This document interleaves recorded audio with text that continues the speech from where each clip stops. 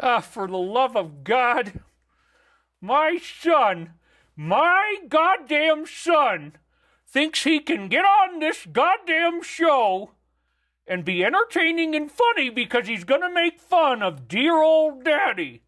I take offense to this character because you turned me into a goddamn cartoon, son. This is not the way I really speak. You've heavily burned myself. You've heavily exaggerated all of these different idiosyncrasies about my voice and personality, and I have had it! Who had purple? All right. They love Angry Daddy. Dude, I got to get the jokes in fast because we've got one hell of a show for you today. My goodness. And if you ever were wondering what I was talking about, $10, dude. And this freaking healed me, okay? It healed me. It's really amazing. I'm not sick anymore. You get this little guy in there. I was just squeezing out little dabs at a time. Oh, dabbing, right? Anyway, there it is, man. This thing healed me. The magic paste. So, I don't know. Chewy or Tractor Supply or something like that. You know, you might be able to get it really inexpensively. So don't get ripped off. That's all I can say. It's not expensive. I bought 4 of them for $10. Hey, get your guitar out. Well, I've just started practicing again. I'm starting to rebuild my calluses. I haven't really been doing that. But yeah, I do want to play some guitar for you in the future. It's just that we're not quite ready yet. But, you know, I'm getting my chops back, as they call it in the industry. Chops means your ability to play your instrument, how well you can play. And I'm actually pretty good. I'd say upper intermediate, not expert, but certainly upper intermediate. So it's been fun. You know, I've had a really interesting week. We have snow that just started happening. We're starting 4 days of frickin' snow. Oh, one of my cameras does not appear to be working. The monitor is not working. Isn't that strange? Okay, hold on, you guys. I wonder what this is about. Let's turn it off. Turn it back on again.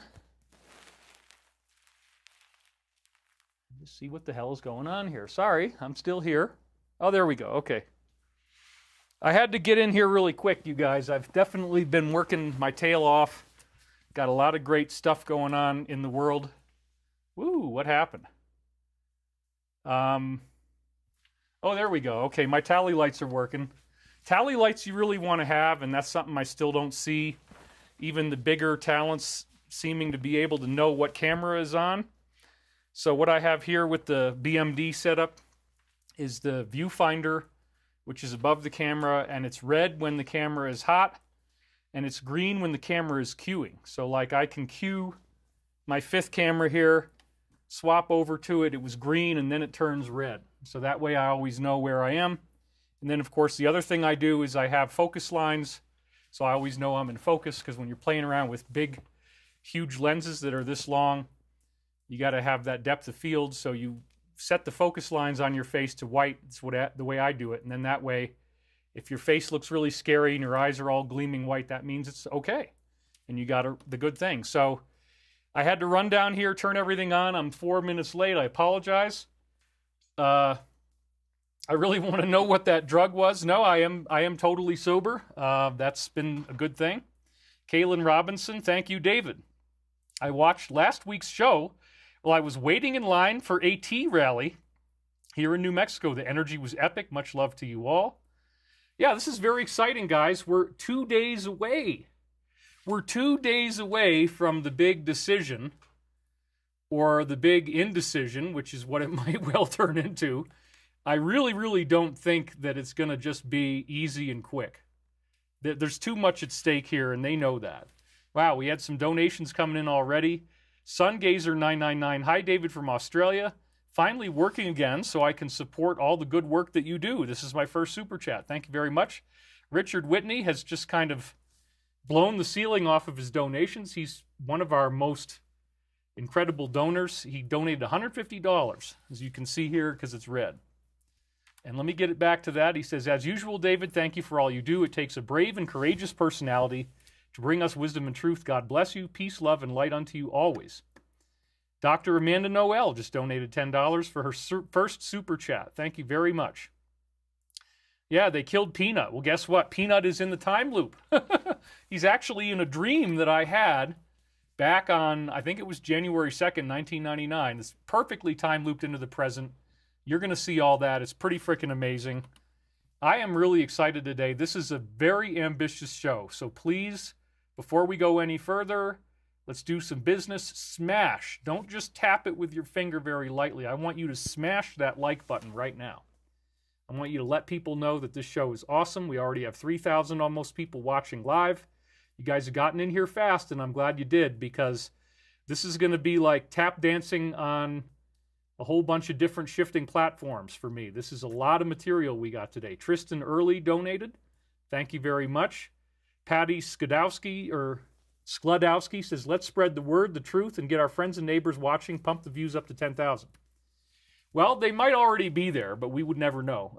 But anyway, the best we've done recently is 7,000. I don't even know if we're going to hit that, but we might. I mean, we're so close to this thing, and it's a compelling title, Awaken Now, right? So there you go. Boom. That's pretty on the nose. This is it. This is the cosmic trigger that we're going through, and this is the final battle. It's happening in 2 days. You know, I expect things are going to get really weird and dramatic. I expect it's going to get all drawn out. I don't think it's going to be easily resolved, no matter what. And they even talked about the very last post that the Alliance gave us at the end of the show, when we're probably 5 hours from now, is post number 143, which talks about 7 company computers that are named after the 7 dwarfs. And I'm not going to try to remember all of them right now. The one I'd forgotten was Grumpy. But it was Doc, I don't know, Sneezy, Sleepy, Grumpy, whatever, Happy. Anyway, those are the names of 7 computers that the company has that apparently they can do all kinds of hijinks with. And so, yeah, we're going to see weird stuff. But I again want to reassure you that no matter what the adversary ends up doing, it's all covered by the Alliance. So no matter what, even if, and you know, the one big thing I want to tell you is be prepared that it might drag on for weeks. And that the Alliance might not show its hand immediately. There might be a more conventional-looking battle, because the Alliance is always trying to get us to do as much of this work as we can by ourselves. Let me just clean up my desk a little bit here. They want us to do as much of the work as we can by ourselves. Dopey, that's another one. Thank you. Doc, Sleazy. Sleazy, I don't think, is one of the 7 dwarfs, but, you know, if you got the cigarette, you could probably do a pretty good Sleazy, you know? You'd Hey, I'm Sleazy. I'm the 7th dwarf. What the hell's your problem? I'm Sleazy. I identify as a Brand's woman. Isn't that sleazy enough for you? Get out of here. Get out of here. We got a new dwarf, man. That's good. You know, we're adding to the diversity of Snow White, and that's important, you know? Love you, my soul fam, Helena Zebian. Thank you very much. Or, what's up, boo-boo? Garfunkel said that. Garfunklayu. Charlie Winter says, who is Godfather from the posts? 143 is also I love you. Oh, that's right. The whole sign language. I remember I learned a little ASL when I was working with disabled people. David is something else. LOL, David, you're so funny, says Sambra Embleton. I heard they're going to use the 14th Amendment. I don't know anything about that. The sleazy dwarf. You know you're wearing Chewbacca slippers. Actually, today I have to wear, let's go to this one. I have to wear pretty conventional slippers today because I just have to keep my feet warm. We have snow outside. These are pretty good slippers. You know, they're from Keen, and they're wool. And then I got my thickest wool socks on. It is kind of cold down here. But then once I fire up all these lights, you know, things get rolling. So, again, I believe that as far as the legitimate part of this whole thing is concerned, that it will most likely be a huge landslide. I don't think there's any doubt about that. It's very obvious. They keep signaling us about that. But at the same time, we can expect very high drama and pushback. And like I just said, it might drag on for weeks before the Alliance actually does anything. However, I don't think we're going to be waiting very long. Some of the last 2 posts on TG from the Alliance suggest that certain events that start with a T are coming our way. So this is the first one. and this is October 29th, and it's the White House. It's got the Washington Monument lit up in the background, but oh, what's that weird scaffolding in front of the White House? What is that? That kind of looks to me like an area where you could have a lot of people lined up and there's some kind of big thing going on and you're talking about what each of these people has done and the world is learning the truth. I mean, I'm just speculating here, but there's reasonable suspicion that this might be being built by the Alliance. They're not telling us anything, so I'm only speculating. I have no idea. But I try to connect the dots because what was the very next post that they put out the very next day below that? And we got more donations. Judy Booth, thank you very much. She says, thank you for your time to inform us. We're already up to almost 4,000, so this is a big show today. A lot of people coming in. So we're going to zoom in on this. He says, Elon commented under my post about Bill talking about going to the Bay. And you know what the Bay is. That's allegedly where people are going to spend time. And so I had mentioned this in last week's show, and then he posted about it as the Alliance, and then Elon commented on it. Now, if you didn't think that these guys have been following what we're doing and what these posts are, this is the absolute definitive proof Elon crossed the so-called Maginot Line, which is a reference from French warfare, where Napoleon said, if you cross this line, then we're at war. And then they did. That's called the Maginot Line. So Elon just crossed the Maginot Line, folks. He has just he threw his gloves down on the table. He put his hand in the poker game, whatever you want to call it, whatever weird metaphor you want to use. So here's what he did. Let's take a look at it. It says, Bill appeared, this was the post, first of all, and this is after I'd already talked about this. They caught it after I did. Jim Garrigus, Snow White's going to wake up soon. He just donated. Thank you very much, Jim. Really appreciate it, but you see why I got to turn, because I'm actually over here. So let's go to that one again.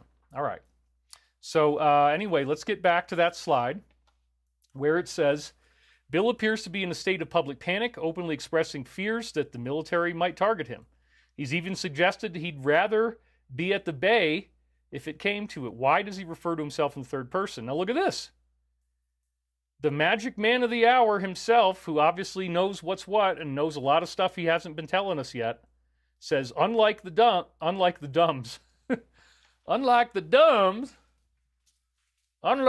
dumbs, we got here one of these other things here, man. You got to tell me, ain't those dumbs going to be doing nothing no more. Yeah, unlike the dumbs, he actually did not target his political opponents when he was president for 4 years. Ooh, damn. Ooh, damn. That's just like, it's a spicy one, right? He's been spicy. So now you know that he's aware of what the hell is going on. He made the proof very clear. Like I say in the next slide, this is a big reveal of their hidden coordination together. And, you know, so there was one post showing this weird scaffolding in front of the White House, which would be a good place to do something like this for the world. And then you got the very next post, which they don't want to put on X because it's too hot for X, okay? The too hot for X post is talking about the actual Bay and where he thinks he might go. And if you remember, he was talking about how he didn't want to go to the Colorado because you get too cold. He wants to go to the one that's warm when you get to be my age. Ooh, okay. Ramseus donated, hello, is it possible to be physically immortal and how? First super chat. Well, we're going to talk about that. That's what's coming. It's not full immortality, but this ascension experience is where all this is leading to. And the angelic side, it's a perfect segue, has been very actively preparing us for this. So today we're going to be talking about some very cool stuff that's going on because we've had 2 new crop formations appear after the normal end of the season. Judy Reese says, you are the highlight of my week. Thank you very much, Judy. She's already gotten 13 thumbs ups in just a short time. Good impersonation. Thank you. I can impersonate almost anybody, but there's some that I do and there's some that I don't do. If I do the black scent, I'll probably be called racist. I've heard that 45 doesn't like to be impersonated, so I haven't ever tried to do his voice, but I probably could.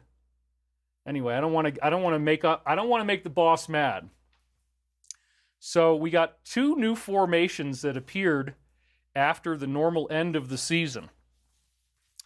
And the first one was the Lionsgate 8-8 formation, which was the grand finale of the season. I didn't know about this until sometime after it happened, but then when it occurred, I just was so overwhelmed with all the other stuff that we're dealing with and going on vacation that I never took the time to put it back into the show, because I knew that to do it right, I'd need a lot of slides.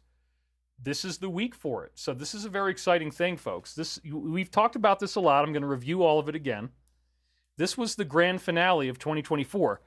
And I'm going to show you how multiple crop formations gave shout outs to what we're doing, because again, if you look at these time loops that we're getting week after week now, because I actually was wrong. It turns out I had to go back and count. It's 21 tapes, 21 different cassettes of Michael readings that were not in the 7 books of Michael Prophecies. Now, what are the Michael readings? Well, again, if you haven't heard this before, beginning in 1996, I began to receive telepathic contact from what ultimately said it was Archangel Michael in 1999. This contact came in the form of remote viewing protocols developed by the military in the early 1970s that they used the world's best psychics, and they combined these techniques to figure out how do you screen out the conscious mind so that your conscious mind's and imagination and or negative demonic influence does not affect the words that you're saying. Instead, you follow these protocols and you get positive angelic communication. I started to learn these protocols and study them in the back of Appendix 2 in Cosmic Voyage by Dr. Courtney Brown. And then I was in Richard C. Hoagland's discussion forum, as I've said many times. There was a guy in there named Joe Mason. He had a technique called the Dream Voice. He was very excited about crop circles, and he was very excited about synchronicity. And he had a vast theorem that crop circles were being made by angelic, positive human extraterrestrials who communicate with you directly, if you can listen, through something he called the Dream Voice. Well, the Dream Voice technique basically involves waking up in the morning when you can first remember your dream, listening to the background chatter in your mind, and documenting it. And then when I added the remote viewing protocols to that, I said, okay, don't analyze anything, don't try to understand anything, have no emotional reactions to the data, and make sure that you're deeply in meditation, mind awake, body asleep, light as a feather, stiff as a board, all these kinds of sophisms. And it's also important that you don't have to pee or go to the bathroom. You're not hungry, you're not thirsty, but you do want to be very tired. And if you can still remember new details from your dream, then it turns out in that state, the background noise in your mind is going to be coming from source. You're already in the right remote viewing protocol. You're already deeply in trance. Your body is not able to move. If you do it right, you can't even open your eyes because you get an eyelid locking reflex for your dreaming. And then you want to not pay any attention to what you're saying. You don't want to have any emotional reaction to it. You don't want to analyze it. You don't even want to try to understand it. If the sentences come out sounding like total gibberish, that's good. You actually want that. You actually don't want it to make sense. So Joe Mason started me on all this, and Richard Hoagland had already been writing about crop circles since 1993. In his epic transformative book, The Monuments of Mars, he was the top guy on Art Bell, 20 million people listening. I was in his discussion forum because that was the hottest social media of the day. There was no social media. If you want to have a chat about all this stuff, you needed to be in there. And I just realized I didn't bring myself any water. So at some point I'm going to have to go get water, but we'll hold off on that for a minute. I don't need it right away. I've got lots of good hydration that's already been built up. So Joe Mason was the most interesting guy in the whole Richard Hoagland forum talking about crop circles. He gave lots of examples of pictures. He had written entire, what I consider to be academic university level papers on crop circles, specifically linking them to all of my favorite stuff, which was angelic beings, channeling higher intelligence, and synchronicity, because I kept seeing repeating digits on clocks. And that was one of the signs of my awakening, is that, I'd be sitting there reading a book, something about UFOs or whatever, I look up at the clock after God knows how long since I last looked, and then the digits are all the same. It's like, whoa, there we go. That's the synchronicity. That's the confirmation. So Joe Mason was really into this idea that Christian ET angelics, humans, but not like us at all, they glow, that these were the beings that were responsible for these crop formations, and the really critical part of his theorem was that they will talk to you through what he called the dream voice, if you develop and practice the techniques. So I did, and the very next morning after Joe and I had an exhaustive conversation where I'm trying to take notes because he's telling me about all this kind of crazy stuff. He's telling me about the Bythorn mandala. He's telling me about, just so many crop circles and all this technical information about how you analyze them and what number codes are in them. And I'm struggling like crazy to write it all down. He's in California. I'm in New York, so I'm staying up really late at night and I'm falling asleep, but I'm taking notes. Well, then the next morning I decided, let's try this dream voice thing. And sure enough, I hear what sounds like Joe's voice speaking when I first woke up, and I started writing it down in my notebook, just like I was the night before when he was talking. And it had all this amazing stuff going on that was just so profound. And it started to predict the future. And I've talked about this many times before in a variety of books.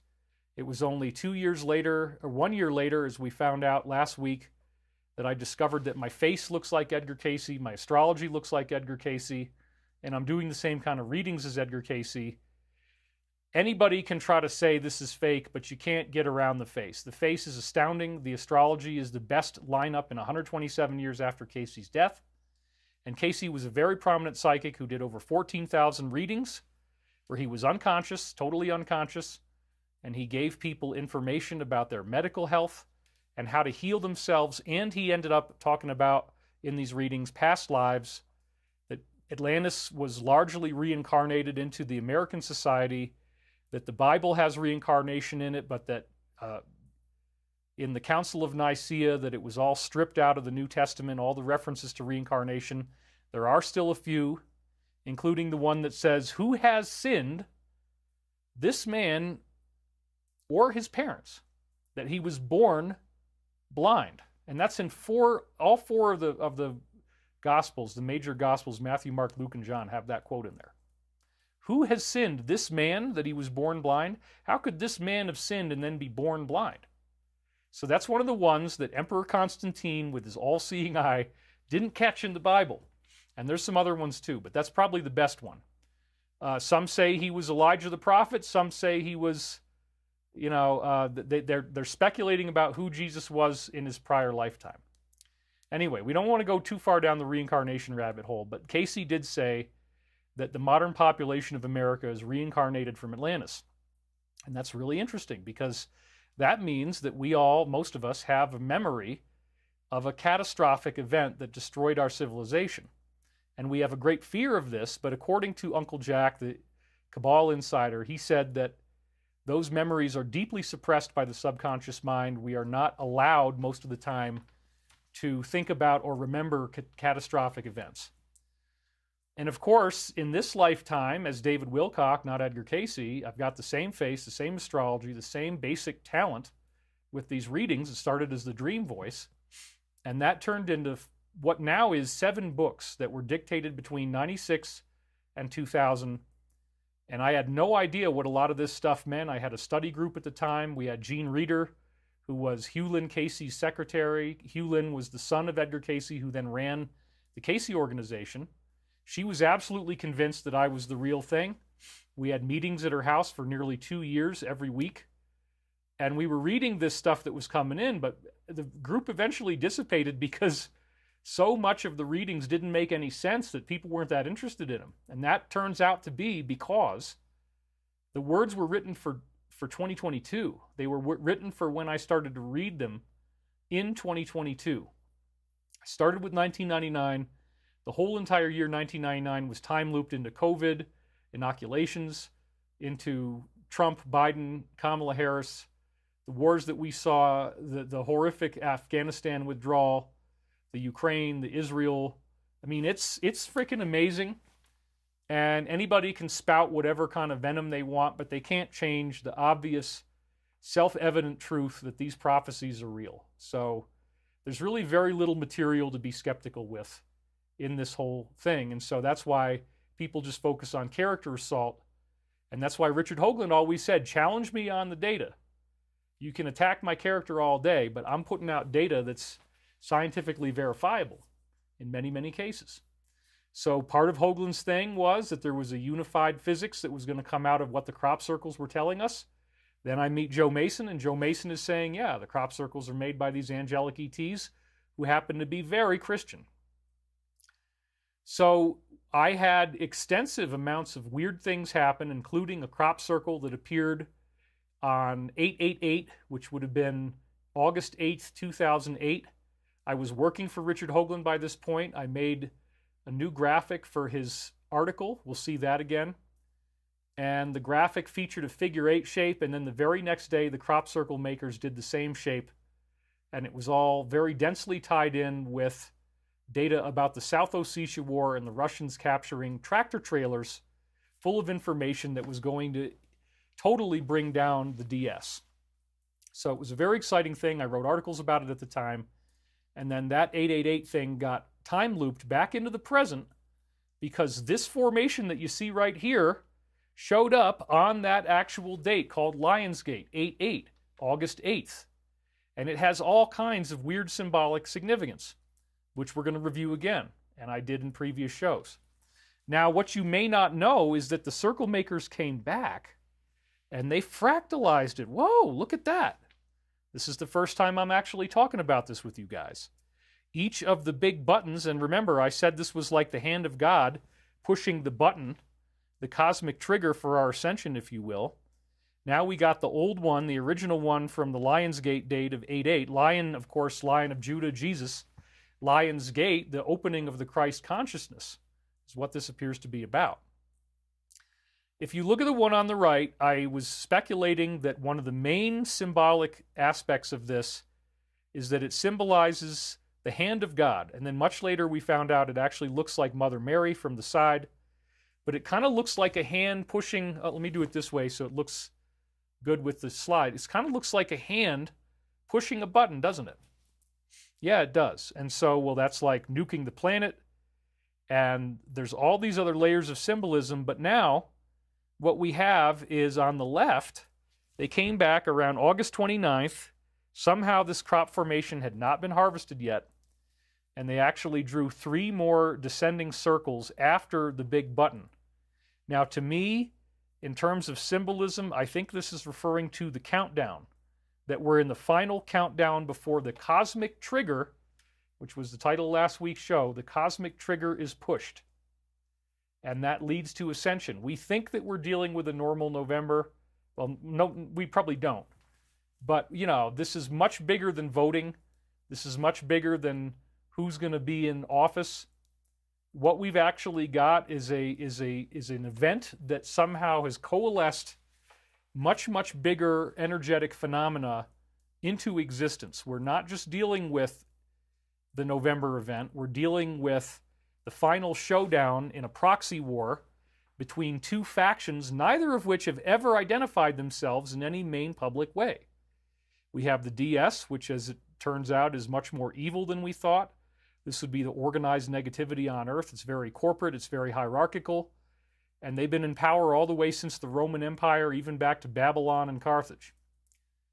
And they never let you know what's really going on. They never let you see what they do behind closed doors. That's why one of their symbols is the beehive, because everybody outside the hive has no idea what's going on inside. That's one of their classic symbols. They've been here for thousands of years, and they've actually been doing weird stuff like paying for both sides of a conflict so that they can get suffering and death and all that kind of stuff to happen. And then whoever wins, that's great, you know, we don't care because we're in control of either one.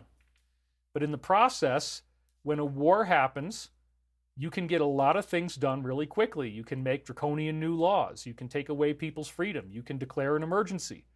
You can say there's big problems going on and, oh, we need to, you know, curtail your food. Now you're on rations.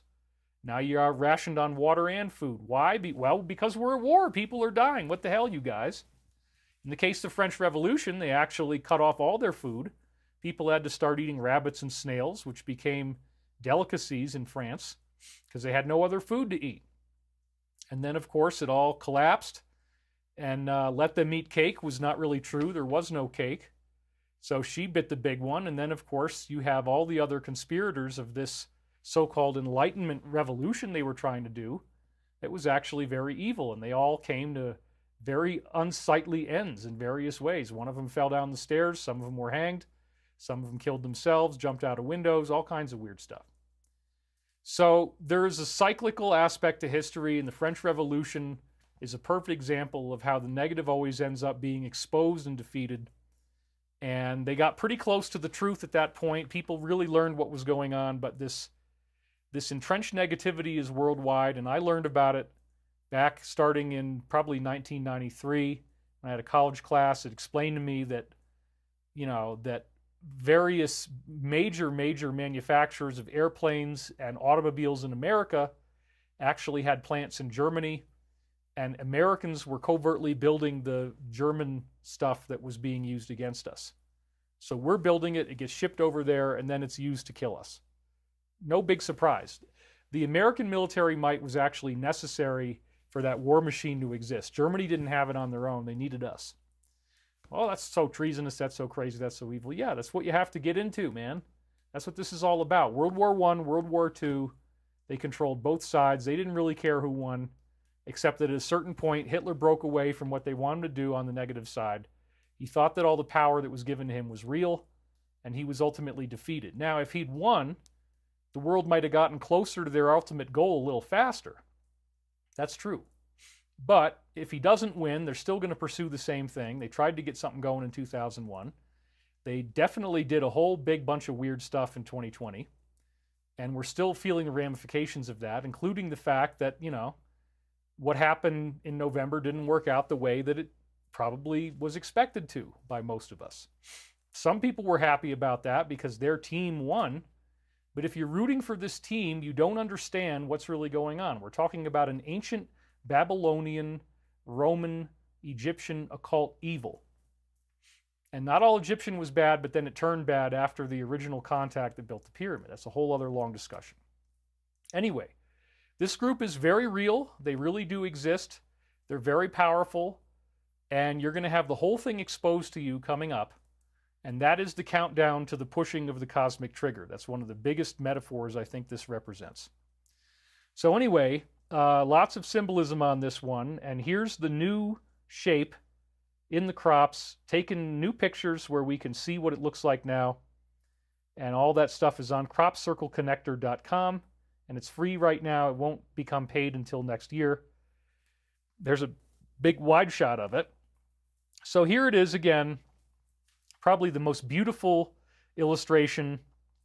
And it's like these negative forces are trying to count down to the big, they want to blow up the planet. I mean, that's their goal, is to try to create major loss of life.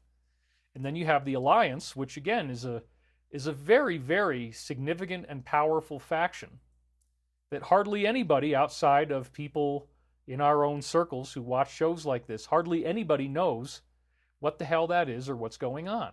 So what is the Alliance? The Alliance has been aware of this occult force since at least the 1950s, thanks to the work of people like Eisenhower and Howard Hughes.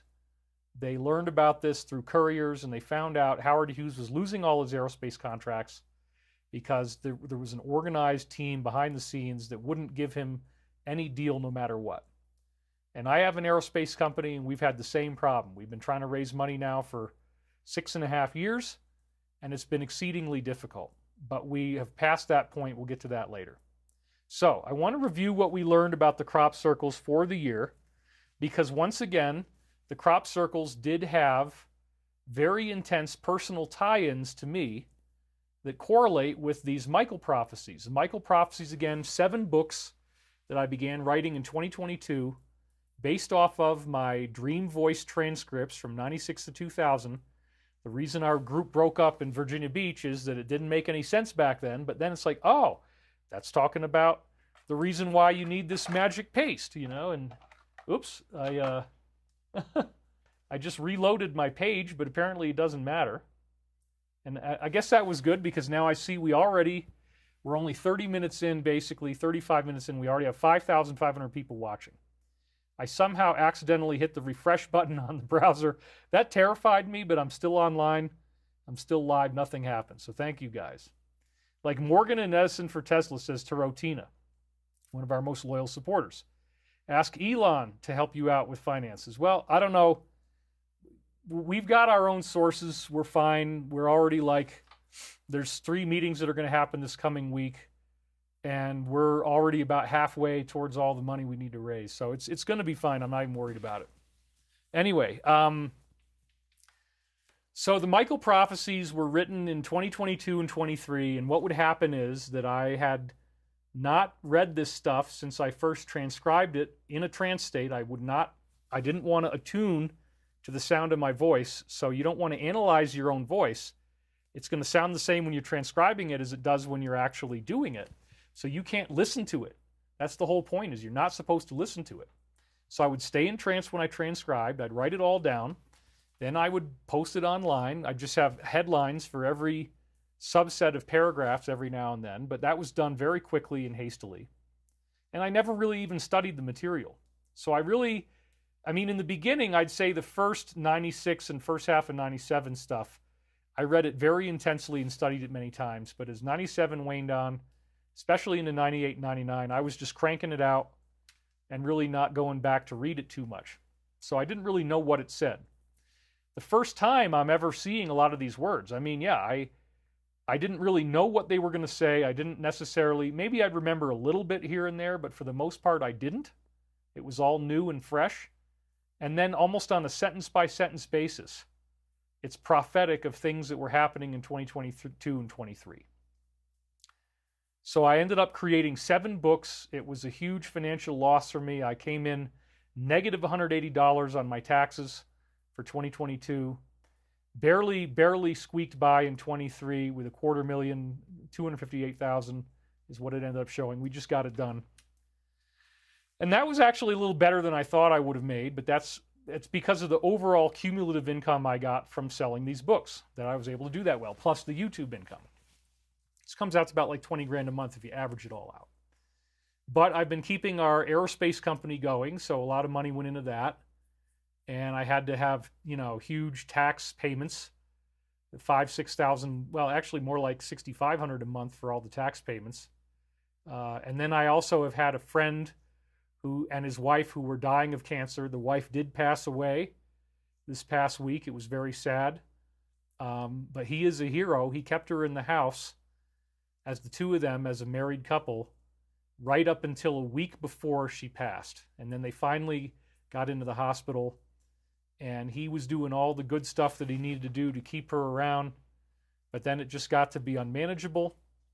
And so she passed away. So we love you, Sharma, and we hope that you're watching from the other side. She was a great supporter. I talked to her frequently, and she was always praying for me. And so now she's up there with Jesus. So anyway, it's sad. I don't want to cry about it, but EasyQ8 says, I learned how to use the web to bring human evolution energy to the group consciousness. I hesitate because of concern of getting dark visits. I don't want to be one of those who said nothing when it counted. Do you have any suggestions? Okay, well, yeah, so hold on a second. We got to do one thing here. All right. So again, back to the slides.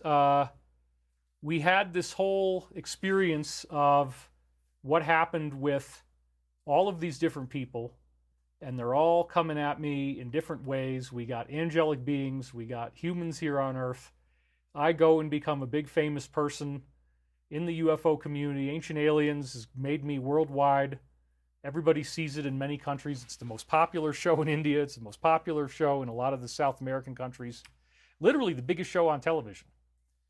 So it just happened again the other day. I was in the grocery store. 3 different people recognized me. They all were big smiles and wanted to shake my hand, tell me how much my work has meant to them. This basically happens everywhere I go. Oh yeah, there we go. D says, Wall Street and the Rise of H, a must-read, shows the relationship of American financiers, political figures, and the German war machine. Yes, that's right. Okay. We're keeping up with all this stuff. So, anyway, let's go over to here. Let's do this. Our beloved friend, who is like, you know, the only guy who really seems to hate me, he's very active right now, and our team is working on it. So he's gotten very active again lately, and we are moving forward. I've actually started talking to the attorney. We're developing the lawsuit now. So that is happening. I don't know why he keeps making it easier and easier and easier for us to put him in prison, but he does. He's made huge, huge mistakes recently. And I'm really excited about that. So I actually feel great. One of the mistakes that he made was when my dog passed away. He didn't know that the dog was about to die because I never made it public. But then on the day that he called me in and he actually called the police and said, oh, you know, David is not taking care of his dog. The dog is died, which was totally a lie. He actually sent them 2 emails. They've done an investigation. We've got the investigation. It's very incriminating against him. And they are mad. The police are mad that he did this. You do not call the police and make a false claim. That will get you in a lot of trouble. So anyway, and I'm realizing the microphone, the light stand is actually in front of this camera right here. So let's fix that. Actually, yeah, let's do this. See, I'm so obsessive about my shot. We got to get it right. Actually, while I'm up, let me go get my water. I got a little bit of water here. That's good. And then we'll go get more when I do my other break. Okay.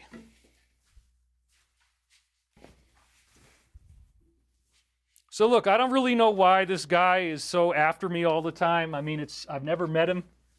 And, you know, I've been very, very patient and forgiving. The police were actually kind of mad at me that I hadn't sued him already. It's like, well, you know, I had a co-star who tried to do that, and it really didn't go anywhere. So, like, I don't want to have... Sorry, guys. That would have been a big disaster. The microphone cord is under the stand. We don't want that. Okay, here we go. So, yeah, the police kind of got mad at me. They're like, why in the hell haven't you sued this guy yet? I'm like, well, just, you know, money is tight, dude. So, you know, I have enough money now. We're actually working with the lawyer. We're developing the whole thing. And then he just starts making these incredible mistakes that, like, elevated everything up to a felony. Very easy to get him put in prison now. So I'm glad about that. But anyway, one of the first really big mistakes that he made was to call this thing in and try to get the police to say that, oh, you know, David's abusing his dog and da-da-da-da. So on the day that he got the police to show up at my house, the very day that somebody knocked on my front door while I was asleep right in this bedroom down here, and I never heard a thing, this Roman Road crop circle showed up. And this is what the crop circle looked like. So anyway, we see that this is the formation. And on the very same day is when he swatted me. He's been doing this for 7 years. Not for long, but he's still doing it right now. It's not going to last much longer, so have fun while you got it, bro. Anyway, the police left a card on my front door with a badge image, and the overall shape geometry is the same.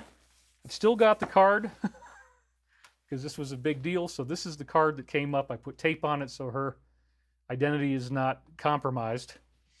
But then the geometry between this, the geometry between the card and the crop circle were identical. And it was on the same day that the card showed up, and he's trying to intimidate me, obviously. He wants me to feel bad. He wants me to, I don't know what he was thinking, but it was obviously harassment.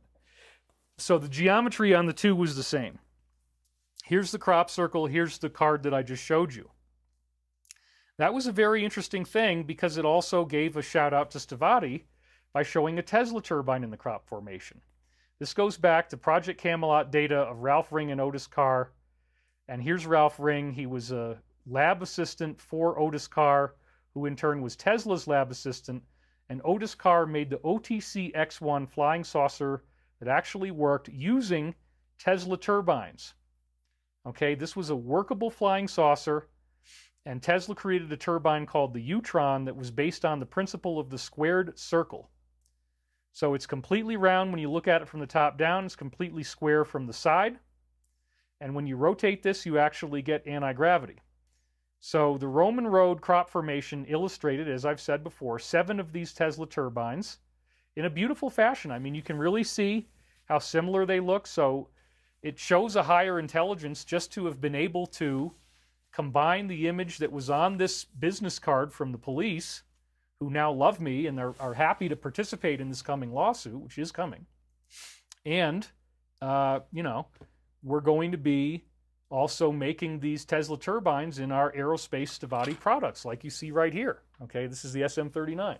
We got some donations that just came in. We got S. Snort, you made me laugh, thank you, $20 donation. Wendy Lewis, you are so loved and appreciated. Thank you so much for your service. $49.99, third super chat, and it turns pink when we get it that way. As you can see there, it's pink, and there's the other one is orange. Oh, we're almost up to 6,000 people now. This is incredible. So there's a lot of stuff going on. I can't get too wrapped up in the comments because I have tons and tons of slides, and we're already an hour in. I'm actually a little bit behind. I got to keep the pace, okay? So anyway, you can see that the Tesla formation is there, the turbine. This is what we're going to be using to make anti-gravity in some of our products. So it's really fascinating. They did this with the same shape as the police badge, and 7 of them. So here's the Tesla designs from Ralph Ring and Otis Carr. Ralph Ring leaked this stuff. This is the flying saucer's innards, where you have one big Tesla turbine in the middle, and that basically gives you a vertical lift. And then you have a bunch of them on the sides that create steering, so you can steer it in any direction, depending on which one you run and how much it's spinning. And then once again, this is like an illustration of the saucer from the top down. When you rotate this turbine, you get anti-gravity. That's the magic secret. And we're going to be using that in our products. This is all stuff that's been, leaked out through various means. Tesla and his technology was intercepted by the military-industrial complex and made classified. So that's why you don't know about this thing, okay? It's not something you're going to hear about on television. They've got craft that use those turbines. They're not going to tell you about that. But thankfully, the group that we call the Alliance is coming out of the military, started in the 1950s, and that's the other big faction that's working against this ancient evil. And so what's really cool about this is that they have all this suppressed technology, and part of the disclosure that we're going to get when they expose the truth is very likely going to include them flying around their own prototypes. So because my work is so controversial, because my work is so groundbreaking, because it's been very, very helpful to the Alliance and to the higher forces, I get haters, a very small number of them, but they're much, much stronger than what most people have heard. And as I've said before, Hollywood has never seen anything like this. The trolling that I've had is literally unprecedented in Hollywood. And, you're going to hear a lot more about that in the future.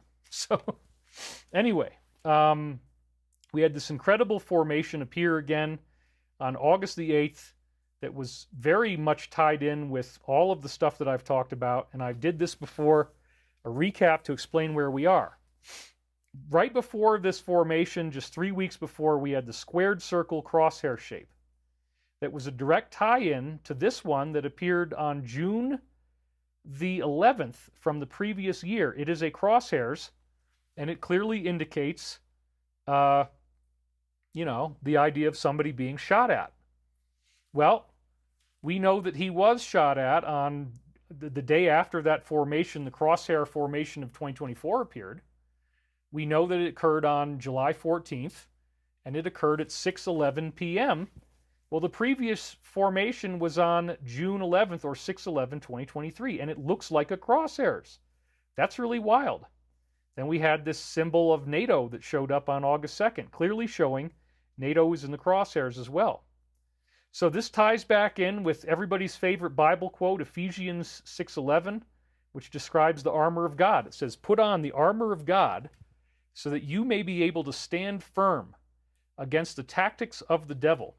And I just saw something recently with Megyn Kelly noting that the shooting occurred at 6:11 p.m. and the synchronicity with this Bible quote She was nearly in tears because she was so blown away by it, and it's true.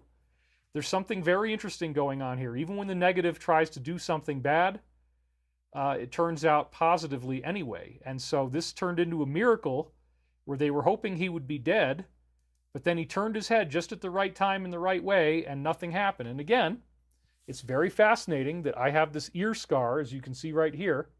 Let's make sure it's totally exposed. And it's a round ring. It's about exactly the same size and nearly in the same position as his. And I got it in 8th grade.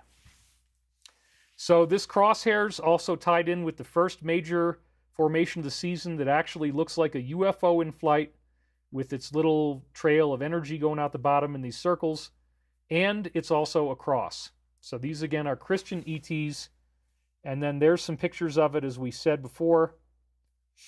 It's near some mounds that are actual natural pyramids that they built out of natural material. And then it also had a bullet right next to it, very stylized, but nonetheless clearly a bullet next to the crosshairs. So then this occurred the day before the shooting, and it looks like the other one that was on June 11th, and the shooting was at 6/11, and you got Ephesians 6:11. It's like, whoa, man. That's exactly the kind of stuff that we were hearing about from Joe Mason way back when this all got started. That you just have these people who are very, very high-level angelic beings who are still people, and we're going to encounter them as people as we did in our ancient texts, but they're coming back.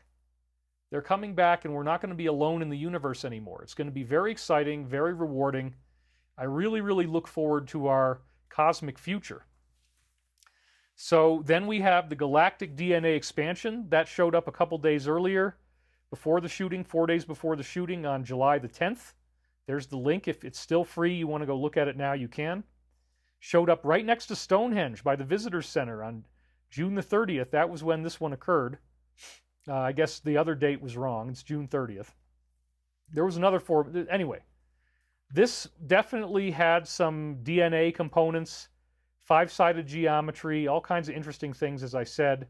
And it has some definite shape similarity to Lionsgate, because again, you've got like dots on the end.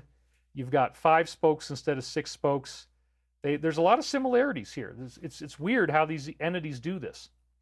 Stonehenge is a direct reference to the geometry of the DNA molecule. That formation I just showed you, again, you notice it's 5-sided, and it's got little DNA double helixes on each of the arms on the left there.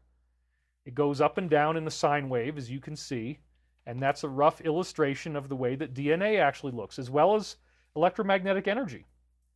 So we've talked about this before. If you look down from the top down at DNA, the axial view is there on the left. It's pentagonal, and then when you look at it as a totem pole from the side, you can look at the red and green lines there and notice that they are wrapped around a totem pole of these little geometries called dodecahedrons. Well, we've done a huge amount of stuff on this about dodecahedrons being a vibration, that you can get those shapes in liquid just by vibrating liquid. So now I'm going to, really expand the aperture again and say that in the physics that was taught to me by these crop circles and from Richard Hoagland and other sources, I spent many years putting this together. What we actually have is a conscious universe, and the consciousness created a fluid-like invisible substance that matter and energy and time and space are all created from. So there's a fluid-like energy that is essentially the Christ, if you want to use that term, which is what happened to Jesus. Jesus became Christed. Jesus became the embodiment of the universal awareness, the galactic and the cosmic logos, as it's called in the Law of One. Okay. So on a very practical level, what we're saying here is that DNA actually fits in with this invisible hidden geometry. You look at the red line, you watch how it's lining up on the bottom with the side of that dark gray dodecahedron shape, looks like a soccer ball. Then you look at the green line and you go up to the second dodecahedron, which is white, and the green line goes right across that line inside the soccer ball. Now, what does this actually mean? What I'm saying is that there's invisible, hidden quantum geometry in the shape of these dodecahedrons, and it will attract. It's like gravity. It has quantum gravity, and it attracts particles to itself to create DNA where no DNA existed. And this is why Dr. Luc Montagnier was able to take ordinary water and then spike the water with DNA in one test tube, have another test tube that's just plain water, wrap a coil around the two of them with 7 hertz of electrostatic energy, cook it for 18 hours, and now the tube with the plain water has grown DNA in it. The electric current was 7 hertz, which is the Earth's basic Schumann resonance frequency. And this simple system caused DNA to form in water. It's like, oh my God, what? DNA formed in water because it was next to other DNA and it got electrified. And it's in a sealed tube. There's no way that tube could get infected with anything, and yet DNA formed in plain water. Why would that happen? How the hell do you get a theoretical scientific explanation for the incredible, groundbreaking research of Dr. Luc Montagnier, who actually won the Nobel Prize for delineating the HIV virus, what he thought it was? Well, the theoretical solution to why plain water turned into DNA is this: that individual hydrogen and oxygen molecules are attracted by a dodecahedral microgravitic force that actually structures all those molecules of hydrogen and oxygen, which is all water is, and then alchemically transforms them into something alive. So this living galactic consciousness uses sound frequencies, uses vibrations to create life where no life existed, as long as you have water, which is a basic byproduct of stars. They give off hydrogen and oxygen, it turns into water, it falls on planets, the planets now are watery planets, and now NASA says there's 40 to 50 billion of those in our galaxy alone, like Earth, with water. Well, now with this theoretical explanation and Dr. Luc Montagnier's scientific discovery that DNA grows in water that has nothing else in it, that means everything in the universe is alive. And then the next logical leap that the various esoteric sources and religious sources have us make is that, yes, there's a fluid-like energy in the universe. It was created by vibration. In the Bible, it's called the Word. In Hinduism, it's called the Aum. In Taoism, it's called the Tao. There's lots of different names for this. In Hinduism, they also call it Brahman. That intelligence is alive, and the universe is alive. The entire universe is actually one identity. And then what you find out is that the identity is like what these religious leaders, like Jesus, show up as. Jesus was the embodiment of the Logos. Jesus is the embodiment of the personality of the universe. It's a loving, forgiving, patient consciousness. And it wants you to grow, to rekindle and reunite with it. That's the whole reason why you're here, is to stumble around in the dark with a candle, to not really know what's going on, to have a lack of awareness, and then to develop awareness and to see that we are all one. There's no reason to hurt anyone else, because if you're captivated by the illusion that your physical body is all there is, you've fallen into the trap. And understanding is not of third density. You're not here to be able to understand this. You are subject to karma. Whatever you put out there into the universe, if you're hurting other people, it's going to come back to you. And it will come back in your physical experience. And part of why there's reincarnation is that people can get themselves in so much trouble that you can't suffer enough in one lifetime to burn off all your karma, especially if you're doing evil stuff. You'll have to come back in other lifetimes, is what the Casey reading said. This is the secret teaching of Jesus as expressed to Saint Peter, who then talked to others who wrote books on this stuff. That was the secret teaching of Jesus, was reincarnation. Some of the stuff survived in the Bible. And the science of reincarnation includes the fact that you come back with the same looking face that you had before. And apparently your astrology is similar. And you also jump into these cycles that are all subdivisions of the 25,000 years we talked about before. At the end of the 25,000 years, there's a solar flash. But the 25,000 years also neatly divides up into various units, like the age of the zodiac, 2,160 years.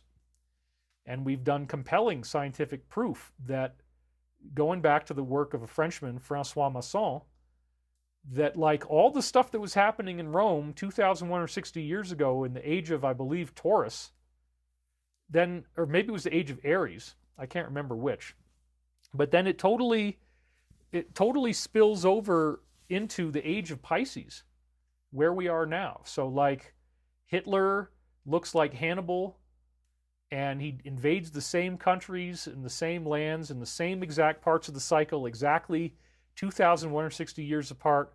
Emperor Cato of Rome becomes Jimmy Carter. Scipio Africanus becomes Richard Nixon. Now, Francois Masson didn't even bother to check the faces, but when you do, they look alike, as I've said in other shows. And they did the same stuff. Nixon had the Watergate scandal. Scipio Africanus got busted in almost exactly the same kind of thing. He was busted bribing the enemy that he was fighting, who was an Asian enemy, and then, of course, Asian becomes Vietnam, the Vietnam War, and they were keeping the Vietnam War going, so it's very, very similar, and it was exactly 2,160 years apart. So those historical cycles are like a framework for reincarnation. You're going to come back with the same face, you're going to have similar astrology, and you're going to be working out your karma. So if you were a real jerk in ancient Rome, now you might have bad things happening to you in this lifetime. And the Casey readings had many examples of this. If you laugh at people who are trying to, who are dying or are otherwise heroes, you have to come back and deal with that. So people in the Roman Colosseum, in the Casey readings, the Edgar Casey readings, again, over 14,000 of them, he was in deep trance. America's greatest psychic, 1877 to 1945 is when he was alive. And he only needed your name and address, and he could do a whole reading and explain to you what was wrong with you and tell you your past lives. And he gave us amazing, amazing material. Many of his clients in the reincarnation readings turned out to have been in something like the Roman Colosseum, and they laughed when they saw, for example, a little girl getting eaten on the side by a lion. They thought it was funny. It's very, very expensive to hate people, because these people came back in their Casey reading. Now they have this health problem. They go in for this problem. They're like, I have this terrible problem on the side of my body. And then the answer turns out to be that they laughed at this little girl who got eaten on that side of her body. And now in this lifetime, they developed a lifelong health problem. So their entire life was cursed with this horrible health problem just because they laughed at the little girl getting eaten. So they needed an entire lifetime to work off that karma of just mocking someone. So that's why, again, hate is very expensive. You really don't want to do it. If you study the stuff that I do, you'll understand the universe is positive. If you're on the negative path, and especially if you're really into the dark, satanic stuff, you're talking lifetimes of third density that these people are going to have to work off their karma. But eventually they will become positive. They're going to have multiple incarnations to work off the harm that they've done to others. It's very sad. That's why I really would recommend the best thing you can do is cut it out and be a hero, because heroism can exonerate you from tons and tons of bad karma. And you might not have to reincarnate. You might get to hang out in the ascension. So that's a very good idea. It's a very good idea to recognize what's really going on here.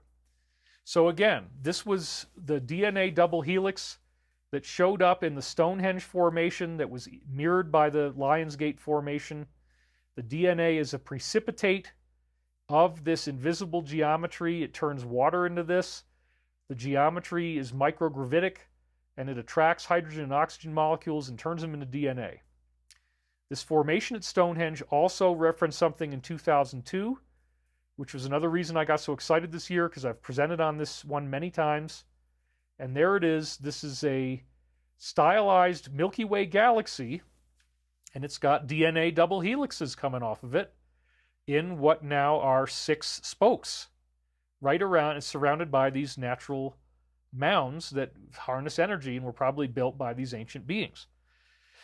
So, you see the DNA helixes, you see the Milky Way, and the implication is, as all of these theological religious texts and modern-day revealed teachings tell us, our DNA in the galaxy is being transformed. We're going through a massive ascension.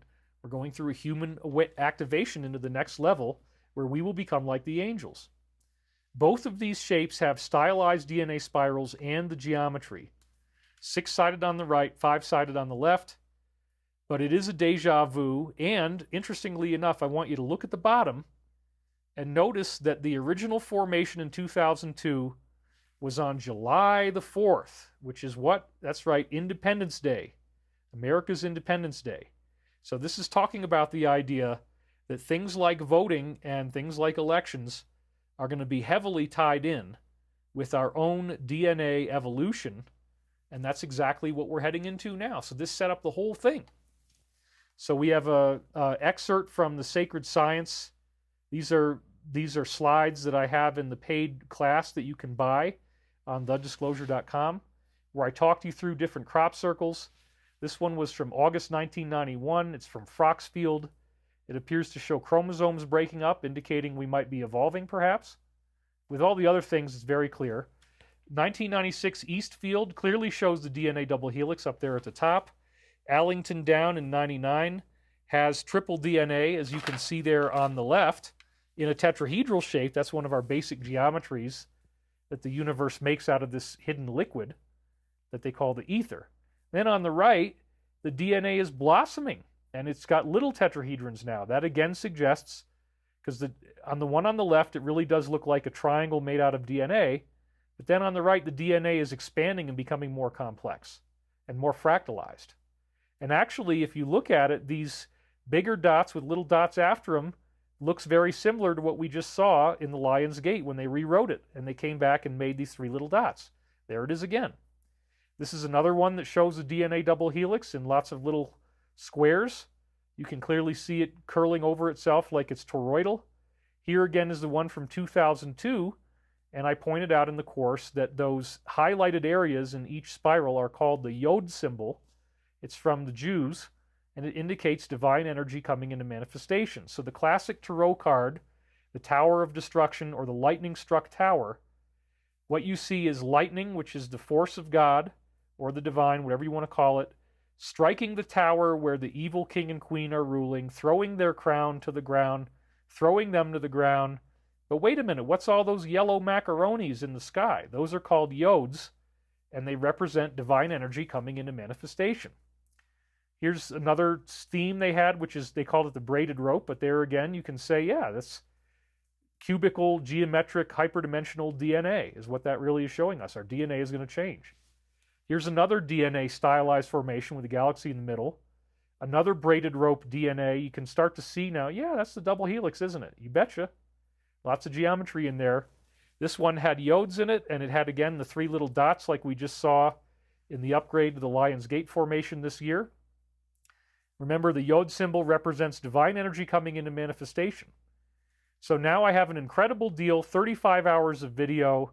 You get my entire Sacred Science course, which is a masterclass on all the stuff I'm telling you. We have The Disclosure, which was the one I did before, 25 hours of video, amazing stuff, disclosure with our CEO of Stavati, and the 7 Michael Prophecies books. You get all of it for only $177 at thedisclosure.com. It's a $156 discount off of our normal price, and we've made it even better now, 35 hours of video. Just use that code in all caps or lowercase. Either way, it'll work. So now let's return to the Stonehenge formation, and you can see that it has that 5-sided shape, and it's also got the DNA helixes again.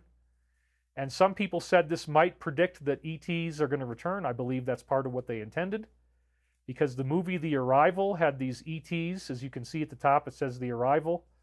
And their foot apparently was this weird tentacle thing. And she puts her hand on the wall, and they put the tentacle on the wall. It looks a lot like that crop circle. And The Arrival is about the moment that we get first contact with ETs. So that's very weird. What might they be trying to tell us, they said? Well, yeah, it looks pretty darn similar.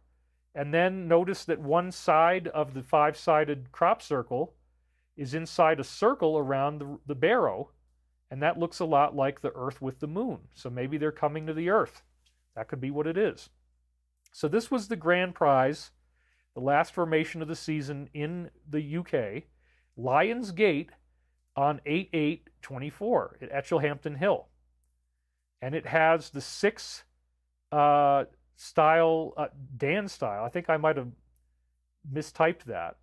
It has the DNA. Yeah, it's supposed to be DNA. Let me go ahead and fix that right now, actually. That's a good thing to fix. So let me... It's not Dan style, it's DNA style. So let's fix that right now. Can't believe that got in there. But, you know, I work really fast. I do this stuff quickly. And then I get the slides made and I just take it live. So there you go. whoops, we're going to go back to our slide now. DNA style leaves, not Dan, or iodes.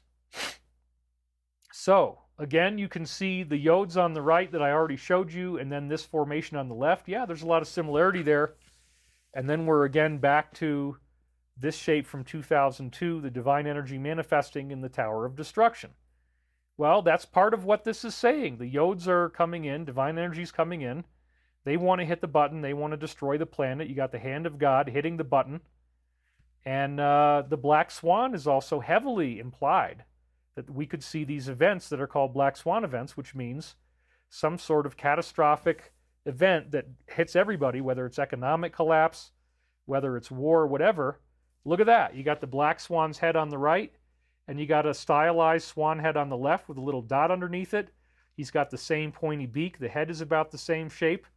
So yeah, they want to create black swan events. They want to hit the trigger. They want to nuke the planet, but it's actually an ascension trigger. Financial collapse is one example. And again, they want to hit the nuclear button. So you see the stylized black swan hand, and they want to press that button to create black swan events. Well, part of what's so wonderful about this, you guys, is that they haven't succeeded, right? There really haven't been black swan events. We're now 2 days before the November period, and honestly, I was so afraid of what would happen in October. I didn't want to travel anywhere. I came back from Canada before October 1st. It's been way less intense than what I was prepared for. Yes, things are happening, but it's been a lot more peaceful. I think that is because of the work of the Alliance, which is fantastic. So the black swan is baked right into this formation. It's also the idea of that they're opening a can of worms, which again, if you're not a native English speaker, that's a saying that we have in America that means that you're opening up a whole lot of trouble.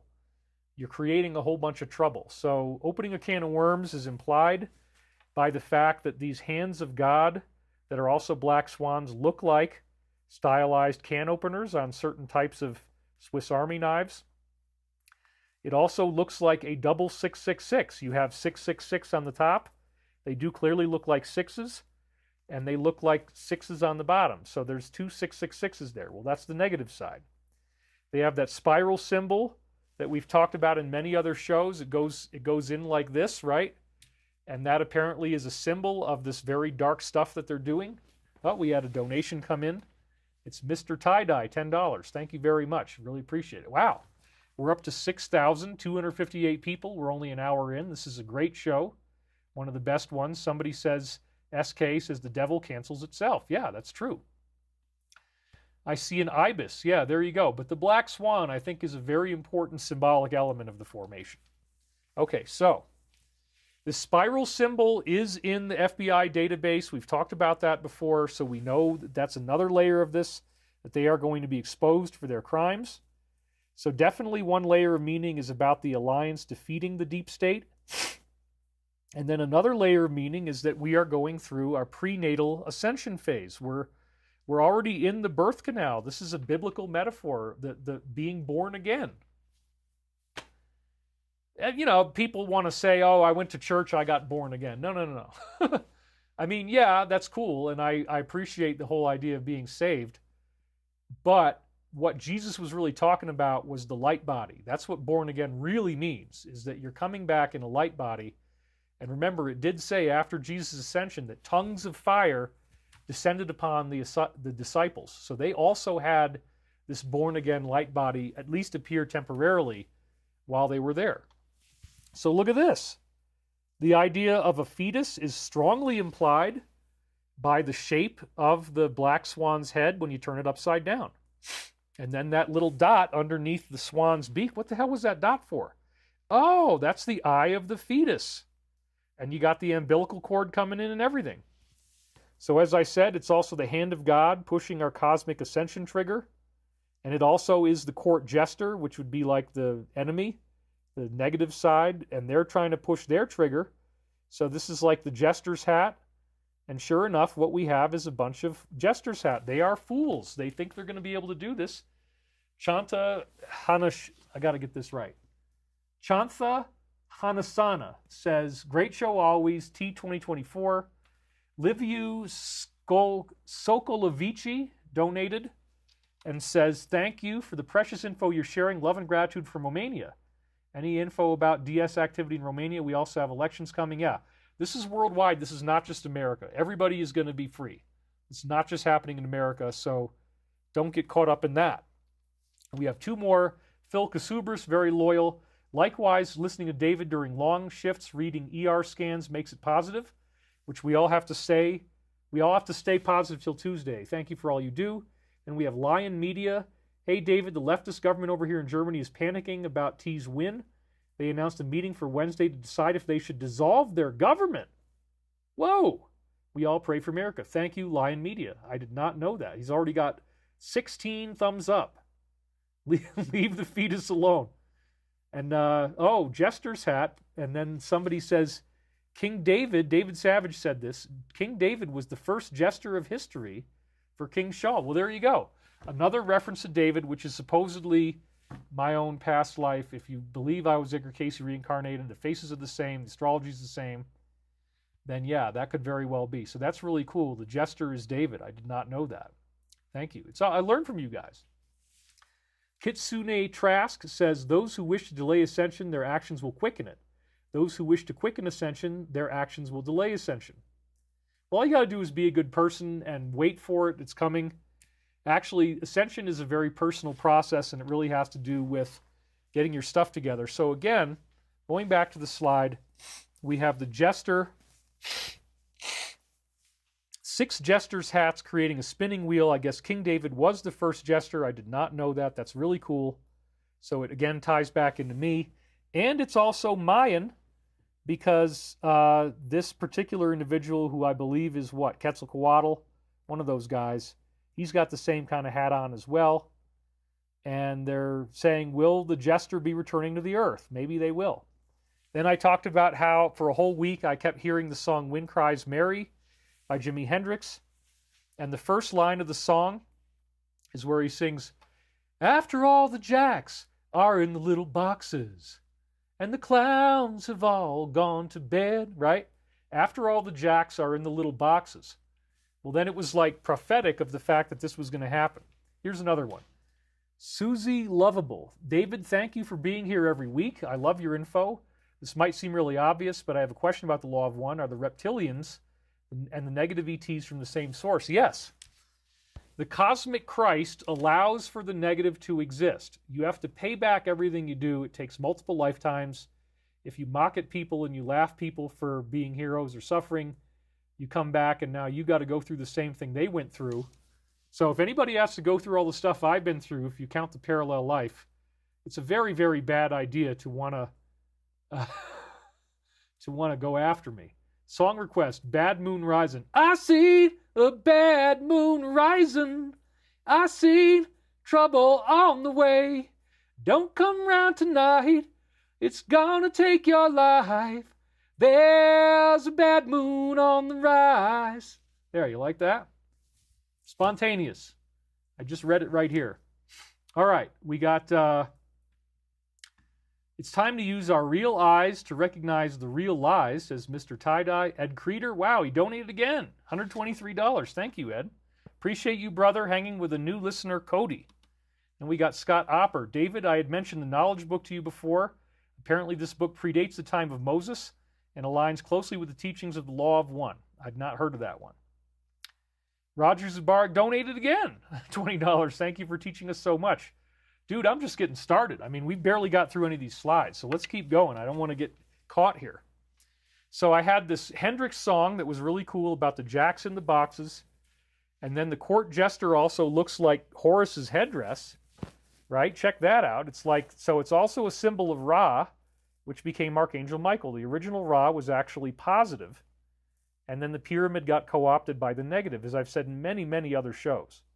So one layer of this is that the Egypt-loving deep state is our court jester. They're trying to push the button of world destruction, create a black swan event, but they are also activating our cosmic trigger of ascension. That's the basic Michael philosophy. And it appeared at Lion's Gate on the date of 8/8, which again is a symbol of the coming Christ. 8/8 is the Lion's Gate, the Lion of Judah, Jesus Christ.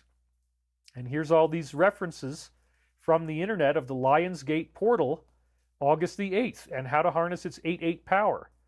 And then things you ought to know from astrology, Hindustan Times, and then your guide to manifestation. So as I just said, Jesus is the Lion of Judah. So this whole symbol, therefore, is the Christ activation and return. And then we had the crop circle researcher in Brazil, Jonas J.P. Passos, who said, tomorrow is 888. We may have some notable crop circle over the Lion's Gate. And that was incredible because the actual place in the UK where this crop circle came down is called Lion's Gate, and it appeared on August the 8th, the day after he published this on Facebook, predicting that it would happen. And he is from Brazil, and that's going to be very important. His name, again, as you can see, is Jonas J.P. Passos. So then he said this, he deciphered the formation. 8 represents divine justice, and 3 of them is the justice of the Father, the justice of the Son, and the Holy Spirit, the Trinity, right? So the Trinity of 8s, it's the justice of the Father, Son, and Holy Spirit upon a world that may appear condemned. I don't think it really is, but that's just a philosophical disagreement. Because 888 is the number of the Logos Christ, and the Son is its greatest expression. And that's all the law of one, too. The Son is our local Logos. Being that the sign of Leo in the solar regency was placed on the shoulders of Archangel Michael, who's the author of Michael Prophecies, Archangel Michael, the great prince of the army of God, who will sound the trumpet to gather the 144,000, which is really everybody's going to be ascending now, just about everybody, to be gathered by the loving hands of the Son Father. He also mentioned that the 888 is correlated with the stars of Orion's belt. Here you have 3, this is a crop formation that appeared apparently in Brazil, where you have 3 8-petaled flowers that are also in the shape of Orion's belt, in the centers of them. That's where the stars are. Then it was also an emulation of this formation that appeared on 888, which gave it enormous personal tie-ins to me, because I wrote this up in my article, 2012 Politics 5, NWO Defeated in 2008. There was a huge figure 8 that appeared on that very day, again, the day called the Lion's Gate. And this is where I was starting to analyze it. That's the copy of the article. If you want to go read it, it's still there on my website. My website is totally fine. It just doesn't appear on search engine anymore. You know which one. So multiple formations were building up to the date of August 16th, and that was just one of them. Now, I had created a very similar illustration the day before. As I said, I did this for Richard C. Hoagland. Von Braun, Werner von Braun, the founder of NASA from Germany, and his 50-year-old secret. This was talking about an anti-gravity effect you have to overcome as you fly away from the Earth to get to the moon, and nobody ever talks about it, but he proved it from NASA data. So this is what we're going to read from here. Richard designed an initial graphic for the von Braun article, and when I saw it, I felt it could be a lot better if I used my Photoshop skills. This was too important to ignore. Well, I was working on my upgraded, let's go back to that, sorry. While I was working on my upgrade to the original graphic, a distinct thought came into my mind. And I said, I wonder if I could choose a particular image, focus on it, publicize it to the world, and then have it appear as a crop formation the next day. I had this very strongly in my mind. At the time, even though this idea came strongly into my mind, I didn't think much further about it. I wasn't about to actually try something like this to risk public humiliation in the process in case the circle makers decided not to show. Events like this have occurred at least 2 or 3 other times I'm aware of in the last 15 years with other groups. Again, here's the graphic I finished on the night of August 6th and 7th, published on Enterprise Mission later that day on August 7th, the day before 888, with the infinity symbol brightened for emphasis. So there you have it. It looks exactly the same as the shape that showed up the next day. And my illustration for Hoagland was about lunar trips. The figure 8 represented a lunar mission. So that's another layer of it, is humanity finally going into space. Well, then when they did this, you guys, it was one of the greatest moments of my life. I couldn't believe it. And again, the descending circles looks the same as what they just did to upgrade the Lionsgate formation of 2024. We had 3 smaller circles after the big one. Then a very similar image to what we saw in Lionsgate 2024 appeared the day before on August the 7th, 2008. It's up there on the top right. And it says Churhill near Calney, which also looks like Cain. If the L is an I, that would be Cain. So I think that's part of the symbolism, is the bloodline of Cain is the bloodline of Lucifer. that Eve gave birth to Cain and Abel was Adam's son, and Cain was Lucifer's son. So they all believe that they're the bloodline of Cain. And it is Calney, but it also looks like Cain. So that's very interesting because, again, they see themselves as the bloodline of Cain. And here's this shape that looks very similar to what we saw this year on the right. And then Lionsgate 888 showed up the very next day on 888, as it says right there, below Milk Hill near Alton Barnes. It says that on the left. We did not know that there was going to be an economic collapse in 2008 yet when these crop circles showed up. It hadn't happened yet. But here's the Cain formation, which again looks like the harvest sickle. It's like a scythe, and the harvest represents the plucking of the wheat and the plucking of the weeds out of the wheat one by one in the book of Matthew. They talk about that. Here is the formation now. They're very similar. There's an astounding parallel with the Cain formation. So all of these things are important because, again, the Cain formation showed up looking like a bunch of can openers or harvest sickles. It showed up the day before the Lionsgate 888 formation. And the Lionsgate formation also illustrates the Apollo landing paths that I had in my article in part 4 of 2012 Politics. I actually used it to promote this conference I was doing at the time. That's my picture in the middle. The conference was called Secrets. Speaking with Hoagland and William Henry in Phoenix, Arizona. And then in very much dimmer in the background is that same formation again, as you can see. Behind the red phoenix is that figure 8 in little white circles. So this is where I had that picture in the article from Apollo. And you look at it, there's 3 of them. It says direct Earth orbit rendezvous and then lunar orbit rendezvous. So there's 3 of them side by side, which looks like 666 backwards.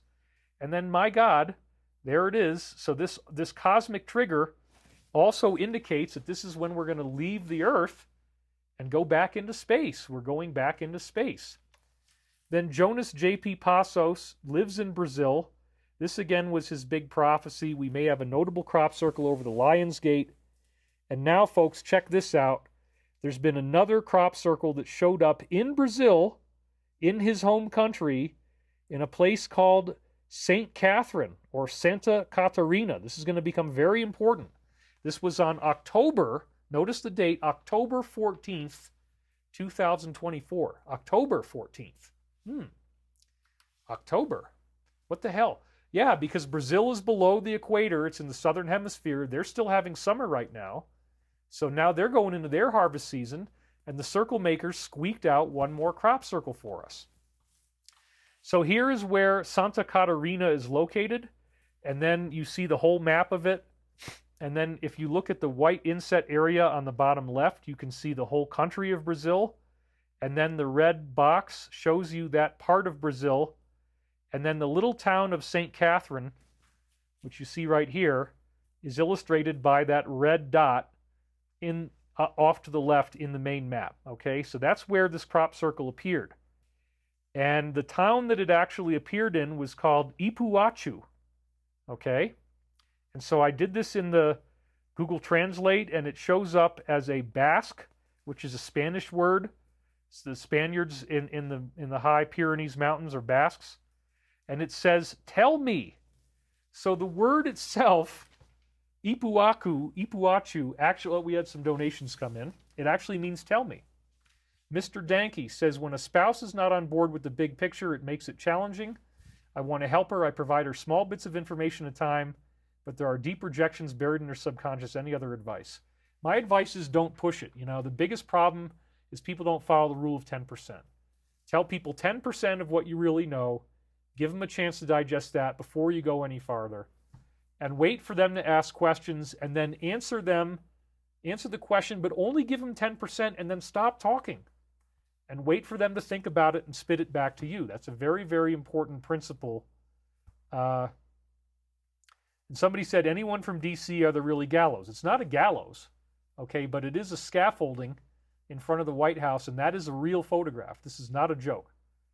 Cesar Cremonesi says, Santa Catarina is a state. I didn't know that. The city that was highlighted reads Ipuaçu. Okay, great. Thank you for that information. And we're already at 6,400 now. We're pushing up to 7,000. That's pretty incredible. So I'm Brazilian American, says Lucienne Godoy. She's all excited about this. I'm with my friends, says Amin Nasruddin, and they are watching live for the first time. Yeah, this is exciting stuff, you guys. We're talking about our whole future, our whole history, and Ipuachu, if I'm pronouncing it right, or Asu, I'm not sure if I got it right. It actually means tell me. So the crop circle is telling us something. The actual place it's located in is the state of St. Catherine in the city of Tell Me. So what does St. Catherine have to tell us? Well, first of all, let's actually look at the shape itself, because you're going to love this.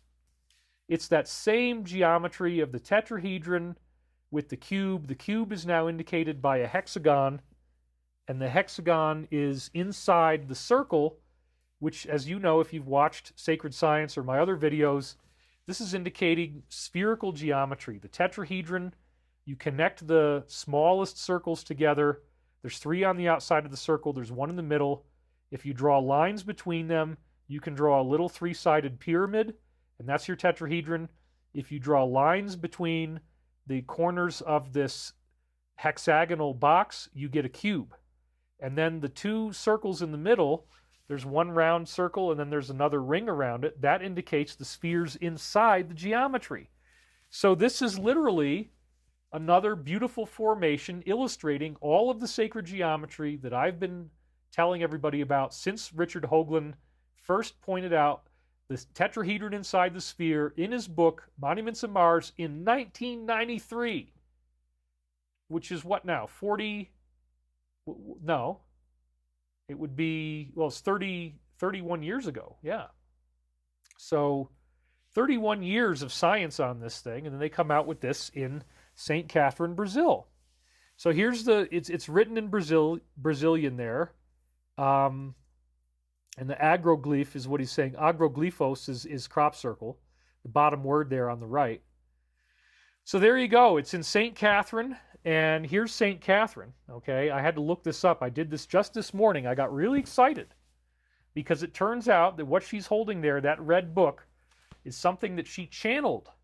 She had God contact, and she channeled something called the dialogues. She was having a dialogue with the Christ. And I didn't know that she was going to have the same message as the title of our show, Awaken Now. I made the show title yesterday, but then I didn't look up St. Catherine until this morning. It's like, oh, wow. She actually channeled the Christ into a book called The Dialogues. And there she is holding the book. This is one of the things she was sainted for.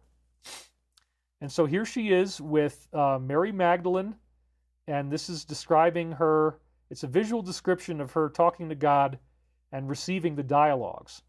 So here we're going to first quote from Encyclopedia Britannica. Catherine was the youngest of 25 children. My God. I mean, how did her uterus not fall out? But yeah, a lot of them died. That's the problem. 25 children born into a lower middle class family. Most of her siblings did not survive childhood. Okay, that makes more sense. 25 is a lot, right? How do you feed 25 kids? My God. At a young age, she is said to have consecrated her virginity to Christ and experienced mystical visions. She became a tertiary member of a monastic third order, taking simple vows to remain outside the convent in the Dominican order in 1363. Way before Columbus discovered America. That's over 100 years later, in 1492. She joined the Sisters of Penitence of St. Dominic in Siena, and that was actually where she was ultimately, they kept her severed head in Siena. She rapidly gained a wide reputation for her holiness and her severe asceticism. In her early 20s, this is very important because the same thing happened to me, she experienced a spiritual espousal to Christ. She had a psychic awakening.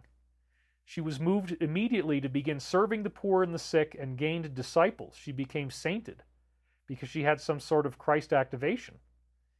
Catherine's writings, all of which were dictated to the nuns, include about 380 letters, 26 prayers, and the 4 treatises of, I'm probably going to ruin this, Il Libro della Divina Dottrina, better known as the Dialogue, the Book of the Divine Dialogue. And it was published circa 1475. That would have been, well, we'll get into that later about the time loop. Translated by Suzanne Noffke in 1980. So I'm going to read this book, I think, if I can ever get the time. I want to check it out and see what she actually had to say. The record of her ecstatic experiences in the dialogue illustrates her doctrine of the inner cell of the knowledge of God and of self to which she withdrew. Well, this sounds a lot like Michael Prophecies. So, okay, wow. Here I am doing the Michael Prophecies. All these crop circles are tying into me. When somebody called the SWAT team on me and tried to say that I was abusing my dog, and this was the card that was left on my door, the crop formation drew the same shape the very same day. We got the jester's hat as a symbol of King David. We got this 888 thing, Lion's Gate. I had that vision. I put it into Hoagland's picture the day before it showed up. I'd thought about the idea crop circle might appear. And then they put this new shape that perfectly summarizes the Richard C. Hoagland physics of the tetrahedron inside the sphere. And in this case, it's got the tetrahedron outlined, it's got the cube, and it's got the spheres. And they do it in St. Catherine, Brazil, in a town called Tell Me. And St. Catherine did exactly the same stuff that I did in Michael Prophecies, where she's exposing the doctrine of the inner cell of the knowledge. The inner cell of the knowledge of God. You can't even make this stuff up. It's so wild. I couldn't believe it. I found all this morning. A complete edition of Catherine's works, together with her biography by Raymond, was published in Siena in the 1700s. And I do want to read it. So then we find out, if you read all about her, that just like me, she became heavily involved in politics. She actually was a political figure. She had this God connection. It was steering the results of history. She was getting these downloads. She was writing these books, the dialogues with the divine, And she was a political figure, so they got her out there very motivated to be involved, just like me. Now I'm going to read from good old Wikipedia. You're never going to see me in there, but you will find Catherine. She is said by her confessor and biographer Raymond of Capua's life to have had her first vision of Christ when she was only 5 or 6 years old, just like I had an OBE when I was 5. She and a brother were on the way home from visiting a married sister when she is said to have experienced a vision of Christ seated in glory with the apostles Peter, Paul, and John. And you better believe this would have been very dramatic and mind-blowing, make her cry, and change her whole life. This does happen to people sometimes. Raymond continues that at age 7, the same age I started to practice my psychic stuff, Catherine vowed to give her whole life to God. From the beginning of 1380, she could neither eat nor swallow water. On February 26, she lost the use of her legs. However, she could levitate while she was in prayer, and at one point a priest claimed to have seen the Holy Communion's Eucharist wafer fly out of his hand and zip into her mouth. But what does that flying wafer sound like? It sounds like a flying disc. So they even symbolically encoded the fact, as we've been saying, that they travel in a flying disc, the good guys, into this notion of him holding onto the disc and letting go of it, and it goes whoosh, and flies into her mouth, and she also could levitate. It's fascinating. So her major treatise is the Dialogue of Divine Providence, or the modern, the old equivalent of what Neil Donald Walsh called Conversations with God. It was thought to have been begun dictation in October 1377 and finished by November 1378. She ended up dying 2 years later in 1380. Contemporaries of Catherine are united in asserting that much of the book was dictated while she was in spiritual ecstasy. She was channeling the book. It was the word of God. It was not her own words. Though it also seems possible that she may have re-edited passages in the book. Well, you can do that too. You can still channel and then make corrections. That's okay. But I didn't make any corrections. All my stuff was dictated exactly the way I got it live. So my OBE when I was 5 years old was in 1978. So I was 5, just like she had this vision of the 3 apostles. This thing blows her mind. And then I have my big out-of-body experience, which I got the sacred pajamas. I saved the original pajamas from when that happened. They're still here, right next to me, the little kid pajamas. And that's how many people save pajamas from when they're 5. Well, if you have this kind of OBE, then yeah, you definitely want to save those pajamas. So it turns out that my first big Christ activation out of body was exactly 600 years after she channeled this book. And I had no idea. And then they put the book out there with Jonas J.P. Passos, who had already predicted the coming of the Lionsgate formation a day in advance on Facebook, and then it showed up. And they did it in Brazil, in the state of St. Catherine, in a town called, tell me, Ipuachu. It's freaking amazing. So 600-year cycle, that is significant, I believe. This text is described, just like the Law of One, as a dialogue between God and a soul. Christ is described, get this folks, as a bridge between the soul and God. It's the Almighty. It's the essence of the universe. And your soul will eventually be bridged back to God consciousness by the Christ awakening. Jesus said, as I do these things, so shall you do them, and greater things, for I go unto my Father, Mother, God. When Jesus became the embodiment of the galactic and cosmic mind, when he became the Logos, that's when he became Jesus Christ. So the Casey reading said the Christ consciousness is what we're all going to become. It's a part of all of us. And the Christ activation occurs as you become loving and as you dedicate your life to helping other people. And yeah, there's going to be people who stand against you and want to hurt you. The negative is allowed to exist in the universe because in the Law of One it says that the Luciferian force inspires movement and growth. Negative is allowed to exist because if you are infringed on your free will, then it causes you to want to become stronger and to follow the path of love more directly. So here on Earth right now, we're having massive infringements on our free will from the negative, and it's activating everybody's Christ consciousness, which leads to ascension. That's the main message of the Michael prophecies, actually. All the stress that we're going through right now is what activates your spring-loaded jack-in-the-box ascension, just like the jack with the funny hat, right? That's another level of it, the spring-loaded jack-in-the-box. Okay. So the Christ consciousness is a bridge that you are supposed to interface with that will eventually reunify you with it completely. And transmitted that idea along with other teachings in the dialogue. Well, I got a reading called Awaken Now. It's going to say the same exact thing, and I didn't discover this until this morning after I titled the show, so that blew me away. In one of her letters she sent to her confessor, Raymond of Capua, she recorded this revelation from her conversation directly with Christ, in which the Christ said, and we can trust that this is a real channeled actual Word of God thing, "Do you know what you are to me, and what I am to you, my daughter? I am he who is, you are she who is not." Well, that sounds a little bit like, well, wait a minute, I'm not. Not yet. You're not fully Christ activated. You're not fully ascended yet. I am he who is, you are she who is not. But the Christ is the bridge so that you can become Christ. That's the whole point. You actually are the Christ, but you have to awaken into it, and you get all these reincarnations to do it, and eventually you figure it out, and then you experience ascension. And now, apparently, most of the people on Earth are going to experience ascension, and the Michael prophecies, books that I got, say that that's going to happen next year, 2025. So this is an incredibly dense message in this Brazilian crop circle. It's getting us right into the core of another person like me who had dialogues with the Christ. She describes God in her work, The Dialogue, which she referred to simply as her book, as a sea in which we are the fish. Oh my God. Last week, we were reading Unsealed Michael Prophecies describing how he's getting the fish to swim in the right direction. And then here it is that Catherine had words from the Christ describing the sea in which we are the fish. You can't make this stuff up. It's an amazing time loop.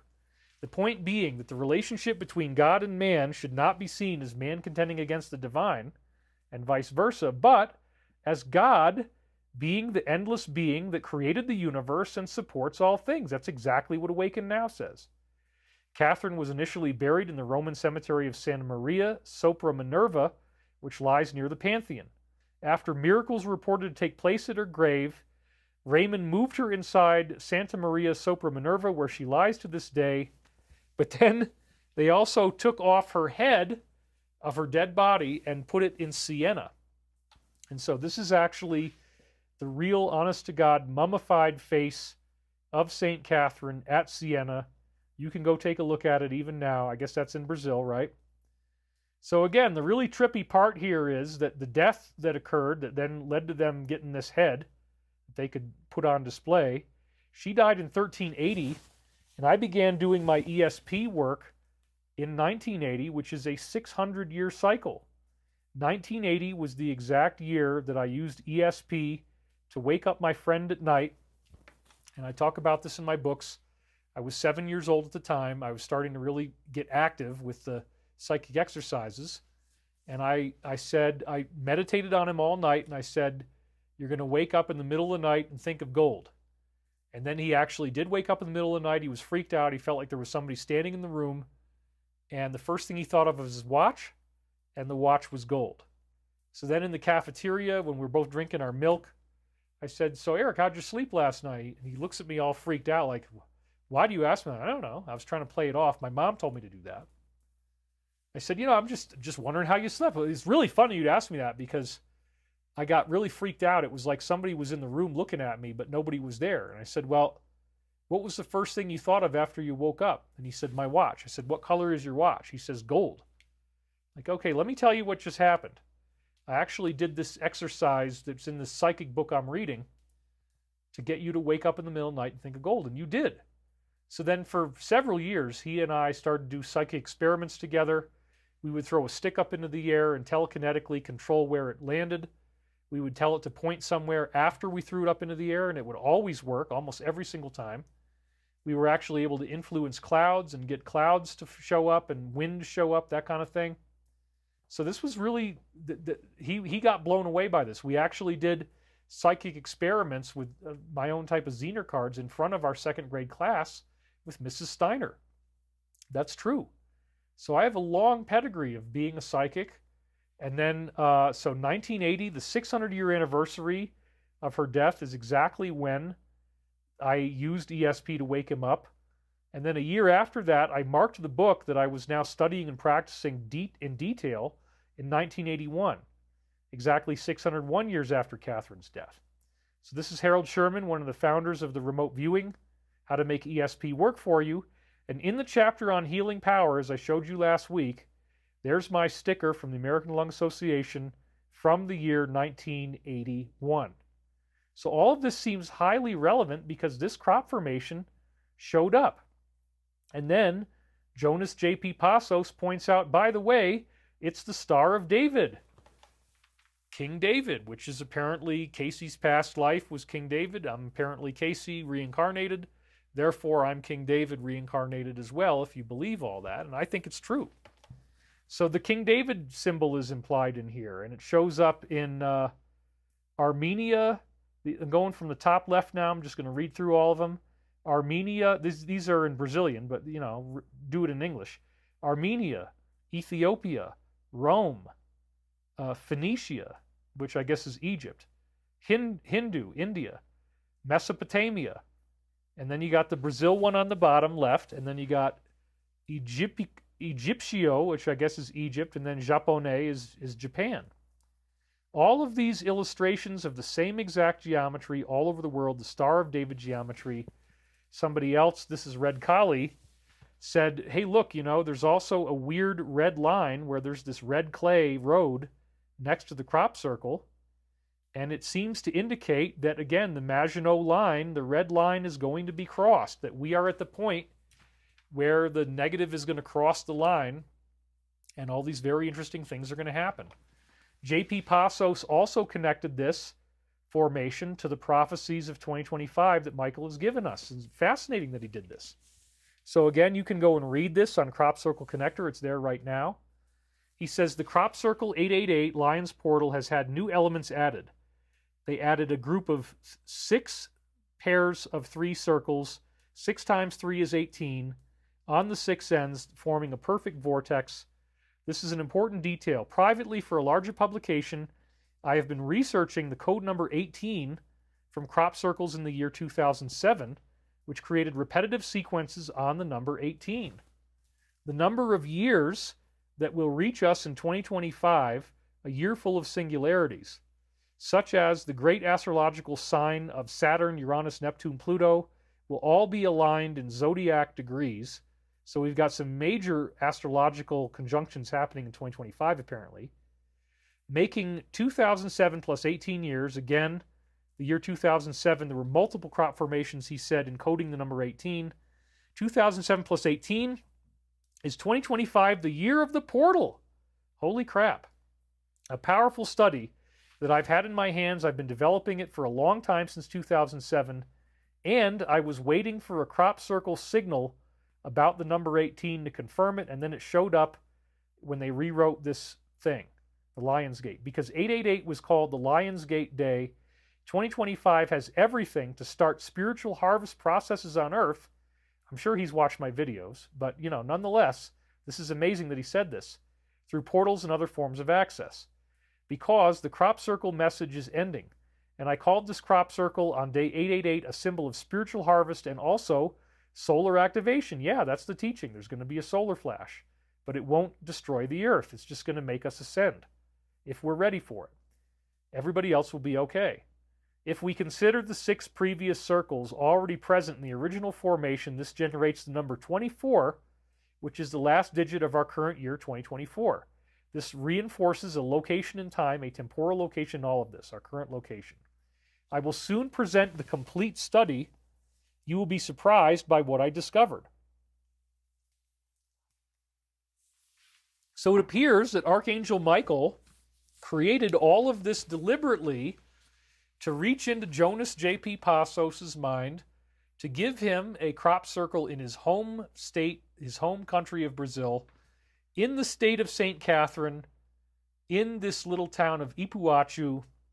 That means, tell me the truth, tell me what's going on. St. Catherine is just like me. She writes the dialogues with God.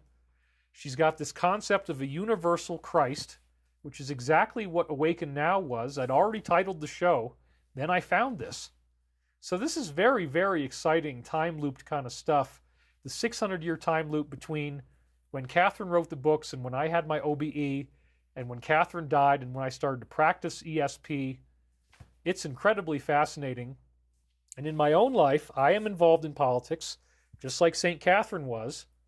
J.P. Passos had predicted the Lion's Gate formation the day before it showed up on Facebook, and then they responded and they printed that formation in a place of England called Lion's Gate on 8/8. It ties into me with the Hoagland thing. It ties into Von Braun. And what did Von Braun warn us about? He said the final play of the DS, the final cosmic trigger they're going to try to push, is the fake alien invasion. And that same formation also indicates the arrival, the tentacle at the bottom of the foot, the idea that ETs might come back, and they may cross the red line, and they might show up here, the pushing of the cosmic trigger. As the negative tries to destroy the Earth, the divine comes in to rescue us. So this is very, very exciting. And not only has Michael guided me into making political commentary of a very specific and very exhaustive nature, 7 books, and now 21 new tapes that I only just discovered, and I've already transcribed them in 2006, but I've never read them until now, and I'm still stuck. I haven't gotten past January 13th. We got the rest of January, the rest of February, and the rest of March still to unseal in coming weeks. So be here every Sunday, no matter what you think. Unless, like, my leg got chopped off or something, I'm going to be on the air every Sunday, so I will be here for you. Now, another really cool thing is that Stavati, my aerospace company, is very close to victory. In the military terms, there's something called an RFI, which is the request for information. And so this is one of our aerospace prototypes. This is called the SM-100. It is 3D printed off of the completed model. The completed version of it is in the computer. This is called a digital prototype. We've already flown it in the computer. We already know that it has incredible flight performance. This unique patented tail design means that it won't go into a tailspin if it starts sinking. But with this, you can fight fires. It has a scoop capacity. We're going to build it as an anti-gravity machine, so it'll go up and down. It'll dip into a lake, and it'll scoop up water and then rise up and dump it on a fire. We also have a green foam that we're going to use that's totally non-toxic but works as well as corrects it, which is very carcinogenic. So this is the SM-100. It also can be a transport aircraft. It has more capacity than the C-130 or the C-5 Galaxy. It's incredibly fuel efficient, and it costs a third as much to make one of these as a C-130. We can get them in there for $25 to $30 million. The maintenance costs are a third as much. You save a fortune on this. And the U.S. military came out with a request for information, or RFI, and we submitted the SM-100, and the military accepted the submission. This is very important. So what that means is that if nobody else can come up with a better design than this right now, a brand new design for a cargo aircraft, then that means we're going to win the contract. And I don't know if we're going to ever win a contract until he gets back in office, but maybe this will all line up the right way so that when he does, you're going to start seeing a lot more of these, because this is something real. This is the SM-100. Okay. So, another really big thing that's happened to us that I'm very excited about is, as I said last week, Chris went to China. There is a deal that we have that is not military at all. It involves electric vehicles. We have a pickup truck and a sports car that they already have it made, and they just want us to release it in America. We can't change the design, but we're going to put the Stavati name on it. And we're going to be exclusive distributors for this in US and Canada. And we have a proprietary battery technology. We're actually forming a union with that company. And the battery technology has 6 times more life than the typical batteries they're using in cars now. And they claim they can get it up to 30x. So the car right now, with the batteries they've got in it, I think they say it has a 345-mile range on one charge in the sports car. I just looked at the page yesterday. So imagine 6 times 345, you're looking at 1,800 miles on one charge. And if you imagine 30x over 345 miles, now you're looking at, what, a lot of miles, like almost 90,000 miles on one charge or something. It would start to get crazy. Or at least 9,000 miles, 9,000 miles, something like that. Anyway, the point is, even on the low end of what the batteries can do right now, 1,800 miles of driving is phenomenal. And I'm doing just back of the envelope. I'm not getting really granular on the numbers. So we have yet to put these batteries into this car. We have yet to prove this is going to work, but we already have the batteries. They've already been tested. We already know they're 6x energy density. Nobody else has got that. In fact, the guy making these batteries got in real deep trouble with the DS, and a major battery manufacturer tried to buy him out and put it on a shelf, which is what they always do. They don't want you having this type of technology. They don't want you having a smartphone that holds a charge for a whole week, or a laptop that holds a charge for a whole week, or a smartwatch that really works because you don't have to charge it every day. They don't want you having long-range electric vehicles. They really want to keep people stuck in one 15-minute city with an electric vehicle where you only have enough range that you can barely even leave. That way you're a slave. If you have 1,800 miles on one charge, you could go just about anywhere. And there's chargers in various places. And these batteries charge really fast too. Plus, we have a lithium sulfur technology that these batteries have so they don't explode. So this is game-changing stuff. And I've said before, we're not going to hoard the batteries, but our company will be the first one to come out with batteries that have this much range. The car will be drivable. They look great. And the pickup truck looks like a Ford F-150. It's great. So they have now accepted our proposal. They have officially named us as their distributor, and the deal is moving forward in a big way.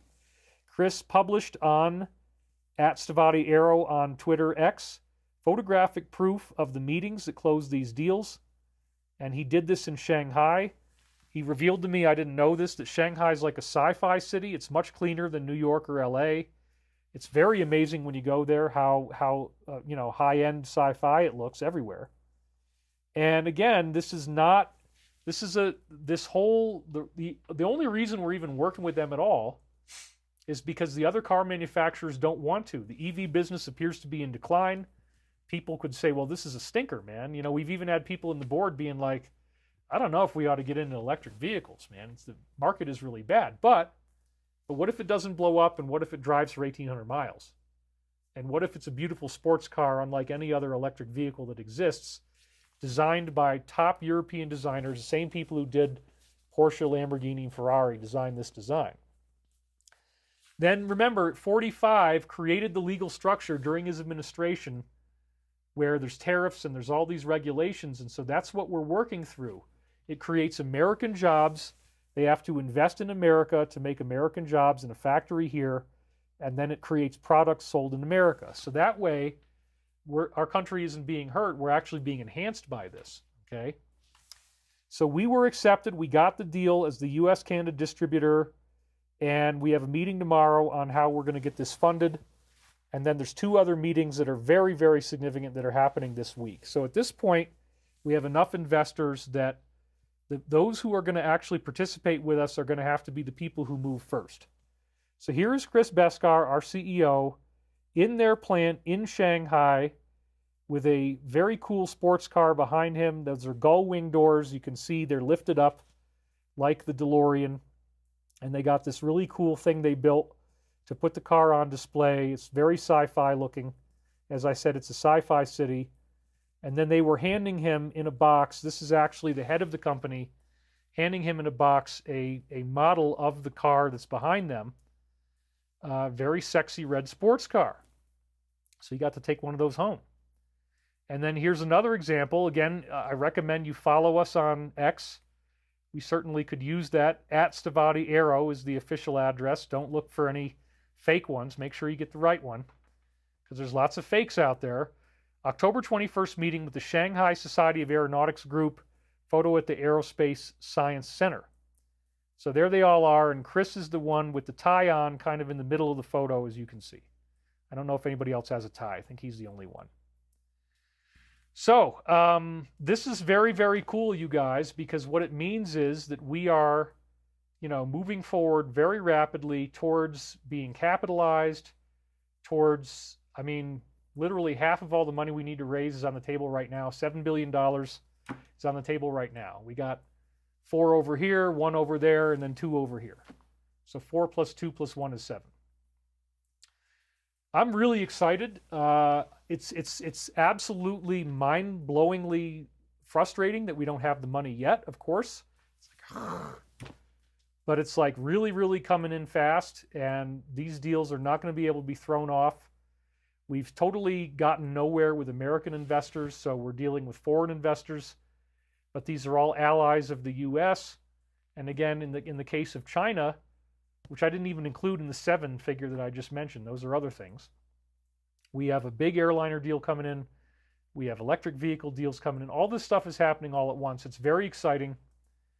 And this car is going to be a game changer. It's going to change everything about what an electric vehicle actually is. And so I think they're going to sell pretty well. And I don't think it's a stinker business. Like some of the people on the board are like, I don't know, for electric vehicle, my God. And so maybe you're going to end up wanting to drive a Stavati, Maybe you'll end up helping us and you'll be one of the first people to have one of these, They're going to be reasonably priced. It is a sports car, but I think we're going to try to come in around, I don't know, 40,000 or something. So it's not unreasonable, It's on the high end, but hey, you pay for what you get. And if it can drive for 1,800 miles, right now, with their current battery technology in it, it goes 345, which is still pretty darn good. They have another vehicle that apparently goes even more than that. And, I'm really excited about it. We didn't realize we were going to get into this, but again, the deal with the Chinese is totally non-military. It's all just electric vehicles and then airplanes that are like the SM-100 I just showed you. That's another thing we're getting funded, but we're also approaching the U.S. military at the same time.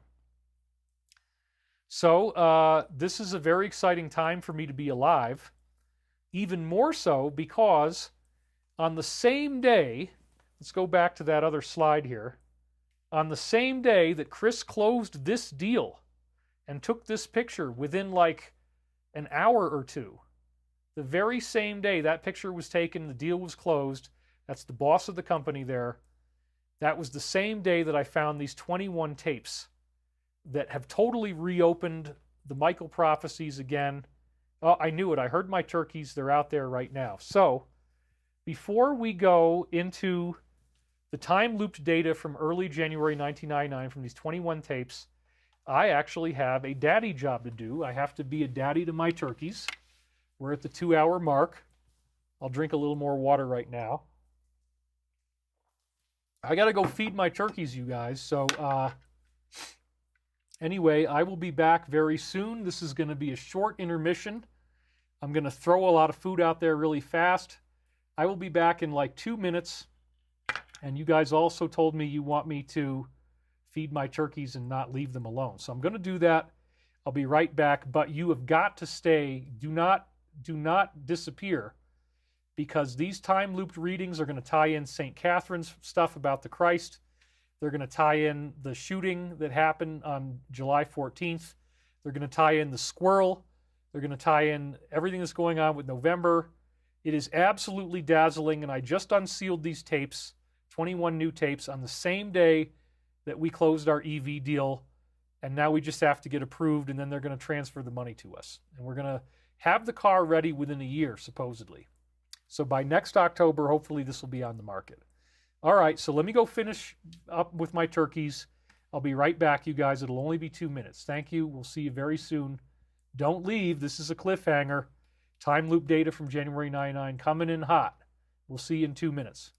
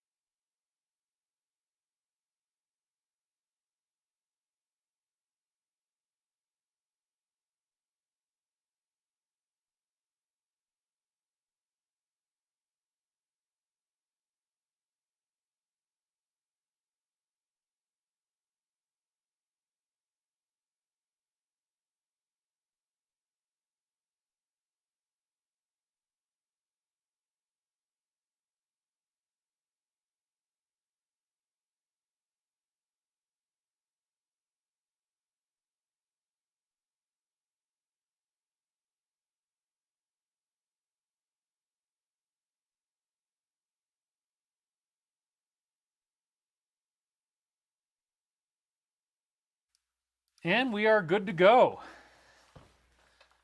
Well, it looks like we lost some people, but that's because people stay up.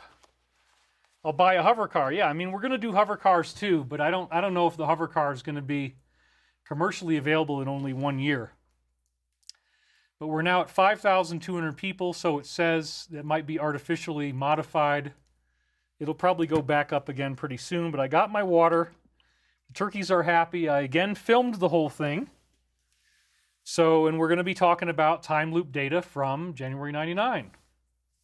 Somebody wise up says, I like wild turkey in a shot glass. Whack, whack. Puan Hong Chan, who's donated many times, donated $250 in Hong Kong money, which sounds like a lot. Do you think the mark of the beast is already out there? Is it the brain deactivation with psychopaths as you described? I think that's part of it.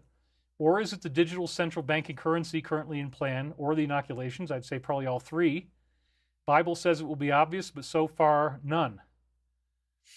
David, is Levitation still coming out? I honestly don't know. I don't know if the film is ever going to come out. It's very sad that that has happened, but I'm kind of waiting for the producer to call me. You know, if he calls me and tells me what's up, you know, I'm happy to listen, but I'm not going to call him yet.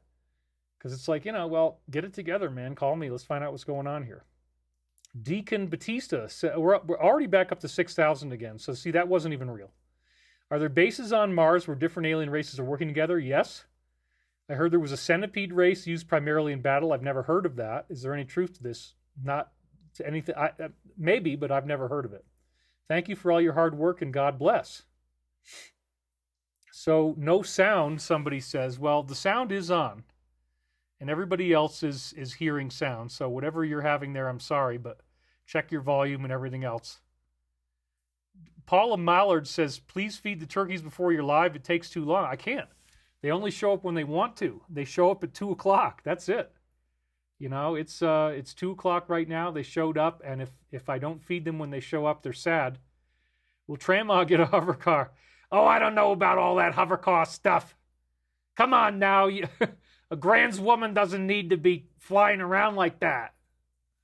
Anyway, it's good, man. We're in a good time. This is a good time to be here.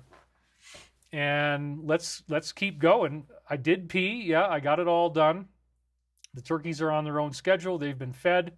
Sorry if you were so inconvenienced that you had to wait a couple minutes, but everybody said they want me to feed the turkeys. Last week I was like, screw the turkeys. I'm not really going to feed them. But then they got really sad and they started pounding on the walls. And it's snowing today, and so they're cold and they really needed their food. So thank you for indulging me. And I will be publishing the videos of feeding them soon enough. So now I want to get into the most exciting part of the show. The time loops are by far the most exciting part of the show. Because again, this material was unsealed within an hour or two of when we got our EV deal in China, through what was formed originally by the Trump administration. All these guidelines where the jobs are here, the factory's here, the product is made here, and it's sold here, US and Canada. Now, is it a bad idea to get in the EV market? Some people would say so, but maybe if it's a disruptive technology, we'll do just fine.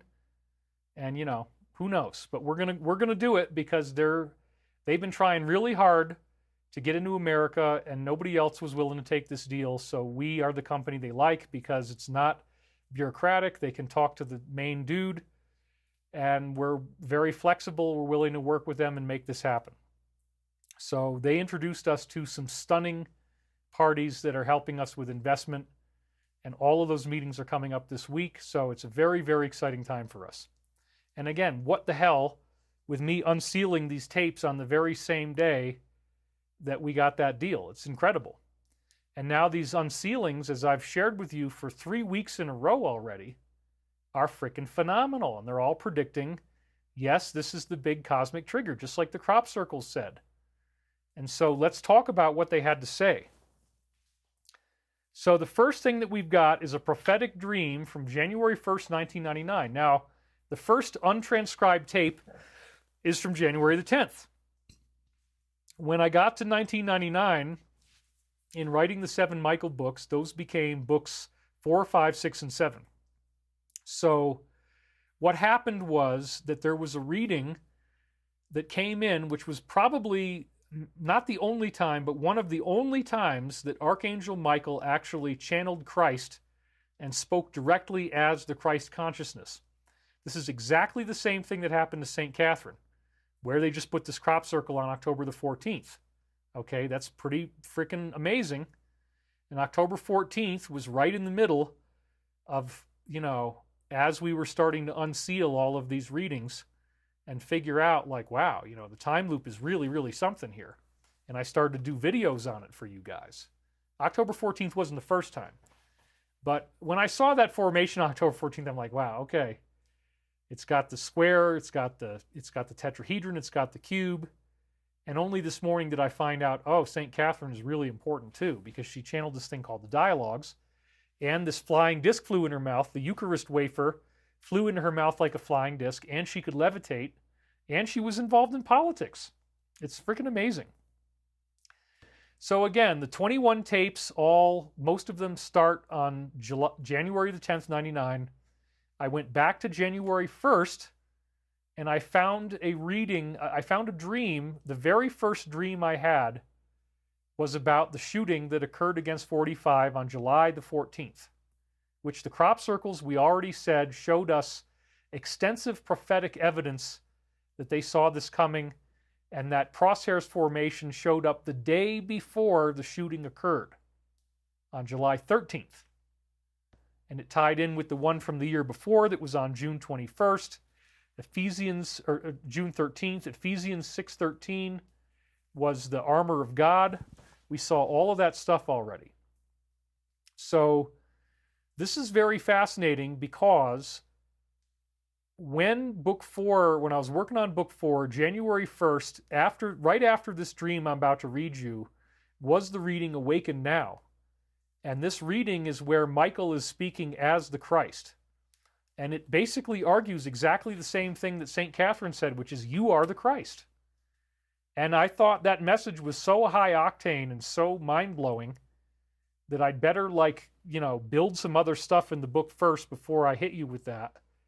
And so the whole first half of book 4 is all these other sources from the 1950s where they were getting contacted by human-looking extraterrestrials who were saying very similar things. But now we have this incredible dream that was prophetic of the shooting against 45 in July, and it's prophetic of the squirrel that we just saw get lost. So clearly I was meant to unseal this now. I skipped over this dream and this reading in previous weeks because it was the reading is very long, and it's very high octane Christ consciousness, and I just said I don't have enough time to get through this. But then when I came back to it, I'd wondered what the squirrel was about. But then it's like, oh, that guy who just had his squirrel get killed. That's why they put the squirrel in the dream. So this is really weird. So I want you to be thinking about the squirrel. I want you to be thinking about other metaphors we've talked about. And I want you to be thinking about the shooting, which the crop formation's already described very precisely. So here we go. Let's have at it now. I'm going to hit the dream. So, of course, he goes on golf courses. One of the 2 shooting attempts was on a golf course. The guy had an AK-47. At the very end of this dream, we were walking across a golf course, but it had tons and tons of holes you could hit the ball into.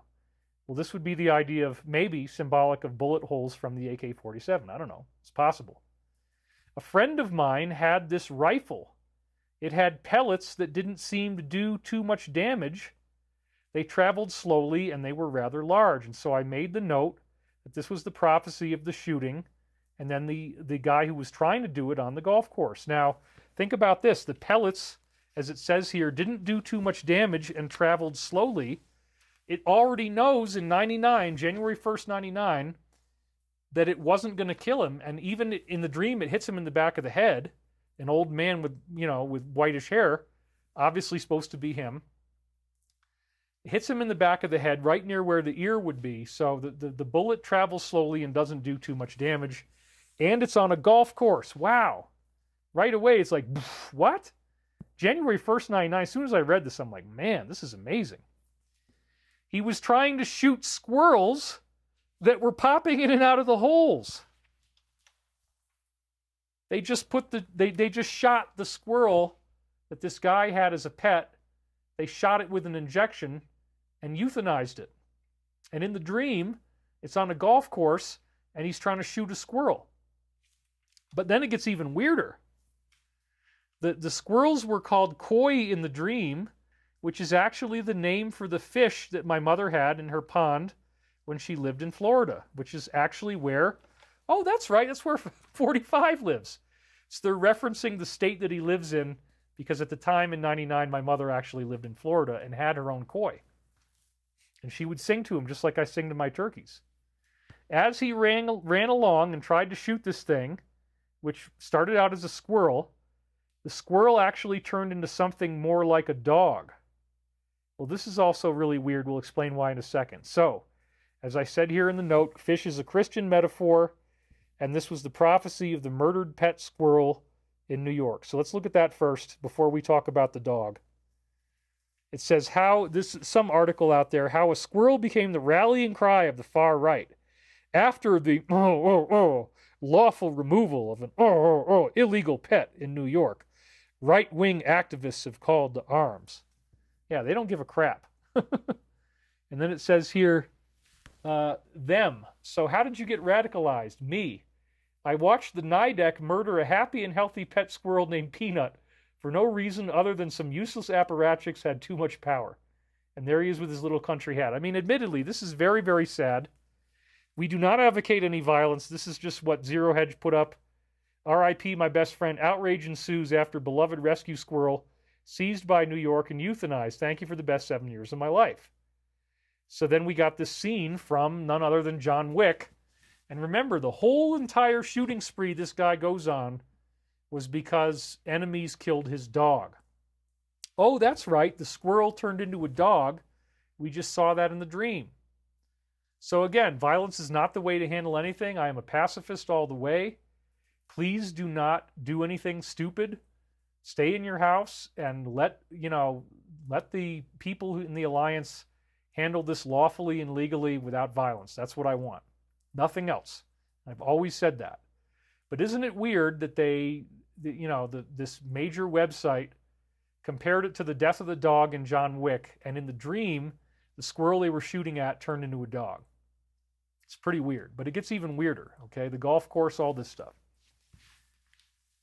So then there was this old man who I was talking to. One of the bullets landed in his back finally, or I guess it was still a dog at this point. And then I saw longer hair. It was more like a medium to long-haired dog. Well, the dog's about to turn into a human being who becomes 45. So his longer hair, the way he combs it and everything, is depicted after metaphors of the golf course, the shooting, and the squirrel. People have called him a dog and far worse, so that could be part of it. The next part of the dream makes clear that this animal is the symbol of some people's projections. So the bullet landed into the dog, and then it becomes a human. Then I grabbed the gun to make sure the job got finished. I cocked it, aimed, and fired. Without even realizing it, as I aimed and fired, I was firing in the general vicinity of this older man. It looked like one of the guys from the Edgar Cayce Center ARE from a party I attended last night. Now, why in the world would I be the one shooting? Well, this is prophetic of the mass mind consciousness. Everybody has the same consciousness, so some people within the mass mind did want to do this or did actually attempt this, and in one case they succeeded, but they only clipped him in the ear. So I want to be very clear. I do not want to do that at all. It's just that the dream put me in this awkward position where I'm reading the mass mind, and so sometimes in the dream my character will act out what the negative does, or what the negative is trying to do. So in this case, I was the one who actually did this. Now remember, we had a whole dream about the shooting that I had before it happened, that we talked about right after it happened. The very next day after the shooting, I had a huge show where I read from this prophetic dream where I steered the bullet. I apparently was involved in this on some higher level. I appeared as Neo from the Matrix, and they were talking about how I could bend bullets, and then there was an attempt made on his life in the same dream. So I was, I don't know whether that's true or not. You can decide what you want to believe, but it was a very, very interesting dream, suggesting perhaps that on some astral level in my higher self that I was helping to make sure that this didn't hit him. So this is a very strange time loop, wouldn't it be? Yeah. So here we had a donation. Francine Erdman donated $10, and she says, I don't have much to give right now, but I want to help. Thank you again for everything you do. Celebrating your first super chat. Well, yes, thank you, Francine. We really, really appreciate your help. My picture of the video is very, very low resolution. So I don't know why that is, but again, I'm doing this whole thing with snow coming down, so maybe that's why my picture is so grainy. Hopefully you guys have a better picture than the one I'm seeing, because it looks like crap. But that's also my preview window. It'll probably sharpen up soon enough, but the algorithm doesn't really seem to like camera changes. I don't think it's made for this. Hardly anybody does this when they're live streaming. So maybe that's why it's grainy. But anyway, I've got a really good high-resolution picture of it, high-resolution copy of it that I'm recording. So if it does look bad, we can re-upload later on once these things become extremely famous in the future, which I think they will, if this stuff is all true. Okay, let me keep on going. Get the thing going again. Picture looks great here. Okay, great, thank you. Everybody says crystal clear. My picture is good. I got sidetracked on the car wax commercial. LOL. Your picture looks fine. Looks good. Picture is fine. Okay, I'm the only one that sees it looking bad. That's all I need to know. Thank you guys very much.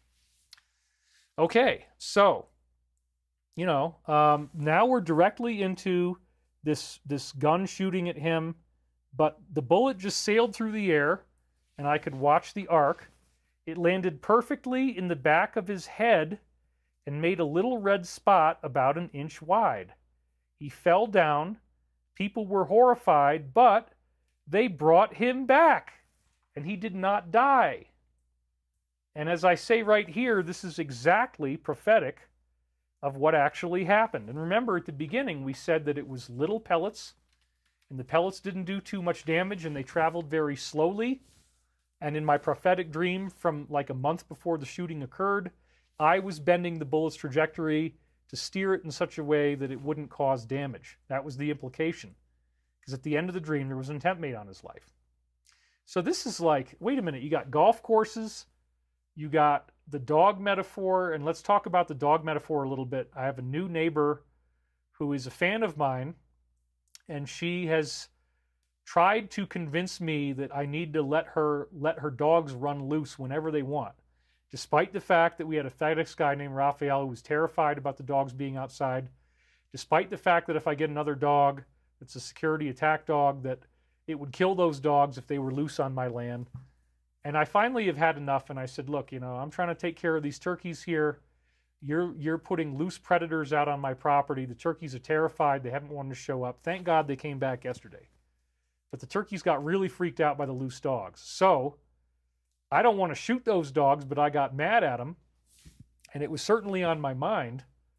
And so the dog was another one of the metaphors in this dream. I'm definitely not shooting anybody's dog. Don't get me, that's not what I'm saying. I don't want any violence to occur, but I don't want the dogs on my property. And she and I have already started to talk about this, like, you know, this is not going to work for me. You can't just let your dogs take over and start pissing all over my land, because I've got 15 turkeys that are freaking terrified of these predators. And I have created a safe space for them, and I need it to stay that way. That's part of my business. So therefore, if you're messing with my turkeys, you're doing tortious interference with business, and that's criminal. So yeah, the dogs are not going to keep coming on my property. If I have to involve the police, I will, but we're going to make sure of that.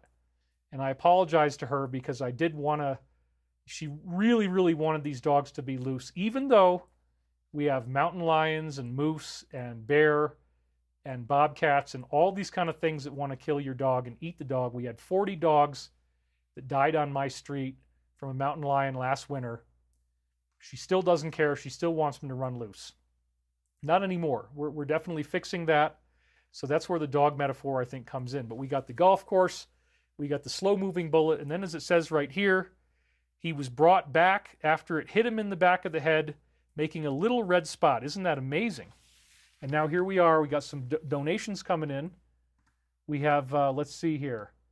Zoran's mom is the first one. I had to scroll up a little bit. It says, I want a hover TV when I retire in 2028.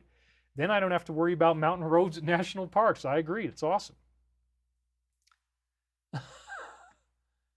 Okay, so we'll We do all these things. Then we got another one here, which is Dope Sick. My name is just a play on words. I've been here since 2012. Celebrating your first super chat. Thank you very much. And then we have Alive and Thriving. I, too, helped steer the bullet. Namaste, brother. I think we all did. I mean, look, that's one of the things that's very, very cool is that when you start to be part of the mass consciousness, I think we all steered the bullet. This was a miracle built by the mass consciousness. Catherine Machete says, you're on point, David. Everybody says the picture looks great. Patty Sklodowski says, I love that you are raising turkeys. The dogs sound vicious. People shouldn't have animals if they don't want to take care of them. Thank you. That's your land and the turkey's home, says Galadriel. That is correct. So I'm going to ask her to put a GPS collar on the dogs. You program the land they can run on. If they run off of that, they start getting shocked. They got to run back. It's a little bit cruel, but if she really wants them to run loose, get the GPS collar. That's what my massage therapist does. Pauline Chartrand. I love spending my Sunday afternoon with you and your community. I love you, David. Thank you very much. Send love to both candidates, says Fuzzy Tiger Cat. Karine Ka says, my name is Karine. I live in Santa Catarina. Wow, okay, the exact place I was talking about. I see all your videos since 2017. I channeled the book too. Thank you for everything, David. Your 20th super chat, Karine Ka. Thank you very much. What if they were pit bulls, some of the most dangerous breeds? Judge Judy talks about them all the time. You can't even get insurance for that breed from Homeowners Insurance, as UFO Mark II. Are you getting an attack dog? I don't know yet. I mean, my life would have to change in a way where I could handle having another dog again. But yeah, if I do, I don't want loose dogs. There's literally nothing that my neighbor could do that would make me more angry than having a loose dog. 2 loose dogs, one of which is a husky, which is basically like a wolf, the ears that point up. Those dogs want to kill. It's a pure white husky. So, I'm very concerned about that, and I do not want this to continue. And so the Alliance actually messaged about it in one of their posts. It's really funny that they did that. So anyway, this is a weird shooting metaphor in the dream about how he was brought back after people were horrified. A little red spot landing in the back of the head, and it was very slow bullet and didn't do much damage. I was seriously worried about what was going to happen to me. Now remember, I read the mass consciousness. There's only one of us here, the Christ. Some of the people in the human Christ consciousness on earth wanted this to happen, and they're terrified about getting caught. So then I have to dream their karma in my dream. That's what this is about, folks. I was seriously worried about what was going to happen to me if people were going to tell me I was accused of attempting to murder this guy. I didn't actually know if he was dead. The bullet traveled very slowly, and he wasn't dead, as I just said. I knew I was in big trouble. There was no way around it. The guy had white hair and also glasses, the guy I shot. Well, he doesn't usually wear glasses, but I'm sure sometimes he does. So they know they're in big trouble. That's the main theme here. This is talking about the DS, and I'm experiencing their thoughts because there's only one Christ mind, which is unfortunate I had to, but there you go. Right after this happened, there was another guy who was there, and he seemed to have only had a nosebleed that was just ending. And this is another time loop, because when I first unsealed this on October 24th, 10 days after the Brazil Circle, I have COVID-induced bleeding in my nose that was just ending as I unsealed it. I was literally blowing blood out of my nose. And then I read that in the dream. And it's also a metaphor of the tests that people were taking. So this guy was coming out of a building. Other people grabbed the older guy and brought him into the building. But then a different younger guy came out of the building, and he looked like one of the people at this resort I worked at, and I'd just gotten back from a resort very similar to Mohonk in Canada.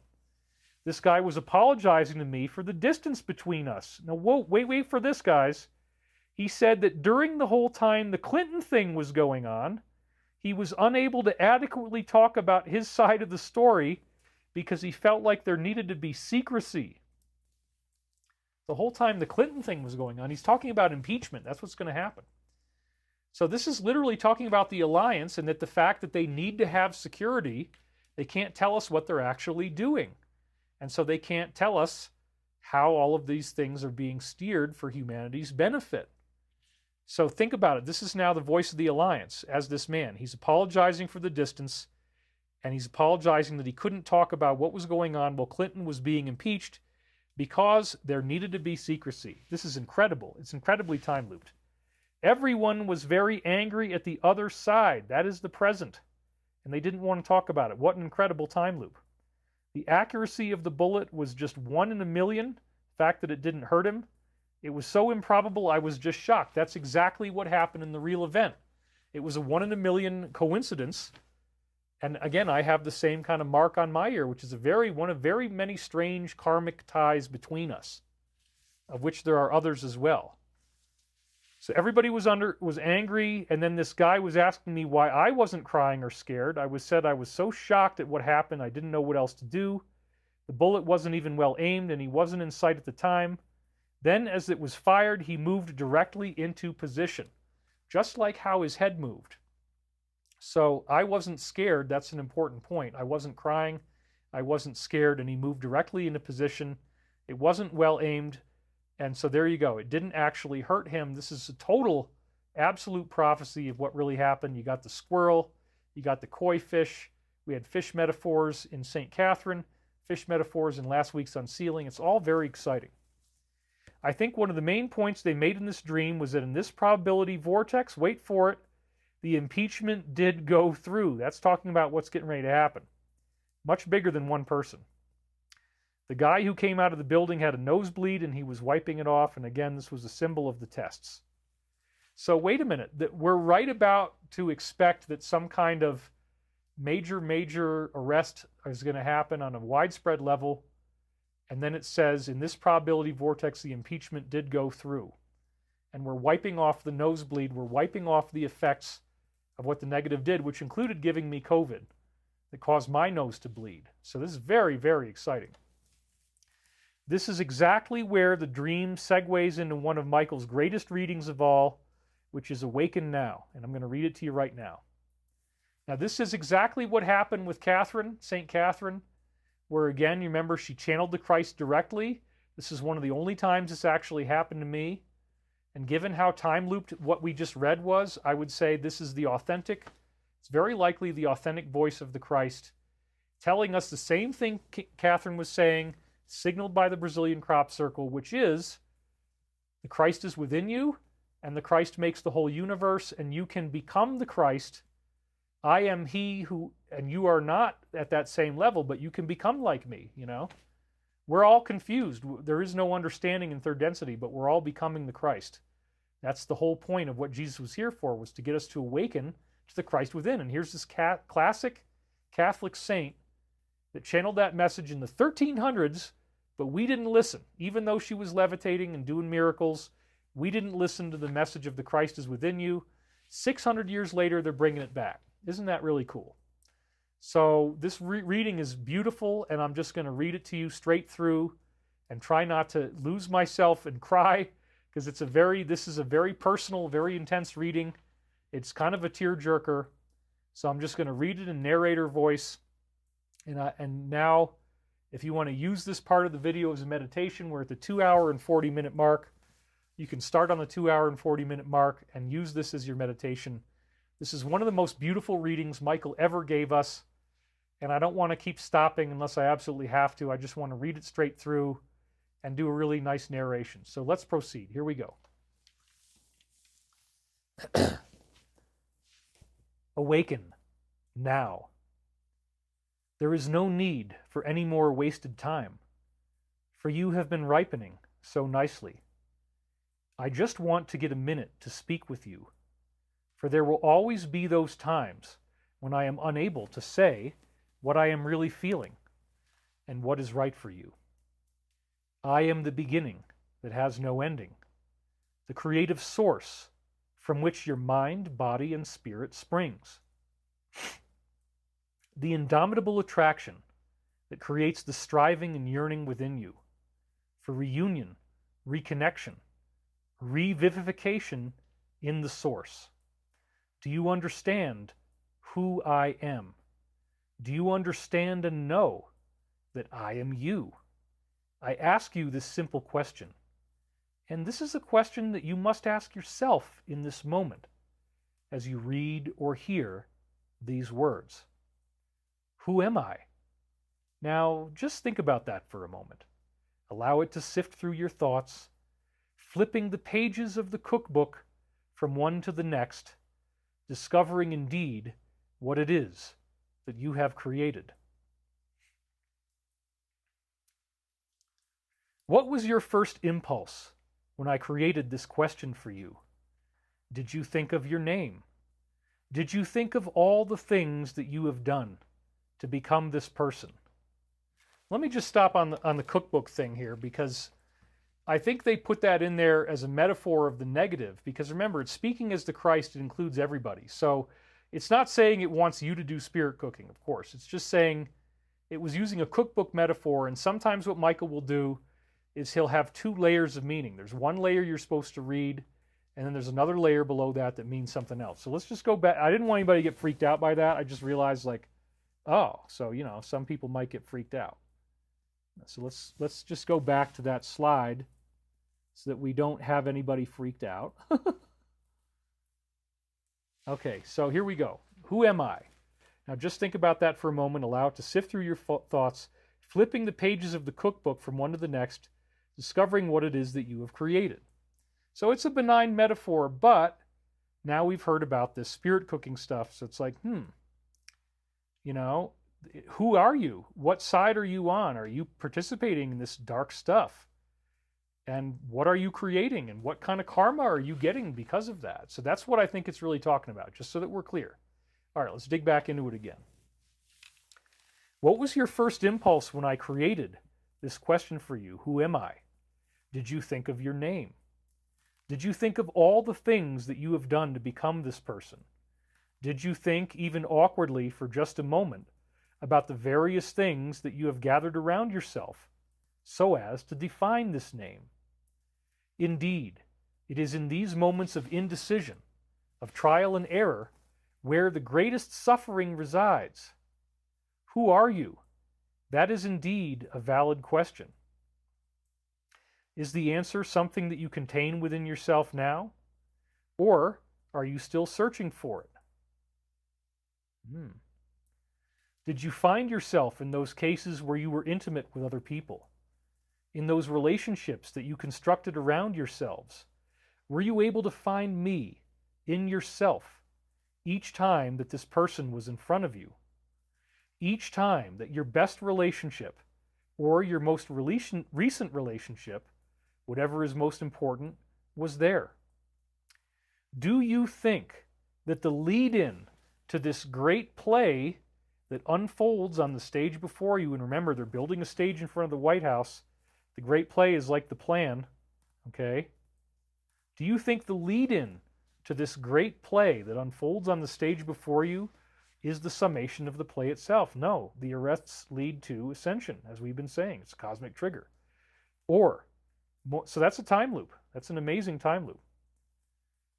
Or more accurately, have you defined, and you got to consider it with all the others that we've already seen, the shooting, the golf course, the squirrel. I mean, this is clearly talking to us in the present.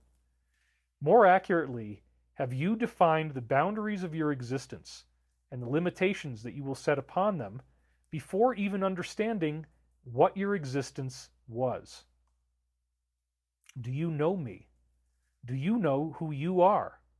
And do you know that I am the source of all beingness, the one creative force that breathes life into all the most beautiful and indeed the most painful endeavors upon your planet or any other?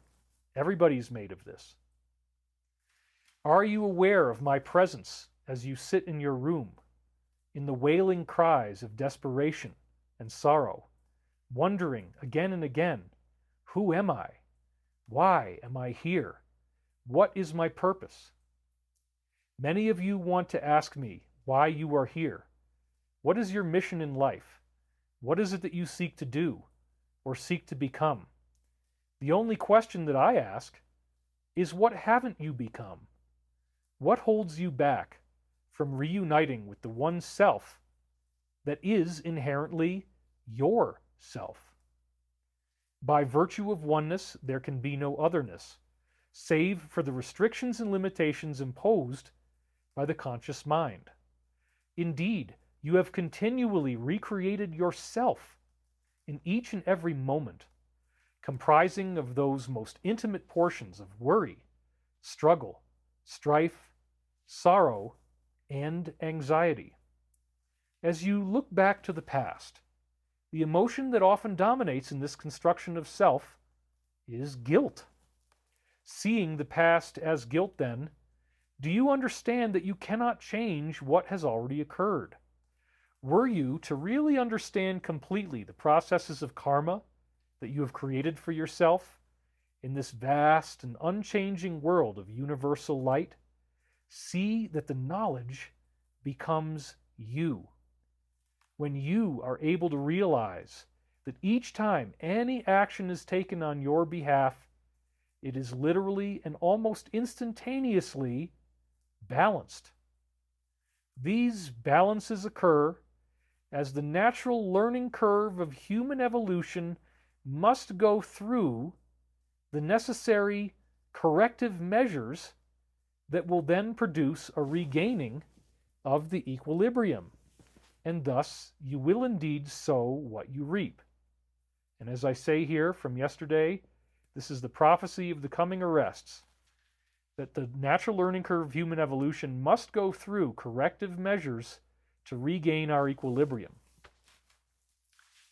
The law of attraction simply states that as you drag these things out of your own being, these aspects that hold you back from oneness, so too must they come back to you in different ways, rephrased for effect, so as to again bring you back to the unchanging, unyielding truth of your being, which is one.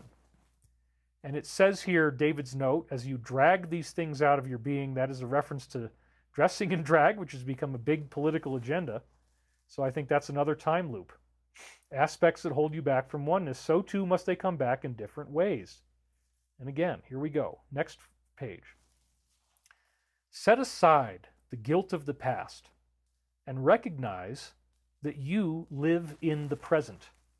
You live in the here and now, today, here, in this room, or in this field of beautiful green trees, rolling meadows, and the crow flying overhead cawing at you, calling you back to those parts that you would like to forget. And David's note, the crows have been fighting for the turkey's food, and I just scared them off, and that's when I injured my foot. When you have climbed the mountain and reached the summit, and again, I'm here on the mountaintop, so that's prophetic. When you have climbed the mountain and reached the summit, and you see the beautiful countryside rolling before you, in that moment, are you still feeling guilty about the past? Think about this. The future is fear. In those moments where you are worried, it is never an immediate concern.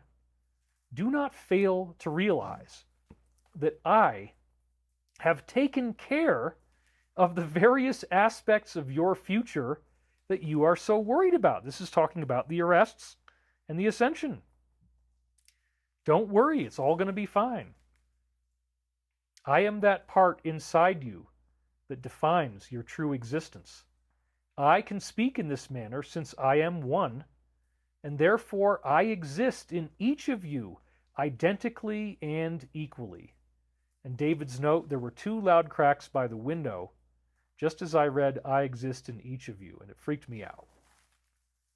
I know that your future is something that you feel you need to worry about, something that you feel must be guarded and protected, cared for closely, save for the violent illusion of separateness that you would feel if you did not do this. Instead of feeling separate, feel united with me, your true self, right now. Do not wait for the future, because you will find that it never arrives. There will always be another moment in time after the moment you are in now, and your mind can very easily think about the previous moments of time, all of which existed before the time in which you exist right now. So why do we wait? Why do we even talk about this when you and I, we, have already moved past this point? There is no need for you to fear the future. There is no need to feel guilty about the past. I exist in your here and now. I am always there, patiently waiting for you to roll back the scroll of space and time that you have etched your personal signature upon, the thoughts that reconstruct your reality in every moment. I wait for you to let down the guard of the gigantic room filled with all the different aspects of your personality, loudly talking to each other, laughing, perhaps sampling from the giant buffet of alcohol or marijuana or other indulgences, perhaps food, perhaps new cars, new places to live. And David's note, the gigantic room letting down your guard, new cars. Here I am. Chris just got this deal in the gigantic room on the very same day that we got these readings unsealed, and he was signing a deal for new cars. And I am hoping that once we get financed that I'll have enough to be able to get a place in the South where I'm not going to be in the middle of this freaking winter. So new cars, new places to live, that's all part of the time loop. And they let their guard down. They brought him into that gigantic room in China. So that's another time loop. Very interesting, huh? Let's continue. There is a lot of commotion going on in the meeting room of your mind, of the ego. Many different fragments of yourself, all of which claim that they indeed are the answer to the question, who am I? Which one claims the answer in any moment? Were I to ask you who you were tomorrow, would you give me the same answer that you did today? Or rather, would there be some other aspect of your finite being claiming ownership of the infinite? I exist outside of this facade that you have created. It is when you unfold me, the truest form of yourself, that you feel complete, for we have always been one, and you recognize and remember this union, even though you might not know what it means. I was there when you did all those things that you considered to be wrong. I was standing behind the wall that you have constructed as you pounded against it, asking for the answer, not realizing that there was never a question, that I am you, that I already exist in you, fully and completely, each and every moment. You can contact me through the power of your breath, recognizing your own self in that moment. In David's note, there were several more loud cracks from the walls as I unsealed this. As you inhale the strength, vigor, and vitality of my presence. And as you exhale, you release the limitations that have held you back from recognizing that fact.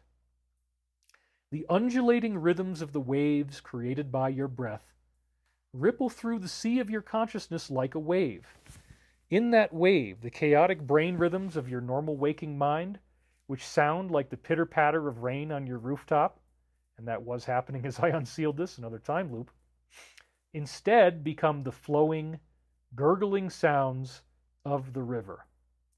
I am the river, and you may indeed choose to align with me.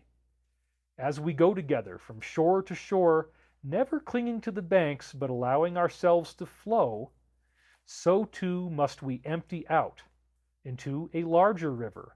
Suddenly, the boundaries have expanded. New vistas and heights are visible on the sides as we float along in this massive conglomeration of spiritual energy that is becoming us.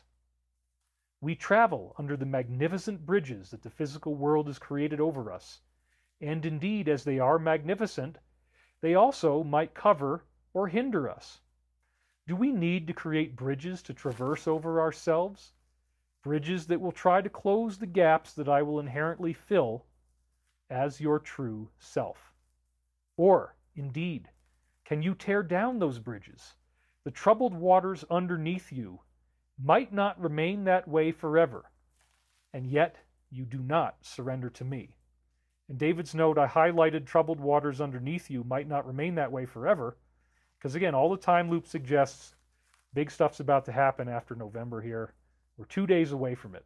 The troubled waters will not remain that way forever. They did warn us about economic failure, so we're going to see some big stuff, but it's going to be okay.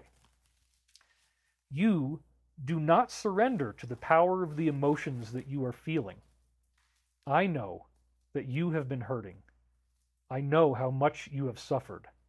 And I know how you long to be back in that state where you know that we are one. Take my hand and walk for a while with me. The garden pathways that we have walked through at various times continue to exist.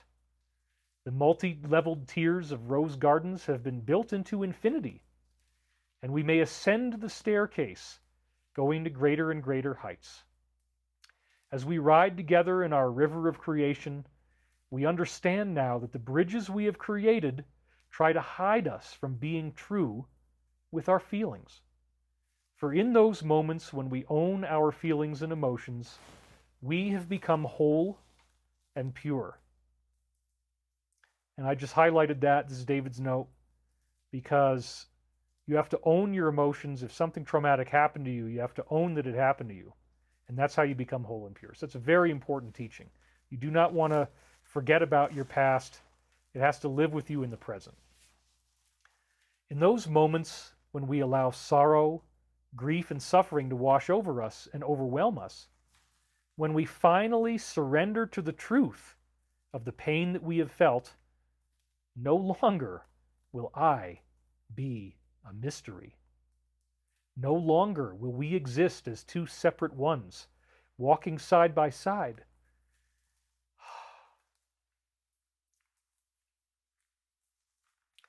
The one carrying the other, but rather as a melded union of spirit, mind, and matter, fused together as one, to construct reality on a day-to-day basis as we understand it to be.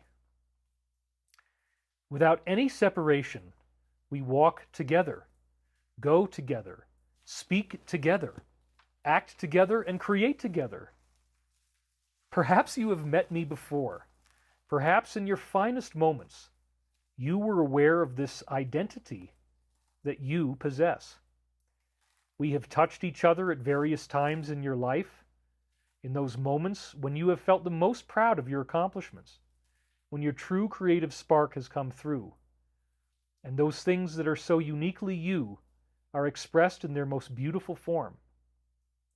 It can be in your conversations when you speak from the truest and deepest depths of your being, when you tear down the bridges between gaps and instead are willing to reach out with the heart and create the bond that needs not be bridged, for it brings the two chasms of land together so as to heal the crack in the self that is extended so deeply into the roots of the earth. David's note here, I believe the two chasms of land represent the two political sides of this election. And this healing is going to take place where we're all brought together to heal the crack in the self that extends so deeply into the roots of the earth right now. I am the flower that opens up within you when you are willing to give it water and light, the necessary nutrients and love that sustains life. Your garden is blossoming, and the multi-tiered layers of roses, of which we can ascend through as a spiral staircase, awaits you. In David's note, I highlighted spiral staircase because there's one right in the set here, and so that's another time loop. Perhaps you have felt me in those moments when you are with someone else, in the deepest, most intimate moments of your life, sharing your truest feelings with the deepest love, respect, and admiration for this other person. I might have fooled you at that time because you didn't realize that you were talking to me. Since I am one, I am also everything around you. If you stop identifying your own self as being that which ends at the border of your skin to the air, you may begin to see how much more there really is. That's just a core teaching, David's note. In that moment of union with another self, you may indeed have found me. We talked to each other. We laughed. We cried. We shared the good times and we shared the bad times, all the while never realizing that it was me you were speaking with, and that I am already inside you now. Therefore, you can find me through someone else, and I will reveal myself to you as your own true self. But we can work together to reconstruct our union, where there is no separation between the here and there, the we and thou, but there is only the I am presence. Everything we have talked about would be considered to be our ride in the river. How long have you been clinging to the bank, refusing to let go, grasping with all your might, sweating and breathing, unwilling to release? What have you grabbed to in the past? Did you think that you saw me in someone else, and that that was the full extent of my definition? Did you define me as that person, not realizing that I am you? Did you define me in some intangible physical goal, such as a better house, a new car, more money, a more fulfilling job? Was this your idea of the reunion that you were seeking? Did you say to yourself, once I have this, then I will be happy. Once I have this, then everything's fine. Once I have this, then I know that I have arrived at the point I have been so intensely seeking. All of these questions or statements imply that you understand what you are seeking for. In David's note, understanding is not of third density, right? We just talked about that last week.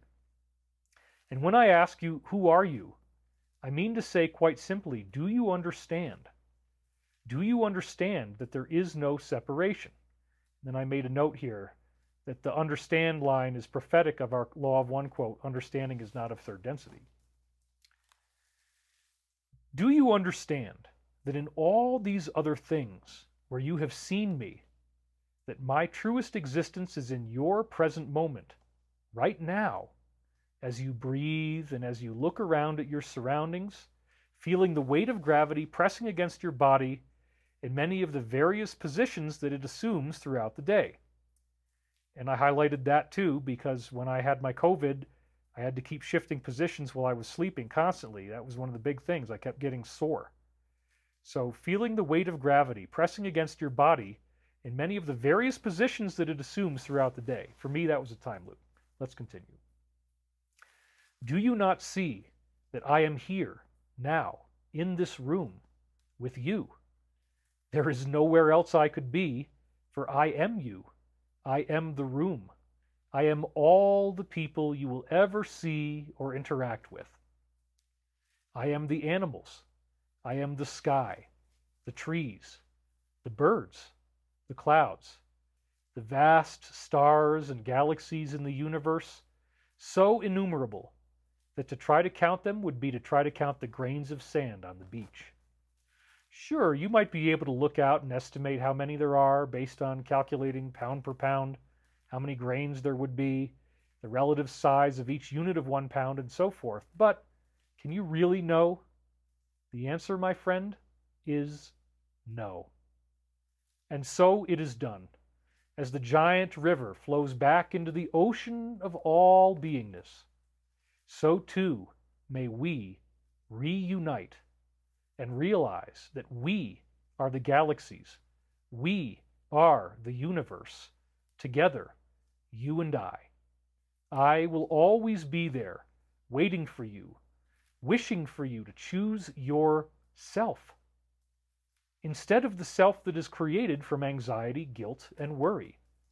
I am all the purest and most wonderful things about yourself, all those things that make you so special. And in you, I have an opportunity to create those things in a way that no other individual entity around you can produce. For as we are all one, so too do each of us possess our own innate gifts.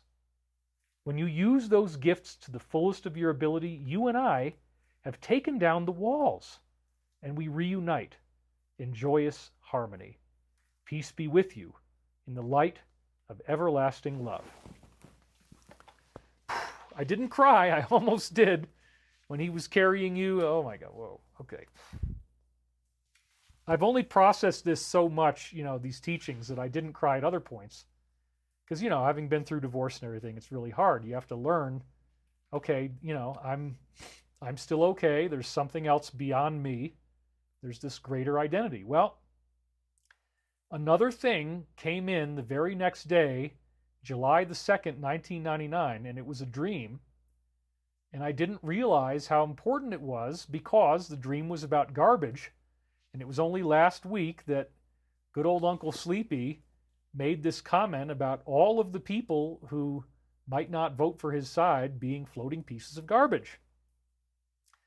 So then I went back into the file that I've created from these time loops transcripts and I typed in garbage. And sure enough, the very next day after this reading, there's a whole dream about garbage. So now we're going to read that dream. This was 9:05 a.m., January 2nd, 1999. I was navigating a lot of trouble. There were all these cops driving up and down the road in differently labeled vehicles. I saw what looked like real pandemonium on the highway. This is prophetic of rioting and all the scary stuff that we're expecting is going to happen, but will be stopped by the Alliance. There were 4 or 5 18-wheeler cabs, and the government was somehow dumping garbage into them. Oh! The very next day after Awakening Now, they have a whole dream about garbage being dumped into trucks. And he had just made that garbage reference. Isn't that something? This is an incredible time loop about the labeling of supporters as garbage. The morning after a dream predicted the shootings and the squirrel. It's incredible. The trucks had been put into a trench in the ground. There was a hole dug in the ground. The trucks were put in there. There was no apparent entrance for the trucks in the trench. Everybody was wondering how they got in there. And then I write a note. This is a time loop allusion to what the DS wants to do with its quote-unquote garbage, namely dump us all into mass graves in a mass casualty event. Except in this case, instead of people, it was trucks. But the trucks also represent the trucker protests like we saw in Canada. It's a very interesting, poignant metaphor of what they really want to do here. Ooh.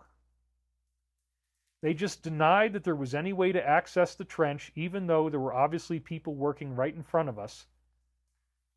So they're denying what they are showing us right in front of us. They don't want us to see what they're doing, but it's obvious. Get a load of this now. They actually tried to paint the garbage trucks with rainbow-colored circus colors on the outside so you couldn't tell. And this is prophetic of their indoctrination. Whoa. And remember, they're dumping garbage onto these trucks. They want us all to be rainbow-colored, if you will. Or they want us dead, like the trench. Then at a certain point, I saw 4 or 5 buildings. They were all being loaded up with these 18-wheelers, obviously the garbage. The trucks had the circus-type painting on the outside, but they were carrying or loading garbage, and there was a lot of police activity. So this, again, is talking about how they see us. They want to load us all up into their own little buildings, 15-minute cities, etc. I seemed to be following them, and they were commenting on that at the end. Then we had a reading come in. Now, this is really, really interesting. I could not figure out what the hell does this mean.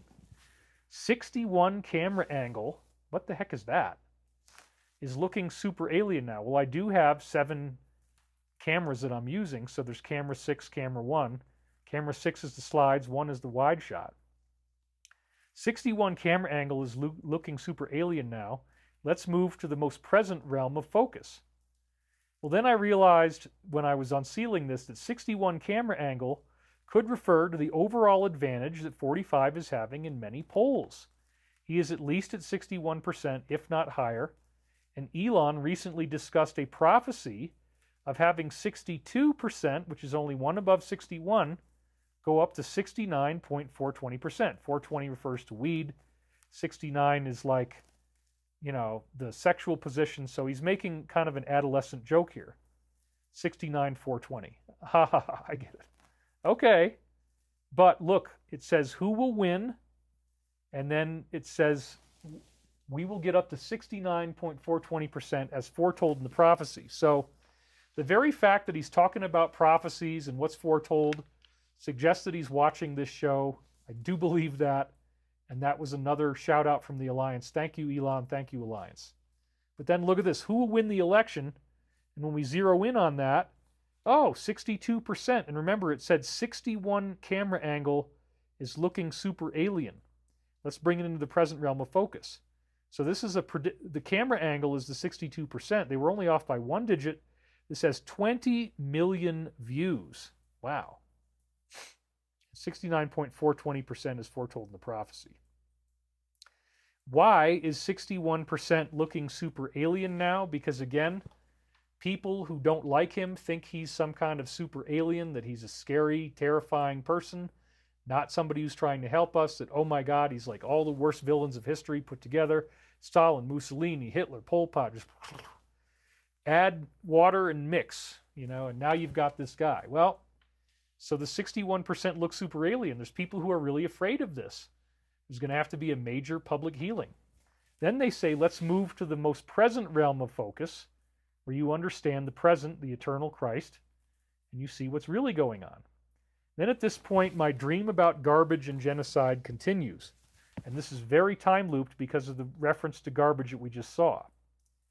At the very end of the dream, I was now, after transporting this garbage and seeing the garbage dumped on the trucks in this trench like a mass grave, I was now being interrogated by all these police officers. You see, all was spelled wrong. That's how fast I was doing this. For some reason, I had wrapped plastic polyurethane over one of my hands, as well as over my nose and lips. I was all sealed up. And this is also a funny time loop, because right now, because of my injured ankle, I have tape on my ankle that's holding it in a better position. It's really helped a lot. So the wrapping of the plastic that's part of the metaphor. We had a donation come in, Robert Sutton, $30.99. Thank you very much, Robert. Okay, I was all sealed up, it says. They were interrogating me about the earlier part of the dream regarding transporting garbage and the thing in the trench. I was being sort of goofy, like my friend Boehner in high school, who acted very silly. Explained to them that I did not have a job in the normal sense. I said I was working as a professional intuitive counselor and I made $80 a reading. Then somebody behind me heard that and they started to go wild, saying 280, 280, as though that was some sort of a wonderful thing.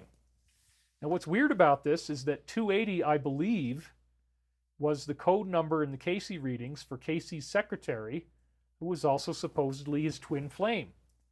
The reading was just saying, will you see me in someone else? So 280 is her code name. And so that's very, very interesting, because it's talking about this connection with your Christ self. The lady was actually being really obnoxious because she acted like my rate was $280 and that it was great that I was charging that much. Well, I would have had a better life if I did, but I only charged $80 and I was always poor.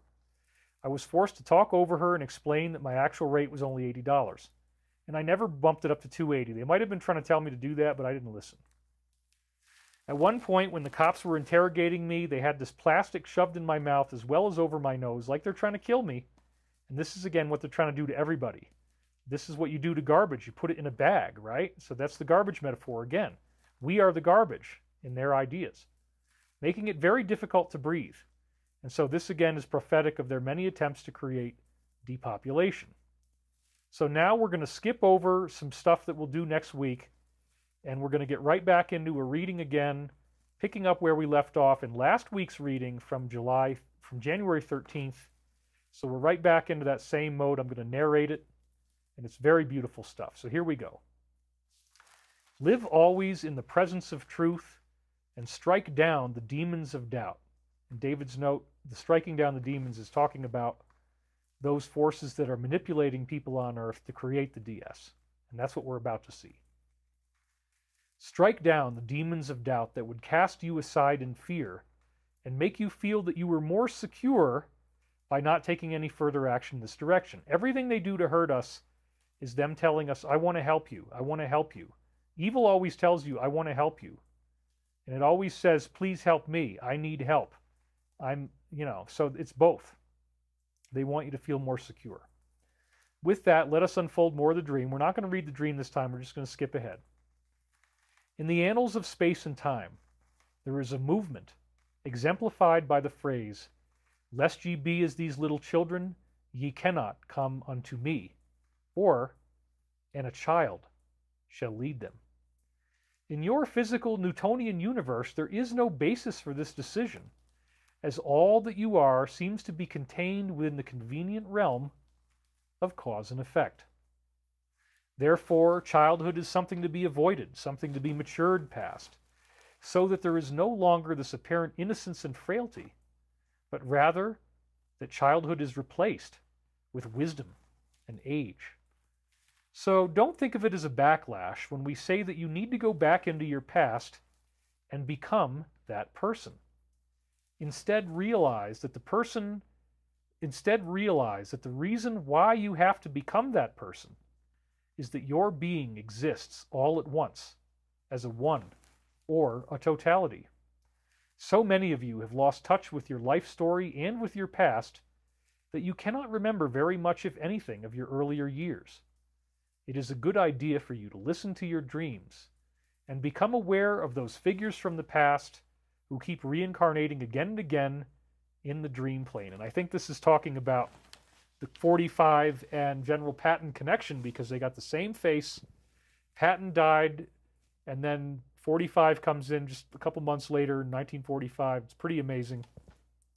And it's talking about me, so I think that's part of the time loop too. Figures from the past who keep reincarnating again and again. We do this idea of reincarnating again and again, in order that you might then see them in their true forms as those helpers on a mission to the uncharted depths of your own archetypal configurations. Relieve yourself of the comforting knowledge of our presence and become aware of how vitally important it is to claim yourself as a totality. If you only work on the issues that happened right in the now, you are to a certain extent denying the various multifaceted origins of your personality structure. The idea then is to ensure that the personality structure itself is an unbroken and undivided whole, self-contained, in such a manner as to relieve pressure upon the internal grid of your chakras and light body system. Were we to take these matters into our own hands and demand that changes be made, this is angelic beings, we would physically bring the person back into the same school environment in a dream and recreate those other selves with whom it interacted, and make this convincing enough that it was believed to be real and true. And I think this is also talking about the world as a dream, that this is what we're reenacting now, is this standoff against evil. The evil represents the unhealed psyche, the inner child that is wounded. Let's continue. The physical density of your dimension is usually, and we stress the word usually, not malleable enough to do something like this. Instead, we create this reality in the realm of dreams. We do indeed reconstruct the entire template of reality from your past with all the subtle nuances and gestures that make it imperative that you realize exactly what you are seeing. For many of you, this causes great fear. You do not understand why, as the year ends, that's what's happening now, David's note, and we're at this November point, and as you are ready to travel into another phase of life, which I think we all are on Earth, that simultaneously in your dreams, your age reduces, and you must go back through the backlog of brainwashed behaviors, that's another time loop, that had characterized naivete in your past. We're all learning to get beyond this now. Do not fear this. Do not fear the process of embracing yourself as a totality. There is indeed great joy and great bliss in being able to embrace the present moment. And yet, there is a multidimensional aspect to this evolution as well. The present moment for one who is egoless is a moment wherein all those things that have characterized the past have been dealt with and appropriately studied in order that the template is made clean and pure. Unfiltered access to source energy might then come through in these cases to one who is egoless and embraces the present moment and studied everything in the past. However, there are others in the present moment who would immediately have issues revolving around the personality structure they had then created. This necessitates the focus on those issues that precipitate the behaviors as now seen. In David's note, we're doing this on a global level. We're focusing on political issues that are precipitating negative behaviors. We want to stop this. That is why so many of you become flooded with images from the past when attempting to meditate. In your naive assumptions, you try to hurry through or discard the images, not realizing the infinite potential from which they spring. You are indeed a creature of spirit, clothed in matter, and not the opposite. Spirit is how you started and how you must end, and in a certain sense there is an unbroken line of continuity throughout your life, a never-ending presentness that transcends linear time. And thus, in this presence, there is no differentiation between past, present, and future, and all are equally visible in certain senses. And David's note, they're proving it by giving us all these time loops.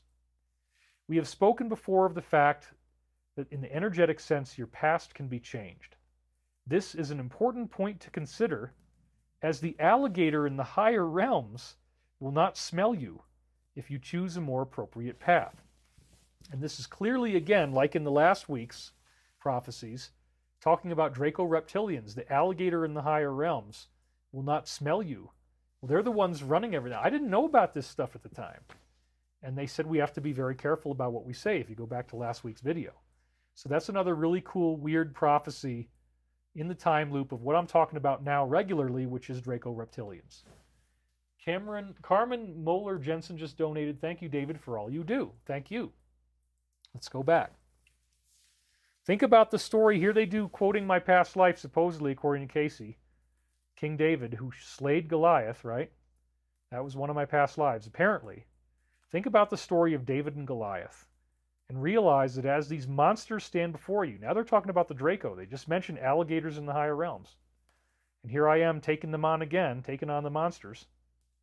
It is only necessary for you to hit them at the center of sight in their third eye. Ah, right, because they're running this cult on Earth. Wow, isn't that interesting? The third eye. You got to hit them in the third eye. Hence the metaphor of the story.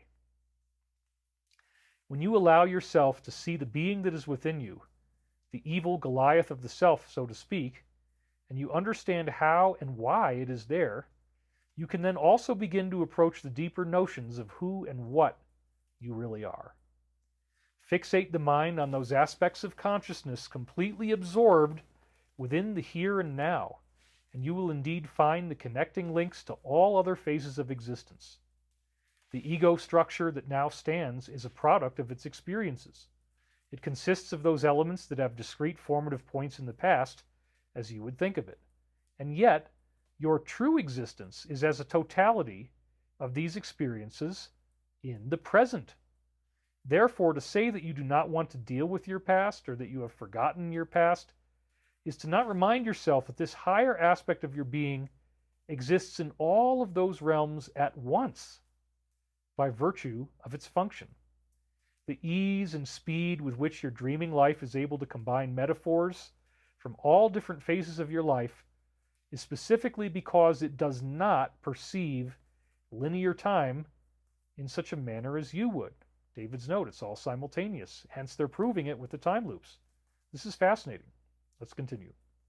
Therefore, as the latest issue comes along, it has the full breadth of experience available to it, as well as the probability vortexes surrounding future time environs.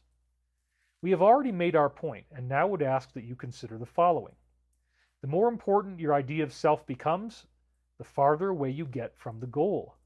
Diminishing your self-importance is indeed another very big step in the direction of the attainment of true freedom and liberty. And then I had loud cracks on the walls immediately after I decided to cut the reading from here. And so we all have to diminish self-importance, and attaining true freedom and liberty is what the Alliance is about to do for us. So that's prophetic, which is why I put it in red. Now, this reading did continue, but I decided to cut it off here. And it's ironic that it's exactly at the 3.5 hour mark, which is when I always want to start the Alliance slides. But the reading does go on. It talks about a race riot. I'm going to read that part next week. But I wanted to also show you this, because as you go a little bit farther along, it says, find those parts of your personality that have dropped to the ground in pain, and be the one in the crowd who is, of hundreds, who is actually willing to run out there, grab it, and bring it back. And this was another time loop. October 26, 2024, I had just dropped to the ground in pain and sprained my ankle hours before I unsealed this passage. And there was, like I said in the last show, like 7 different references to the ankle injury. It was freaking amazing. So, these are very beautiful words. They're often tear-jerking words, and when you read them, it tells you it's in the room with you. It's this incredible communion with Spirit. Plus, we have 35 hours, so 7 books worth of this kind of high-octane spiritual material is what I'm offering you. So once again, Sacred Science, The Disclosure, and all 7 books of the Michael Prophecies, which includes the Awaken Now reading that we just had in book 4, for only $177. I think it's a great deal. It's the best package I've ever given you. TheDisclosure.com, a total of 35 hours of video shot on 7 camera angles, high quality, and you can get it at a $156 discount, just with the discount code again, actualization. And it is amazing that I'm literally right at the 3.5 hour mark, and the clicks were telling me I needed to cut off right at that point. We timed this incredibly well. So without further ado, I bring you the latest Alliance posts. Now, what is this? If you don't know anything about my work, you might be like, well, Shadow, what is that? Well, it started in 2009. I got the briefing about what the military was going to do, that they were going to create arrests.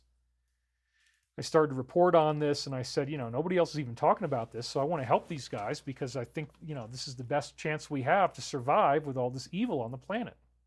Having no idea that I dictated all this stuff in the late 90s that was going to be talking about it like that, starting in 2022. So there was a series of posts. You've probably heard of them. They were on an anonymous message forum having to do with this, certain letter. Right? We've talked about that before.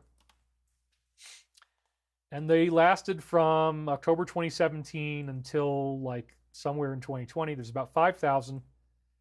And the first 200 or 300 or so, they keep quoting from them by making, they've emerged again, and it shows up at this as this particular name. So the posts are back, and then they keep cross-referencing the ones they did back in 2017 and 2018 by including videos in their posts on X now. And then you got to look at how many seconds the video is, and you count it not by minute, but by second. So if it's 2 minutes, it's 120 seconds. 60 plus 60 is 120. So then you'd have post 120. You go look that up. Now these, I believe, as they've said themselves, these are military-grade communications. This is the highest level access we're ever going to get to the less than 10 people or so, they mentioned that again this week, who are actually coordinating this. And only 3 of them are non-military, so they said. So it's a group of people that are working within Space Force or Majestic. They have access to all the knowledge about the UFO technology.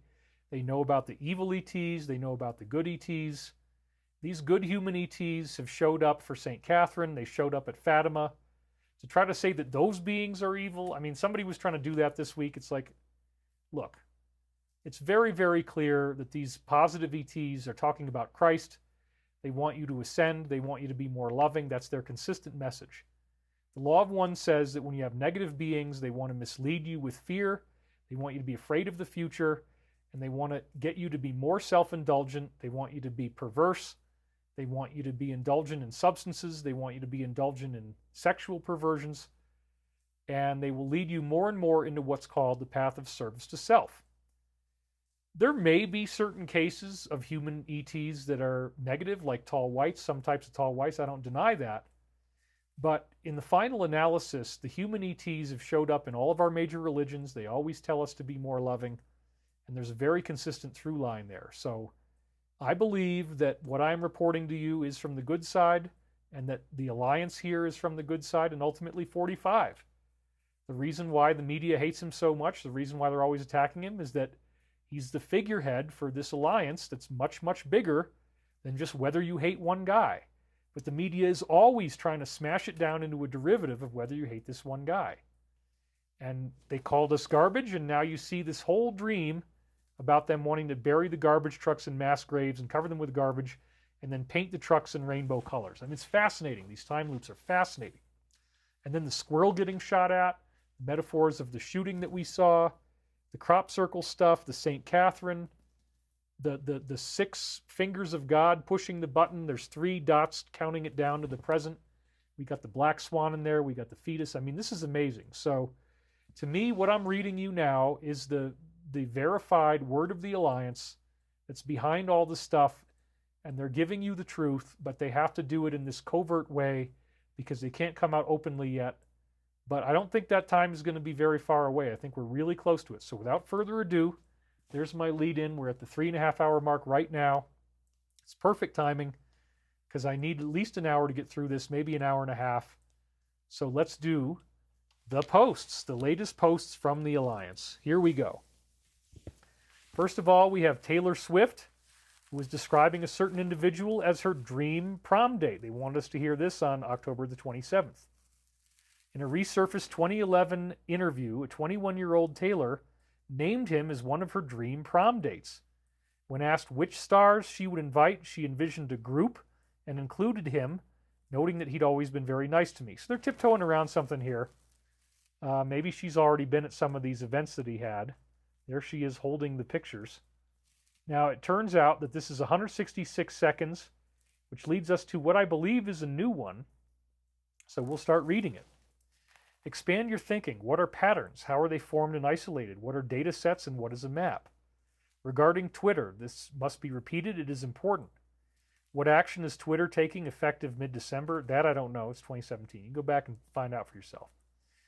But I guess this was something that was going to benefit the Alliance. And ultimately it led to Elon buying it, which was years later. What is the purpose of this action? Was it a possible test to understand a public and government response? When was this announced? When did the events in Saudi transpire? Who controlled a large portion of Twitter stock? I guess they did. Why is this relevant? Expand your thinking. There was a revolution in Saudi, by the way, and a lot of the bad people got kicked out. What was the real purpose of this action? What is the SS? Who is the primary person protected under the SS? Secret Service. That would be the president. What action are they taking on Twitter effective in mid-December? Would he be able to use Twitter post-action? Maybe not. I don't know. You got to figure out this for yourself. I'm not going to explain everything. I don't know all the answers. Define the known action. Why is the media ignoring this? What transpired with his Twitter account a short time ago? I guess they blocked him. Reread the crumbs on this topic. This is necessary. There are only two scenarios for them, but in both they lose. POTUS was advised by the Secret Service to terminate his use of the Twitter due to a new website tracking policy of cookies, amongst other spyware that we did not disclose. This was a risk, and it was the first time they failed. Reread. So apparently they want to come after him, so he had to stop using the app. He was silenced on Twitter due to this new policy regarding the Secret Service and the risk. Direct message failure. He refuses to be silenced. Bad actors are gathering metadata and targeting. Small example of this ongoing silent war. Options, regulate, problem, time to complete, solution. Patriots get the word out. Jason Bourne, Deep Dream. So there you go. Then they talk about how Miss K inadvertently danced to a song that was being sung to protest against her. Earlier this year, she cluelessly danced along in Puerto Rico, only to freeze mid-clap when the aide finally translated the lyrics to her, revealing they were protesting her visit. Ouch. 35 seconds. This is one of the really important ones, folks. The big one. This is where it all talks about the arrests and what they're getting ready to do. So this is huge that they put this up right at the beginning of the week. The president will be well insulated and protected on AF1 and abroad. The specific locations are classified. While these, obviously we're talking now about arrests, operations are conducted due to the nature of the entrenchment. They are everywhere. They've penetrated everything. So this is interesting. They're going to hide him away on a plane so nobody can shoot him while this is happening. It is time to take back our country and make America great once again. Let us salute and pray for these brave men and women in uniform who, of course, will undertake this assignment to bring forth peace, unity, and return the power to everyone here, the people. Got to change it up a little bit on purpose. I'm doing that on purpose. It is our hope that this message will reach enough of you to make a meaningful impact. We cannot yet telegraph the message by normal methods for reasons I'm sure everyone here should be able to understand. Right? Because then DS would come after them and it would stop the plan from working. So it has to be kept secret. That's why what I'm doing is so important. Follow the questions from previous threads. Remain calm. The primary targets that they're going after are within... The primary targets are in D.C. and remain at the top on both sides. Yikes. Okay, there we have it. Any spillover in the streets will be quickly shut down. Remember what we just saw? Something's being built in front of the White House. Primary targets in D.C. on the top. Whoa. Look for more of these dark, false events. Stay alert, be vigilant, and above all, Please pray. Quote from the Bible now. For God so loved the world that he gave his one and only Son, that whoever believes in him shall not perish, but have eternal life. Love is patient, love is kind. So they are definitely biblical, the alliance is. God bless you, my fellow Americans, 41020, which of course adds up to DJT. You do the math. Then they say that after he wins, they're going to reveal a little secret. Isn't this interesting? He teased that he and Matt Gaetz share a little secret that is set to give the people on the right an edge. And he said, our secret is making waves. We will reveal it once the race is won. That's very confident. He says the race will be won. What is the secret? We don't know yet. That's a big mystery. I love it. I love secrets. 3.7 million views. Holy crap. And post number 14, which we've read many, many, many times, and it's long. And it's a little confusing. And here's Washington crossing the Durham. We've done this week after week after week. So I don't really want to go through all this stuff again. I'll just highlight some parts of it. What must occur to allow for civilian trials? They were just talking about that. Does he know where the bodies are buried? Does he have the goods on most of the bad actors? We're seeing that now with these lawsuits. Here's the most important part, I think, folks. Was he asked to run for president? Yes, we've talked about this. Why and by who? Was she supposed to be next in line? Yes, they thought she was going to win. Was it supposed to be set up for her to win? Yes. Did good people prevent this? Yes. Why did he form a panel to investigate? And then it says, what is he in control of? One organization left that is not corrupt, the military playing such a vital role. He's surrounded by highly respected generals. And then why are they allowing these various nasty groups to operate? Why hasn't this Muslim organization been classified as something negative? And what happens when such organizations do become violent and start creating problems here? What happens if mayors, police commissioners, and chiefs are not actually enforcing the law? Well, we've seen that. What does he have specifically in authority over the Marines, and why is this important? Wow. So it's going to be done through the military. Here's another big one. Was he asked to run for president with assurances made to prevent any tampering? Yes. And I'll bet you those assurances are being made again so that it won't be tampered with, and we're going to have it be fair. At least whatever they're going to do afterwards, who knows, but they're going to prevent it. They're telling us this again. That's why they gave us 14 again. How is he always 5 steps ahead, and who is helping him? Wow. So you can see, folks, they've already given us very heavy stuff right at the beginning. Lydia Padilla, we are here from your beginning. Thank you, David. Thank you very much. This is very high octane, very exciting, very crazy stuff. We still have nearly 6,000 people watching. It's probably higher than that because as I keep changing camera angles or slides, the viewer number seems to drop. But that's okay. We got almost 6,000 people here. That's an incredible crowd. And I thank you for being here. This is a very exciting time. The next thing we're going into is good old Mitch is stepping down as the leader. It's about time, based on what they say here. He's the longest-serving Senate leader in history, stepping down in November, concluding a reign of terror. That's pretty direct. Casting a long, dark shadow over our politics. He was visibly emotional, announcing that his time has come to an end. What's the innuendo there? Anyway, this is a good thing. This is part of the alliance, getting out the people that are no longer serving the highest good or never were. 500,000 views here. The next one is this investigation into the jail where this guy was placed. They want to make sure he doesn't get, I can't say the right word, but whacked. There was a word for that named off of this guy's name that starts with an E. You know what I'm talking about. Same prison. Federal investigators have launched a high-stakes interagency operation at the notorious New York City jail where this individual is being held. The lockup is infamous for its appalling conditions, rampant violence, and deaths, and they're now under intense scrutiny. This probe is led by the Bureau of Prisons, the Justice Department's IG, and additional law enforcement agencies trying to expose the full extent of their troubling issues at this jail.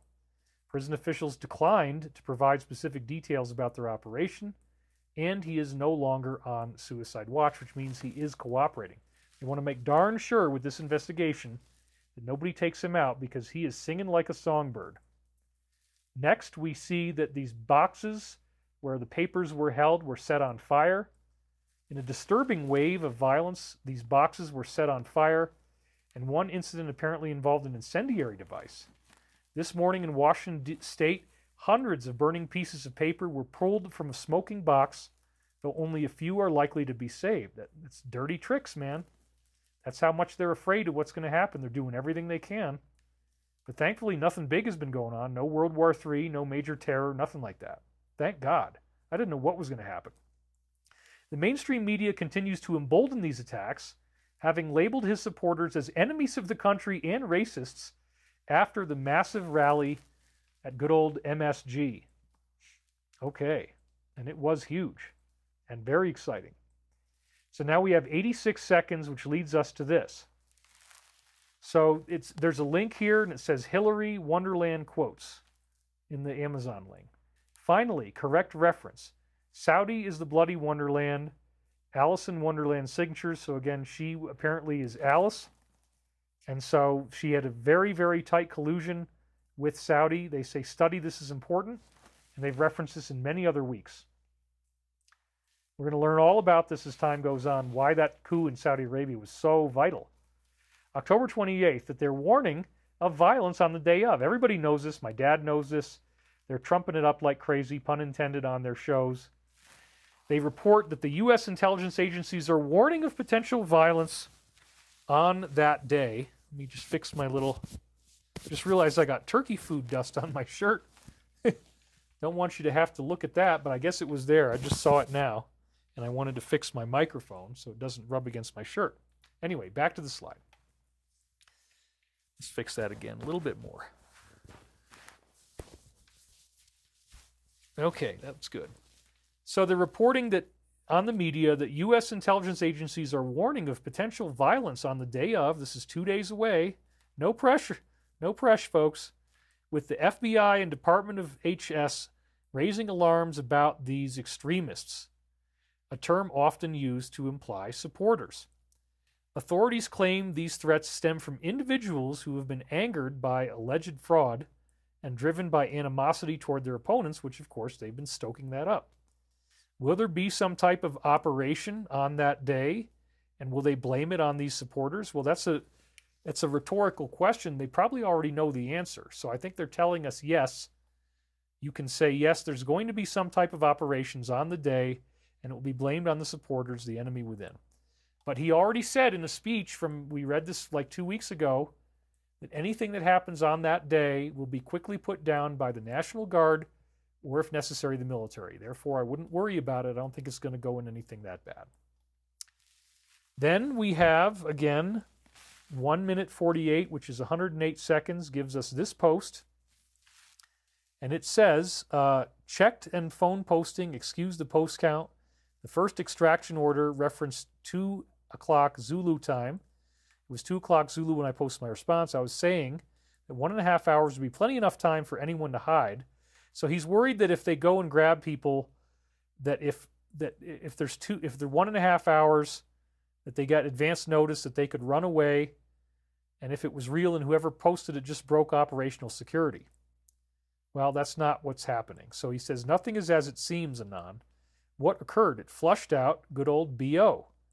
Why is that relevant? Analyze the timestamps of my go message to BO's tweet. So what they're really saying is that these events that are planned on the day of, which they just posted about, are going to flush this individual out. That's good. That's not bad. Next on the list is, what the heck did he see in the tent? This is a bit of comic relief. He's got this funny look on his face, and it said this was his expression after stepping out of a tent he shared with Michelle. What exactly did he see? It's just a silly thing. Anyway, the next one is an extremely disturbing suit coming from somebody who is, as you can see there, he's facing a disturbing lawsuit accusing him of crimes against an aspiring rapper during a 2005 audition at a New York City hotel. Filed by Houston attorney, this complaint states that this young rapper, accompanied by his parents, traveled to Manhattan. He wanted to advance his career through meetings with music industry executives. But during the encounter, he was reportedly offered a soda and he now believes that there was something in it. Following details are not to be easily shared, so we're just going to kind of gloss over this. Number 1, you have to do some things you don't want to do. Number 2, yep. Number 3, there was resistance, and then that happened. Number 4, he froze in terror, and he went unconscious. And then he later woke up and felt that something was really wrong. The attached video is from today, showing the FBI and other law enforcement agents entering the jail in an interagency operation. It's very sad. So this is all stuff we're going to have to learn about. Hence why we call him a name that sounds like the Riddler. 4.8 million views. That's enormous. And so 1 minute is 60 seconds, and then that's where they tell us, outside of a potential operator who's been dialed in, nobody else has this information. You can count the people who have the full picture on 2 hands. There's less than 10 of them, and only 3 are non-military. Wow. So this is all going to come to a head, folks. And all these people less than 10 are the ones coordinating it, and they're never going to tell anybody anything. Operators never divulge. And then again, they say Alice in Wonderland, which now we know what that means, Saudi and Hillary. Then we see that this fashion company created ridiculous reptilian sneakers, look like something out of Lord of the Rings, meets basketball, I guess. I don't know. This brand has previously faced criticism over their accusations of what they promote, and they're sparking controversy again with their latest shoe design, which they call reptile trainers. Well, there again, it's the reptilian ET connection. They want to acknowledge who their bosses and overlords are. And we got 10 seconds, which once again gives us this investigation post we've seen many times before. And it says, remember that there's an open investigation into this foundation. Why did he drop it? Who was the director during their crisis in this small country of Haiti? And how many of these children disappeared? How much of that money went to this foundation under the disguise of sending relief to this country? Yikes, that's bad. What countries donated big money to the foundation and why? And obviously we know Saudi must be one of them, the biggest ones. How much was owed before the revolution they had? How much was owed when she lost? How would they repay this? What did the others do with the cash just prior to leaving office? Did they repay people who donated them for favors? Oh, yeah. Again, here's the point. This is the main reason why they gave us this, I'm sure. Good people were forced into bed with evil under the threats to themselves and their families. Could you live with yourself if you were helping to cover up evil, despicable acts if we gave you a safe way out? These people actually do worship Satan, and some of them openly show it, hence the reptilian sneakers. Unbelievable, right? Then we're seeing, this is really dazzling. I mean, this honestly, out of all the stuff they did this week, it was like, whoa. When I saw this, I was like, damn, okay. The helicopters planning an evacuation. 12 of them. 12 of them. Actually filmed. You can watch the film for yourself. An emergency response drill conducted in D.C. 12 helicopters participated in nothing short of an evacuation exercise right near the U.S. Capitol. So, whoa. This is actually showing that they are getting ready. They know that the military is going to do something, and they're already drilling on how the hell do we get out of here really fast? Do we have an hour and a half advance notice like that other post said? Can we run into these helicopters and get the hell out of here? I don't think that's going to work, folks. I don't think that's going to work. They're going to be intercepted. They're going to be brought back, if they could even get in there at all. So this is really, really high stakes drama that we're talking about right now, and it's incredible. So we got a 30-second video leading us to post number 30, which is again talking about that devices were placed in the White House where they could listen to people. So that might mean that, they're never even going to be able to get to the helicopters because the Alliance already knows everything that they're doing. You can read that more on pause if you want, but I got to make time up here.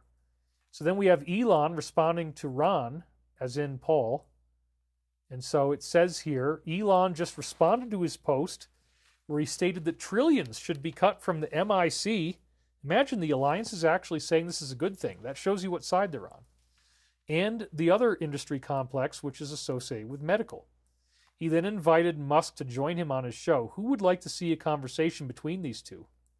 Wow, so they're in support of this. And he says, Ron says, I'd love to have you on the report to discuss, and he says it needs to be done. So that's a big thing. Then on the 29th of October, we see that it's now the turn for him. He warned Big Mike he made a mistake by being nasty. That was a big mistake that she, parentheses, he made. Remember, it was Big Mike who got Trump banned from almost all social media platforms after that event in that January. Now it's his turn. And again, I don't believe that this person is actually male, but whatever, they're just having fun. Got to let them have a little bit of fun. It's a lot of pressure. 1.2 million views, 33 seconds, gives us post number 33, where he says, I'm hopeful that my time spent here has not been wasted. Note that there are few, if any, shills inside this thread. The reason is that everything is being monitored, recorded, and analyzed. We don't want the clutter. Take good care and God bless.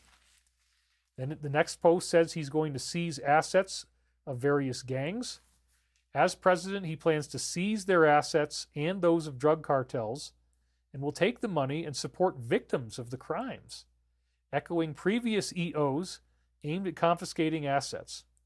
These assets collected will be funneled into a compensation fund that's wonderful, designed to provide restitution for those affected by these types of crimes. That is terrific. I love it. And we got 62 seconds leading us to this one here. I highly recommend somebody takes all these crumbs and puts them into a massive dump, which is what I do every week.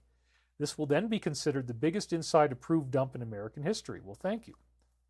They are beginning to understand, as, you know, Creepy John's attorney was just notified. So the attorneys of these people are being told, hey, this is a military thing. You're being implicated. You're going to have to appear for a secret event.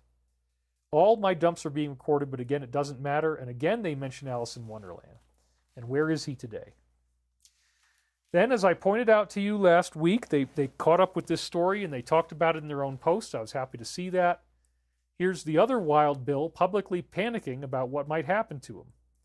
He appears to be in a state of public panic, openly expressing fears that the military might target him. He even suggested that he'd rather be transferred to G-Bay if it came to that, rather than the one in Colorado. Why is he referring to himself in the third person? So this is very interesting because he's openly out there joking about the idea that he might be arrested and sent to one of these places. So like he already knows. They're not even hiding it anymore. He's making jokes about it. And he has this weird way of talking about himself in the third person, like he was imitating 45. 1.5 million views. 115 seconds gives us this post right here, which actually says, Jesus effing, you know what? It's a Japanese restaurant, so maybe he has something to do with Japan. I don't know. Japan military urgent speech and the extraction coordinates are a restaurant. So again, he wants to extract. Maybe he's got a side deal. Maybe the helicopter is going to lead to an airplane that would take him to Japan. None of this stuff is going to work. I don't think there's any chance. They really should just play along and do what the Alliance wants is the best option they have, in my opinion. So then we see another account from these lovely folks made a threat against Elon. It's very, very sad. An anonymous account posted his name with a skull emoji, eerily similar to how they did the same thing for 45, but using a coffin. It was the same account, and this was done just 2 days before something happened on July 13th. I guess I said 14th. I was wrong. It was the 13th. The 14th is the day I talked about it. Sorry about that. So there it is. Unknown name, Ross Vandermeer, and he says Musk with a skull. And this is the same thing that he did 2 days before something happened, and it said 45 and then a coffin. So thankfully, the 2 days have already gone by. Nothing happened to him. He's fine. He's obviously got high-level protection, but this is very disturbing stuff, to say the least. And it also illustrates the high stakes that I have doing this as well. You know, to try to say that I'm a con artist or a fraud is just ridiculous at this point, but that's all they have, so they keep doing it, and doing it. That's fine. We will have them in court soon enough. We're setting it up right now. I've already put the money in. Anyway, election shenanigans in Pennsylvania on October the 29th is what we see here. That's sad. You know, we don't want those things to happen, but sometimes they do. Reports are claiming that the process is being manipulated in favor of one person.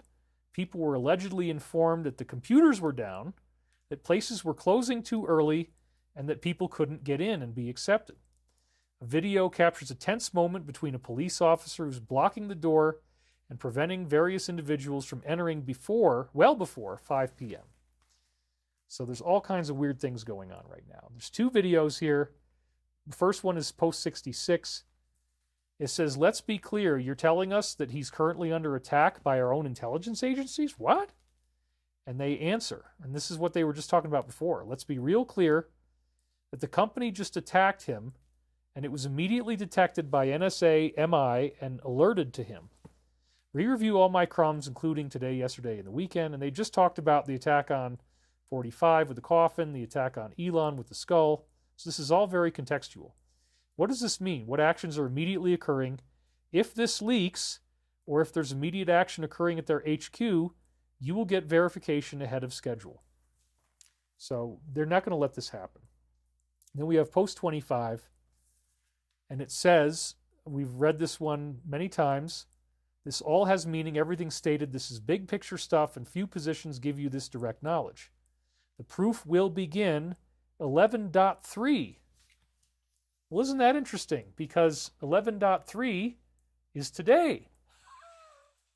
Today is November 3rd, and then tomorrow is November 4th, and then the next day is November 5th, and that's when it's all going down, folks. So really cool choice, you guys, to put in 25, knowing that I was going to do this on November 3rd.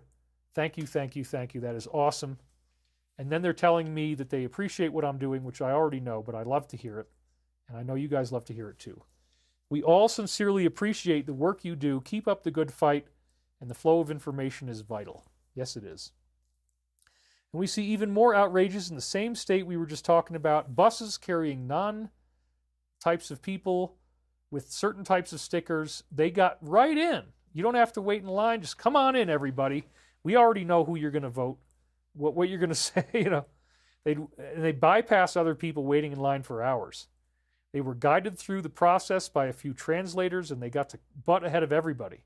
Wouldn't that make you mad? Oh, I would be mad. In another area, there was a mysterious figure with Rhode Island plates making last-minute drop-offs of a large stack. They are doing everything they can, but I still think it's going to be a landslide anyway, folks. We got 44 seconds, and it says, before he departs on Friday, he will be sending an important message, God bless. Well, Friday is actually after this happens, but note the date of November 2nd. That's the day before, which was the day I made all these slides. So we're going to have some big news by Friday of this week. And remember, they said that he has a secret, that there's a secret that we're going to find out about after the election. Isn't that interesting? Very interesting. And then we got to wonder, did Joe make a sabotage by making that remark that ended up in my time loop from January 2nd, 1999? Does anyone else feel like he did this on purpose to try to sabotage what she was up to? No one hates her more than him. Well, they obviously know this for a fact based on listening to calls and things like that. And then we have 16 seconds. And so look at this. Once again, it immediately again references Friday. So whatever the secret is, they might be leaking it on Friday. That's my implication. Get the popcorn. Friday and Saturday are going to deliver on the promise. He knows he must clean the house within government in order to free up and demonstrate who exactly has the authority to pass various types of legislation. This was always a priority. Remember, we can't have the Attorney General looking impartial. We need him for other important work. All of this is going to come into focus. Anyone who thinks that he is not in control is kidding themselves. He is 100% insulated. There is zero risk of impeachment. But we know that that's one of the things they're going to try to do is create arrests and create criminal charges and say, oh, the indictments, and oh, you can't go in on January the 20th because we're putting you in prison first. I mean, expect them to do everything crazy you can imagine. It's going to be delayed. They're going to say, we can't decide. We haven't been able to count yet. That's probably what's going to happen, unrest on the day of, weeks and weeks of it all tossed up in the air. We just don't know what's happening. We just don't know what's going on. We had a donation here. Bets says, so grateful to be journeying with you all. Exciting times ahead. We're now back up to our maximum of 6,300, which is what I've been seeing. So this is great. I thank you guys for being here. We're at the 4-hour mark. We're doing really well on time. I will be able to get it done within 4.5 hours, and I'm very excited about that. Oh, somebody said the last E was on 11/7. I didn't know that. So you don't know me, Mom says, where do we go to become a shareholder? Well, we already have, I don't know, a lot of people that inquired about that. It's like over 50. So you can send an email at stavati.com, but I think, you know, the people who already sent things in, who are obviously not scammers, you know, we've had several scammers, but we've already sent out materials to people, and, you know, it's really a question of who's fast and who's last right now, because we can only do 35 at the most. We've already got, I think, 4 or 5 that have signed up. So if you know, I don't know what's going on, but if you want to send us an email, I think Chris will at least read it. Studio Regeneration just donated. Thank you very much. So there we go. Oh, Susie B says, David, do you believe it's a coincidence and a link that the trumpets will sound? Trumpets. Yeah, I talk about that in Michael Prophecies. The trumpet absolutely is a symbol of what's going on right now. Miles Irvin donated $10, said, your stamina with regard to doing these live webcasts is non-trivial. Do you still collaborate with Nassim Harriman? I have done videos with him, conferences with him. I greatly respect him. His physics is amazing. We haven't been in touch for a while, but I would gladly talk to him again. All right, I want to keep this going so I can have dinner and get the hell out of here. Because yes, my stamina is amazing, but it has its limits. So let's keep on going, folks. And I wear my silly glasses when I'm not on camera so that I don't have to like burn my retinas on these lights. So then we see that there's a crackdown happening in Russia. Same issues that we got here, but they're going they're really going in there. The authorities are intensifying these raids, targeting these various individuals in sweeping crackdowns, stretched from apartment complexes into vast warehouses all throughout the year. Entire tribes have been dealt with, and this is exactly what's going to happen. So, oh, you can't be mean to them. No. Look, if you did it right, if you did it legally, everything's fine. But I was briefed on this plan to flood us with these types of people. I was briefed on this plan by insiders going all the way back to like 2006. This is what they wanted to do. They want to flood you. And then what that does is it reduces the quality of living, because now you got people who will work for less. So everybody starts making less money. And it basically, you know, turns you into a denigrated state. So this has been a major, major psyop, and they're also doing it to try to make sure they can win, because all these people are being manipulated so that they can actually go in there and cast, if you know what I'm saying. So, no, they don't get to stay here. You did it illegally, and we need those jobs going to people who actually are here legally. So that's what's going to happen, and I'm fine with it. Needs to happen. 43-second video gives us post of the same number. Crumbs not meant to scare anyone, but merely to inform. Uh-oh, what's that next line? Resistance will be dealt with swiftly. Yeah, it's only going to take maybe 10 days, maybe even only 1 day. And it's going to be big, and you're going to get messages on your phone. They have that message coming up again. Our core focus is removing entrenched and fortified bad actors within our federal government, both past and present, and also others. We want you to be diligent. We will give you phone numbers if you see anything weird going on, uprisings or otherwise. Any of the military that you might see is for your protection, and we are going to be demonstrating our resolve. Watch for confirmations tomorrow. And again, weirdly enough, November 2nd, 2017, the day before our broadcast time of November 3rd. So lots of interesting stuff here. Then we see Arnold is voting, and I support these people, and you should too. Now, I think he's lost all credibility at this point. He's announced who he wants to vote for. He's previously joined forces with Creepy John, tackling climate change. and they say, oh, we're fighting against pollution. And then you got 2.2 million views and post 27.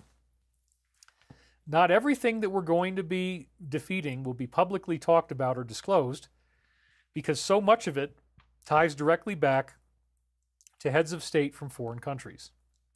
We will reveal a great deal, and we do want transparency, but things will be suppressed so that it's not a cost that we can't recover from.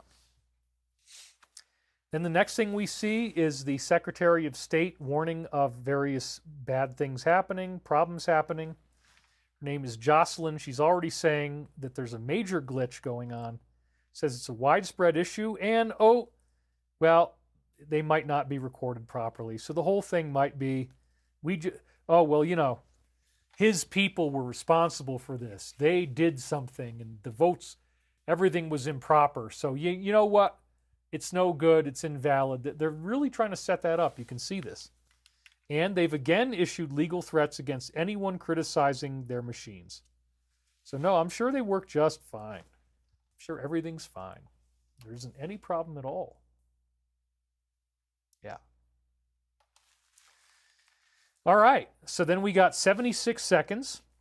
And that leads us to this one. And it says repost lost.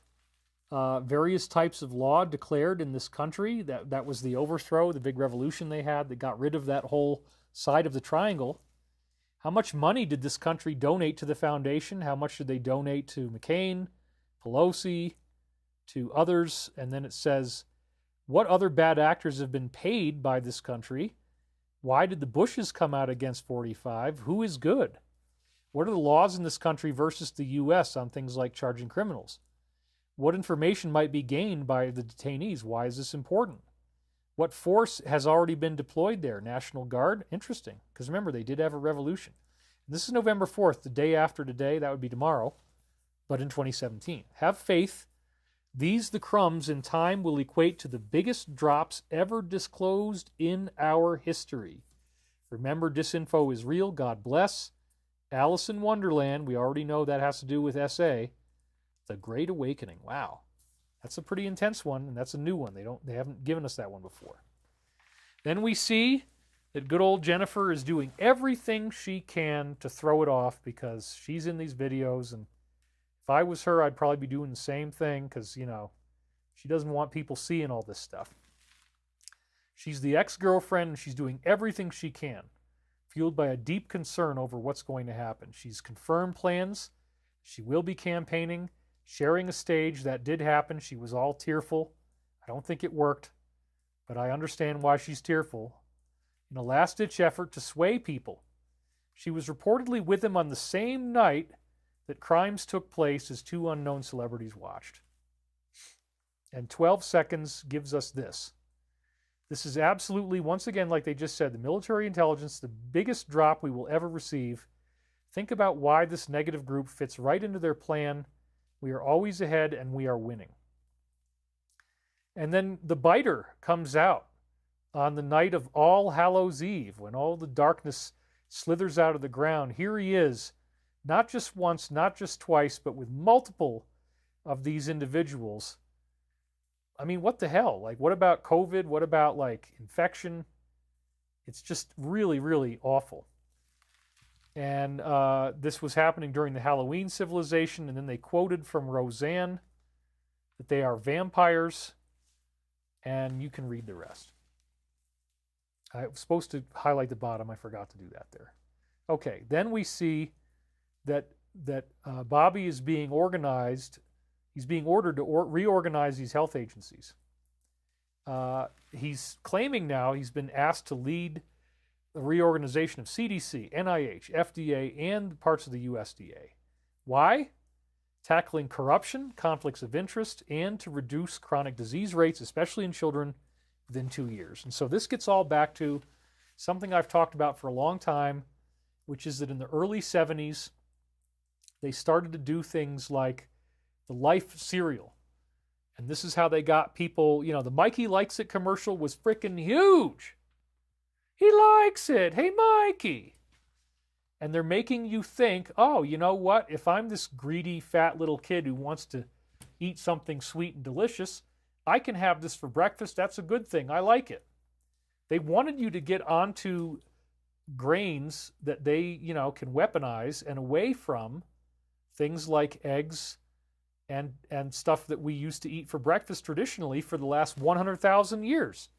Maybe some type of protein, eggs, etc. Then they say, oh, no. And then Oscar Mayer, right? In the early days of Oscar Mayer, these processed meats, Oscar Mayer bologna, Oscar Mayer hot dogs, the commercials keep saying this is good meat, good meat, good meat. They don't want you to eat regular meat. They want you to eat processed stuff. And I was just listening to Boogie Down Productions, which is the rapper KRS-One the other day. And there's a line in one of the raps where he says, and I don't eat pork with sauerkraut because I won't eat, I'm sorry, I do it again. And I won't eat Franks with sauerkraut because I won't eat pork from the tail to the snout. Get on down to the hip hip hop before I stop piece to Scott LaRock. But let me chalk the style that is action, because many MCs don't believe they're asking. They're lost, crazy, mixed up in their identity. This is not what hip-hop was meant to be. I can't be beat. Hardcore kids in the street with 150 on their feet.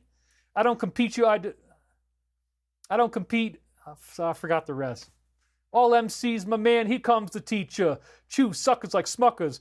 And then it goes on from there. I'm not going to do any more. But anyway, I love that stuff. But yeah, he didn't want to eat pork from the tail to the snout. That was part of the KRS rap. So he knew about it back in 1992. Sex and Violence is the name of that album. It's incredible. It's very, very out-of-the-box truth. Before they suppressed him, almost every song on the album, some of them are not as wonderful, but there's a lot of truth-telling on that album.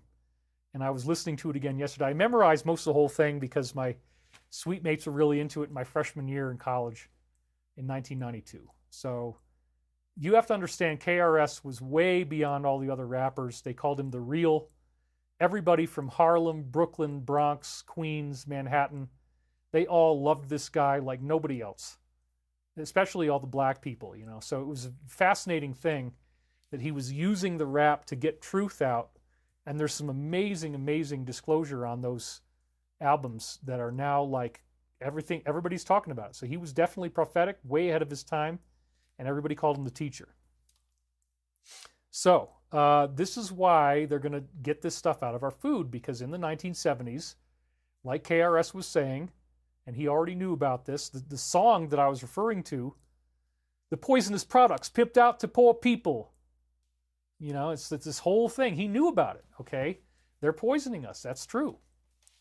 So 50 seconds leads us to post number 50, which has the big drop. How did they obtain uranium in these various countries? Why were billions of cash sent over there? Oh, that means they're trying to make weapons and it's all on the inside. Yuck. Why the cash component? Were the hostages a cover? Apparently so. And could cash be handed off to others? How many planes carried it in? Did they all land in this country in the same location? Why is this relevant? Well, different people had to get paid off, I guess. Who really controls this other country? Don't think of a single person. Think of the entity. Well, again, the DS is using this country as their proxy. They're actually working together. Why is this important? Why are wars so important? Who benefits? What does a hostage really refer to? Who can be held hostage and controlled if they have certain miniaturized things? This is very interesting. Alice in Wonderland again. Then we have a big, big influencer, Jake Paul, making his endorsement. 20 million subscribers. He told Aiden Ross to take off the shirt, suggesting that wearing it aligns with supporting something bad. That's amazing that he actually did that. On this video with 20 million people, everybody's learning the truth now. Well, she secures endorsements from people that went to the parties. He is gaining support from individuals actively opposing their crimes. It's fascinating. 37 seconds gives us this. This is another one that honors me and everybody else like me. There's many of us that are fighting for the truth and being brave. They are the true patriots, and we will never forget. Let these coming days, yeah, this is happening soon, folks. Let these coming days be remembered in our history as the time we fought to recapture the Republic from evil bad actors who, as you can tell, for so long have sacrificed many good people for their own personal gain. They want us to fight the good fight and let justice be served. Then we have a child actor spilling the beans on the meaning of this particular bear. His name's Orlando, and he said this is a secret code for something that they practice. It's very dark, pun intended, I guess. Last night, she dressed as this type of a bear, and this seemed very out of place for Halloween. Yeah, I really do look at this. At this point, they know that they're going down. They're very defiant, and they're just giving everybody the finger, and they're like, F you. We're going to just rub it in your face because we know that it's all going to be exposed very soon, so we're just going to... But that's what they do. They expose themselves, right? I mean, that's the fascinating part is like, okay, yeah, you know, thank you for revealing who you really are. Thank you for dressing up this way so it makes it so obvious for us. So then we see 3.7 million views on this. 63 seconds gives us this. This is the Let's Make a Deal post. To those watching, you know who you are. You have a choice to make. You can actually stand up and you can do what you know is right, or you could suffer the consequences because of your previous actions. Make no mistake, as we've said, you are on the losing side and the choice is yours. If you decide to take down the internet, which they might still try, that could be happening very soon, we will be ready. And then again, they mention Alice in Wonderland. Over and over and over again. Then we see a sports personality on another show wore the same bear outfit. Former football player and sports analyst Pat showed up in this outfit today just after she wore the same costume last night, or very similar. 500,000 views, and it's 20 seconds long. Who did he meet with yesterday? Was the Attorney General there? How many generals in the military intelligence were on this list for a separate meeting? Were meetings combined? Why did they renovate certain rooms? Where was the meeting? Why don't they allow phones? And what firm conducted these renovations? So again, I believe the implication here is that they're all planning something that we don't know about yet because it's all happening in secret meetings. Then they made a very, very gross video. I'm only going to show you before it ever gets gross. Once you remove the glasses, you see reality as it truly is, video created using AI. And there's gore coming out of his mouth, and it's really horrific. I did not like it. 1 million views, 10 seconds. Oh, and you got the guy from They Live taking off the glasses on the bottom right there, too. That's funny. Post number 10, which we already read before, is talking about good people forced into bed with evil under personal and family threats. He's probably one of them. Could you live with yourself, helping to cover up evil, despicable acts? If you were given a safe way out. Once again, it's make a deal, make a deal. These people do worship the devil, and some of them are actually showing it openly. Wow. Then we have good old LeBron making his endorsement. I wonder why, you know? Well, they're going to tell you. He was part of these parties, and his family's future was the driving factor behind his choice. Well, yeah, because he doesn't want them dead, right? He's known for his iconic quote about how there's no other party like this. He's joined Beyonce, Taylor, Legend, Usher, Cardi, Leonardo, and Arnold in making their endorsements. And it seems like every one of these folks loves to party. 5.4 million views. That is bigger than anything in the media. And they have a video of him dancing, 37 seconds. And again, they are the true patriots. We will never forget. Let justice be served. Coming days will be remembered as the time we fought to recapture the Republic from evil. Wow, it is coming on strong. And this was November 1st, very close to the present. We have yet another indication of flipping. This time it was in Arkansas. Somebody's machine made the opposite registration. Oh, but you know, the fact checkers say, don't worry about it, everything's cool. Okay, great. So then we have 19 seconds, which leads us to this. And this is one we've read many, many times before about the black population. Why do they want to control them, keep them poor and in need? Why do they project racism on a daily basis against Republicans? How do they do the crazy talk on behalf of these guys? How do they cover the historical facts, which was the Confederacy and, you know, all these other things? What happens if they lose their slave grip on the population? Why do they, through the funding of various agencies, prop up and install assets in Hollywood and in the media? And then what historical advantages did they get by peddling a narrative? Who exposed these networks? You can't answer the above, but once we disclose the details, which is starting to happen now, you will laugh. The network controlling these narratives in turn keeps them under control. It's all being dismantled. That's good. We're at 6,300 people watching right now, which is incredible. You guys have stuck with me the whole time. We're coming up on 4.5 hours. And we're just about done with slides. So false national leaders will be exposed next, local and national, as shills. So I guess that's what we're getting ready to see. And that's all, might even be happening by Friday, based on what they've been saying. Follow the money. How did they get $4 million homes on the low salary of government? All these questions paint the full picture. Then I got to give her credit, Nicole. She did an amazing job calling out this whole thing. She was the running mate, and she called out this whole thing at a Tucker event in Arizona, said that it mocked something else having to do with the eyes. She sparked a powerful response. The crowd began chanting, "No more, no more." That was very brave of her to do that. Nicole, you have my full respect and love for that. He has predicted a major landslide victory on Tuesday. This is the Great Awakening. I think it will happen. Maybe it won't even be able to be stopped. I mean, that would be cool. We're going to find out. And I'll be back in touch with you once we find out. And of course, look at this. What is she talking about? Again, she's talking about this horrible thing having to do with the bear, and everybody in the audience knows about it. And then you see the type of injuries that it causes there, that people's eyes get all black and stuff. That's what it's really about. When you're hurt in certain ways, you have this bruising occur as the blood flows to your head from your body. Internal injuries can cause this if your head is down for a long time. 34 seconds is the ultimate post that we do every week talking about arrests. So here it is again, and we're going to read it again. Over the course of the next several days, and remember, now that they know I'm doing this on Sunday, this 2 days away is when this is going to happen, at least the first part, where we go to these booths, you will undoubtedly realize we are taking back our great country from evil.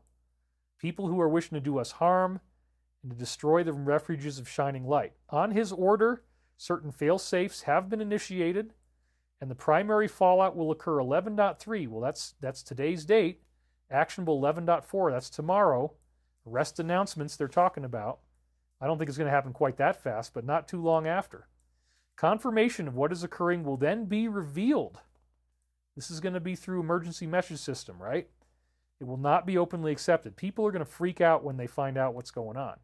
My dad doesn't even want to talk about it. He's freaked out as hell about this. He thinks it's very scary, and he doesn't know who to trust or who to believe. Public riots are being organized in serious numbers. Why? Because they don't want people to get captured and arrested. On his order, a state of temporary control will be actioned. There you go. It's going to happen for a little while. Special ops will be carried out. False leaks have been made to retain people inside the U.S. so that they can't get out. Rest assured, everyone's safety and well-being is going to be protected. However, the atmosphere in the country has been divided. Many people have fallen for this corrupt and evil narrative that is always being broadcast. Here it comes. Are you ready? Drum roll, please. We will be initiating the Emergency Broadcast System, or also known as EMS, Emergency Message System, during this time. There you have it. In an effort to provide direct messages circumventing the fake news to all citizens. Wow. I cannot wait. I am so excited. Organizations and or individuals who want to hurt us during this time will be met with swift fury. Certain laws have been pre-lifted to provide the military the necessary authority to conduct and handle these operations here and abroad. This is worldwide. Holy crap. Post 34 is always the mic dropper, like, boosh. Oh, wow. Okay. It's coming. I mean, I'm glad that I'm not going to have to keep doing these videos talking about something in the future. I'm glad that we're going to get to see the results of all of our hard work. We've all worked together on this. Bring it on. Then good old Kim models as nothing other than a white reptilian. This was really crazy. Again, like the other fashion company with their weird sneakers. This was her Halloween costume this year. Now, the tail they photoshopped in, but she literally put makeup on her entire body to look like a reptilian alien. Why? Probably an homage to the people she now believes are running the show. It's really creepy. The video's 38 seconds long, and this is the classic one about 4 carriers and escorts in the Pacific. Why is that relevant? They want to make sure that no other state actors attempt to harm us when they do this. Could be Russia, China, or North Korea. Think logically about the timing of what's going on. Notice there's increased military movement. National Guard is being deployed starting tomorrow. Remember, they've had all this stuff about 11.3. Well, that's tomorrow. Or no, today's 11.3. Tomorrow's 11.4. And then, what's going to happen on 11.5 is obviously what we're all waiting for. Note that there are other events and prepare messages of reassurance based on what we've shared with you to spread on different platforms, calm before the storm. They want you to help people know that it's going to be okay, like my dad who said, oh, that's really freaking scary, son. I don't even want to talk about this. Oh, my God. Sorry, man, it's true. It's going to happen. It's going to be a good thing. You might not see it that way at first, but that's okay. Some people really aren't going to like it. For those people, it's going to be like the event that happened in 2001. Okay? Then we see now there's tapes with 8 different celebrities that are now emerging. This is just getting crazier and crazier. In the unfolding probe, witness came forward, said that he saw tapes with 8 different celebrities who were victimized. 2 of them were, even more. It was even more problematic in those cases. 6 male and 2 female celebrities were involved, stored on 11 flash drives, provided by his former girlfriend. Wow. It's all building up to something. 91 seconds. Why is this particular group a priority? Could people be paying them to kill their opponents and insulate against exposure? The truth is mind-blowing, cannot be fully exposed. We are dealing with pure evil. Why wasn't she prosecuted for her emails? And again, this was done by B.O.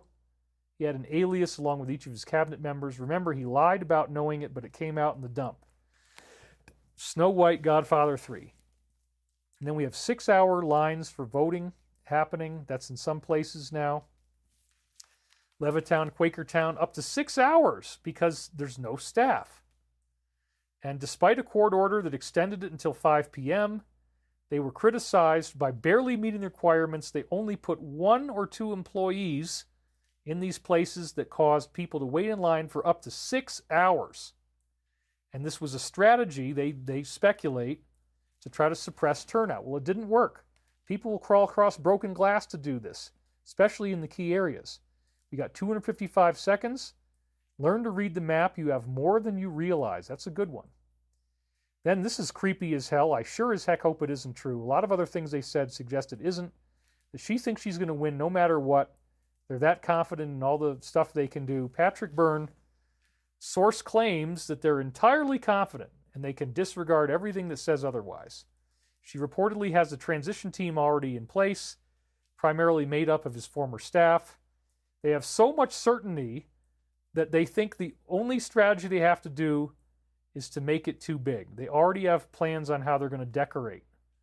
I hope this isn't true. I don't think it is because they've said many other things, but they do believe that. That's probably how they're keeping each other cheerful. But there's a lot of desperation. I don't really believe it. Post 138 is all this list of banks. And we found out again that it all tied back to what's owned by the Roths. Then it says the Fed and the IRS at the bottom. That's important. U.S. Fed is a privately owned company sitting on its very own patch of land, immune to our laws. Then we see National Guard was activated in one of these states. And it says right here that their Democratic Governor Jay did this to prepare for potential uprisings, with the order extending beyond the 5th to address any other problems as needed. So everybody's expecting something to happen.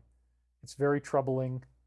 Then we have Salma, who posted this disgusting clip from a movie. I actually watched this movie.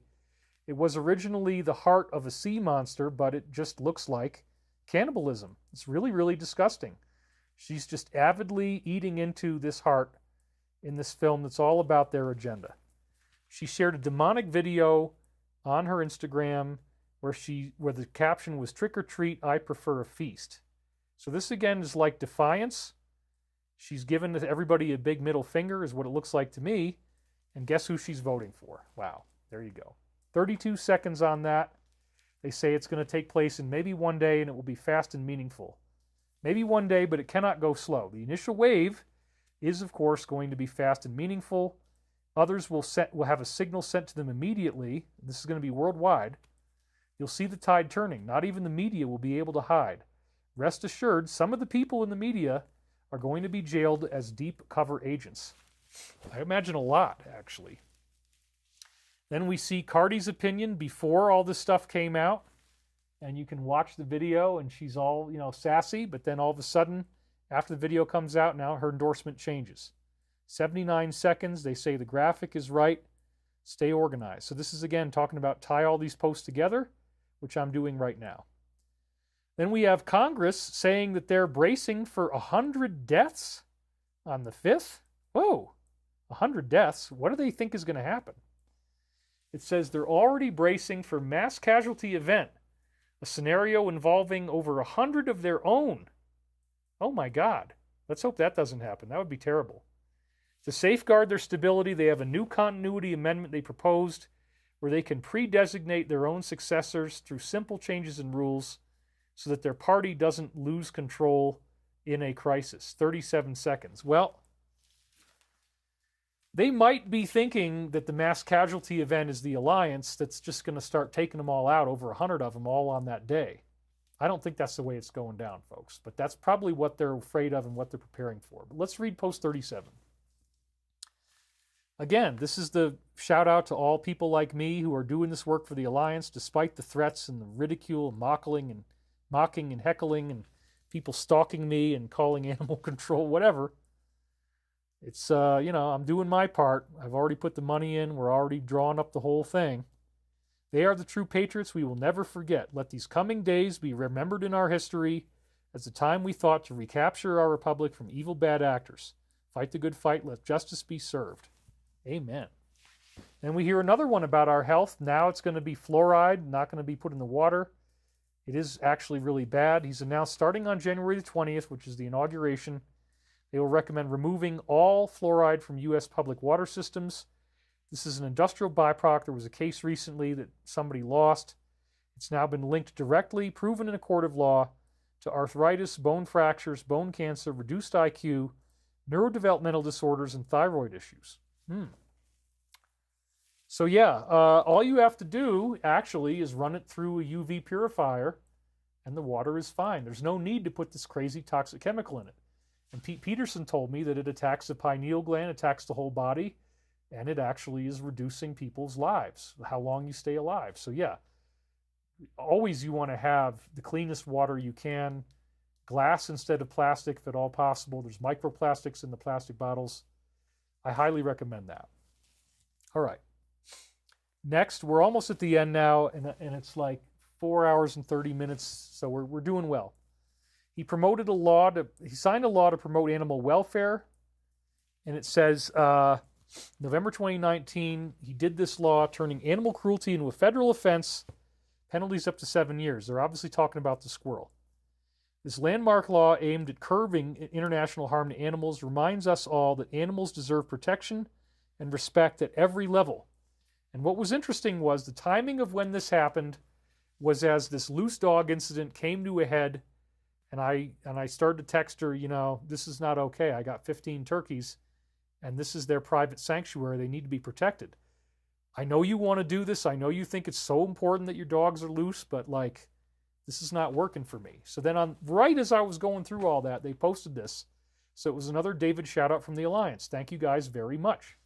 We had a donation. Val the Pool Gal, $20, third super chat. Thank you.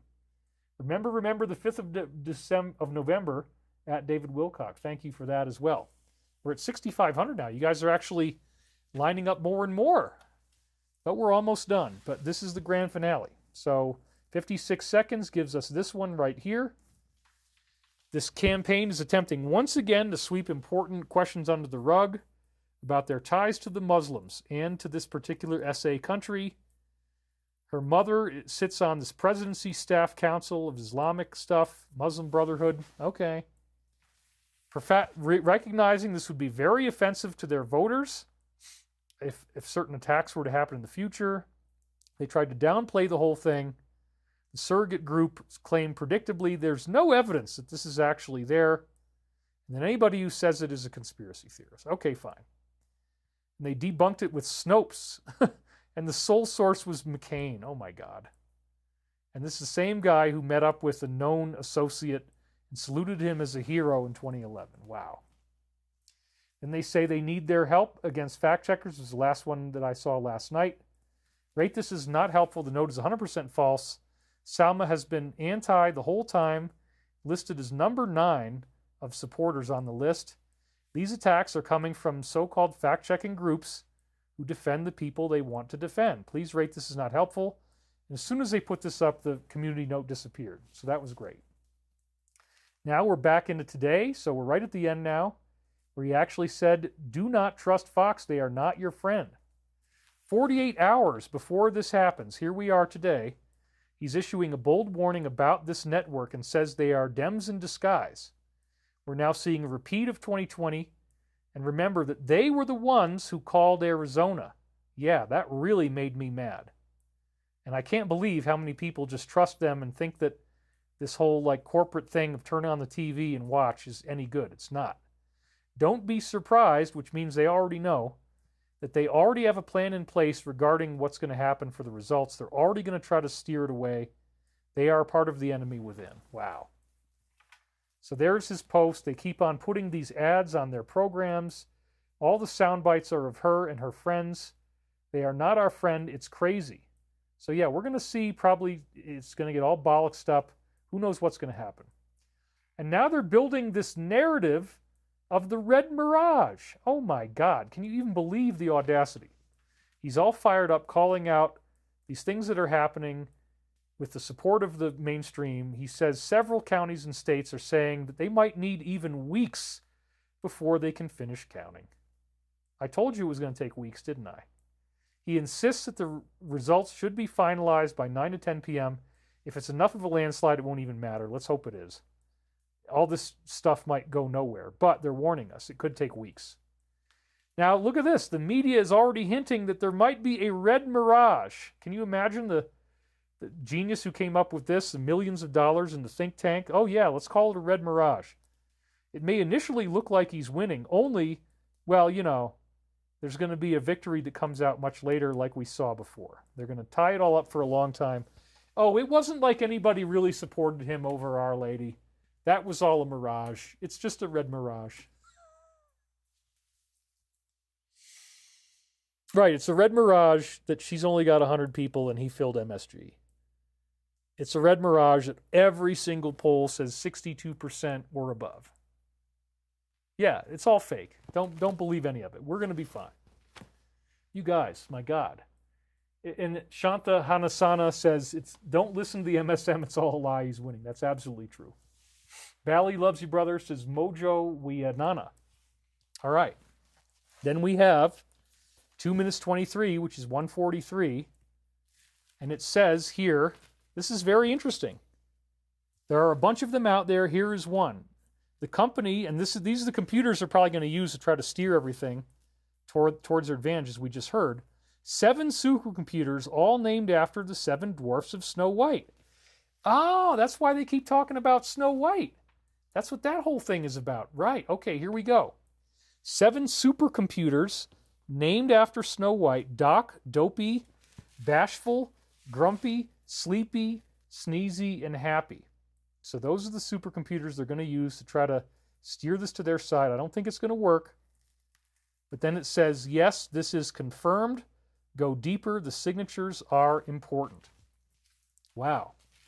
So that's the last slide that we have. And we're going to read a little of your comments, and then we're going to go right into our meditation. So let's do that first. Let's hear what you guys have to say. Right? So, why trust the media and the news when we have one common Bible we all own, yet what version of the Holy Bible do they own?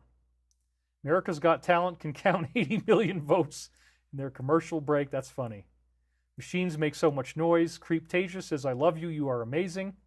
After one of your streams in May of last year, I got a strange dream.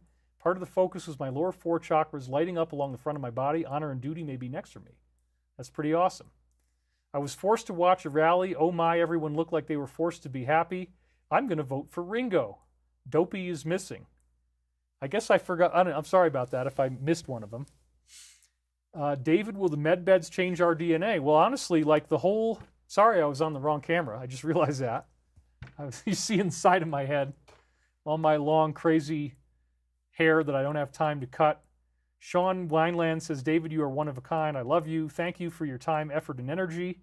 Your volume needs to be louder. No, we've been through this. I can't make the volume louder. If I do, I'm going to overload the microphone, and then it's going to be bad. So you just have to turn up your volume. David, you are the best. Love from Canada. What % chance that they release medbeds? Again, what I was saying is medbeds won't really be needed because we will have the ability after we ascend. And I really do trust these ETs. I believe the angels and all the time loops are being given to us so that we know that this is actually going to happen. Renato Marquez donated. We are grateful for the work you do, much needed in these times. Your wisdom and commitment are precious to humanity. Much respect. Love is flowing your way from all around the globe. He's already had 10 likes. Oh, David, I thought you'd be interested to know the first gematria result for Shadow of E is red wave. How cool is that? Synchronicity. Let's go. That was from Valkyrie. I had no idea. That's very interesting. Wow, was Creepy John on Ancient Aliens? Yes, he was. They tried to get me in that episode. I said, no frickin' way. No frickin' way. And then shortly thereafter, I no longer worked for them. Invitation I couldn't refuse. So then I wasn't on the show anymore. That's truth, man. Pleiadians will help get us through this, says Creeptasia. That's probably true. Have you ever met anyone with Rata's mark? Thanks again for all you do. Well, you know I have a weird birthmark on the back of my neck that seems to be related to that. Marlene Bola donate $100. Look at that. It's the red one there. And she says, is the Lion's Gate still open? Well, yeah. I mean, this is all of this stuff that we were talking about with the crop formations, the pushing of the button, the hand of God, that it's the final countdown. It's all this stuff getting ready to occur. This is what's happening right now. Let's make sure this hair looks as wild as possible. Wild hair is how you get ahead in the rock star world. So you need to have wild hair. My parents need the med beds. I'm falling apart. I need them too. Yes, we're working as quickly as we can. And again, the main thing we need to do is just get through the next few days. Let's see what this thing is going to turn into. Much love, David, says Deb Richard. I'm all in on the chat. Dweller keeps talking about various cures. I've heard of Laetril, Rick Simpson oil, pureed walnuts, avocado, asparagus, baking soda, apricot seeds, soursop leaves, love, well, you know, here's another one, right? $10, man. Tractor Supply, Chewy.com, anything like that. David, your hair is fine. You could have it spiked in purple and it wouldn't matter. You are substance. Much love. Thank you. We're overdue for some Angry Daddy or Colin. A sense of humor is most needed. G'day, mate. Thanks for asking for Colin McGeezer here. I could speak a little bit about how these tricky guys out there in the cosmos are trying to come in, mate. They're trying to take your rights away. They're trying to take your freedom away, mate. You don't want to let them do that. You've got to stand up. You've got to be strong. You got to talk like you're from Australia, mate, because down there in the bush, we've got lots of things that you wouldn't be so afraid of if you knew how to handle it, mate. You got to turn your boots upside down, mate. You don't want there to be a scorpion in there. That would be really bad, mate. I have had it. Sorry, because, you know, David had so much to talk about that he wasn't really that interested in letting Daddy get words in edgewise. He had this huge goddamn show. He went on and on for hours talking about all this stuff. Now he's at the end. He's got to get off the air so he can go eat food, you know, because I taught him what to like. Oh, my God, it was so delicious. The things that... God, that's good, boys. Anyway, there you go. Chris G says, you make me laugh and cry. A great release. Transmute negative energy to positive, says Kelly Martin. Awaken Light Warrior donated. Can we all please pray for Peanut the Squirrel and Fred the Raccoon? Maybe they rest in paradise. Absolutely. Please do a show with Gene Decode. I don't really know who that is, but I've heard, I guess I've heard the name a little bit. I just peed and I'm ready to meditate now, says Tev Castro. Hydrate. Play your guitar. Yeah, I'll hydrate a little bit. That's a great idea. Within Butterfly Garden says, thanks for the fun, David. So, yeah, there's lots of great stuff here. Can you get him on the show? I'm here to do the Bearcat Happy Election. All right, let's get down to business, folks. I've already got 4 hours and 45 minutes, so we're going to keep this as short as we can. It's just going to be 2 minutes, but we're going to do it right now. The Global Peace Meditation. Remember, if you do this with me, if you don't hang up the phone, We're going to reduce war, terrorism, fatalities, etc. by 72%. And we actually are almost to 7,000 people right now. So let's do this together. Let's get going. Close your eyes. Put both feet flat on the floor. Take a nice deep breath. And just let it go. We reviewed the amazing crop circle that appeared in Brazil. Santa Catarina and St. Catherine was teaching us that the Christ is always around us. And as you breathe in Christ consciousness. The consciousness of the universe, this true identity that we are all ultimately striving to become. As you breathe in, you're breathing in healing. As you breathe out, you're breathing out peace. Releasing the guilt that we may have felt over the past. Releasing the fear that we may have over the future. Affirming our connection to the universal Christ consciousness.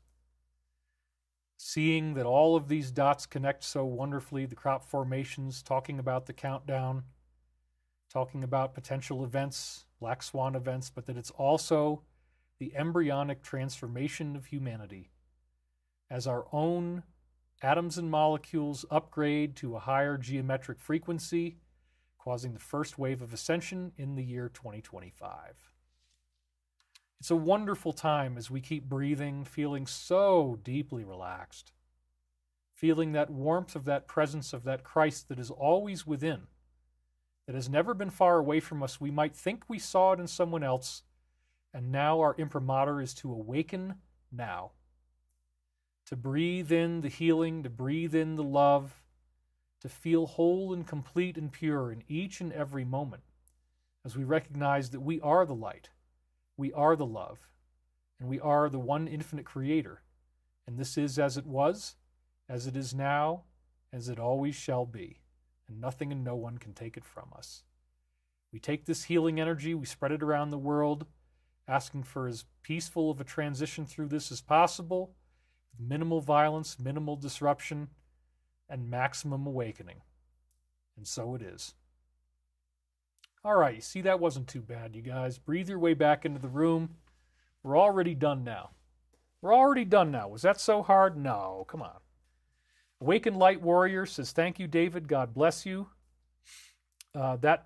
This healing made me slide a huge poo out.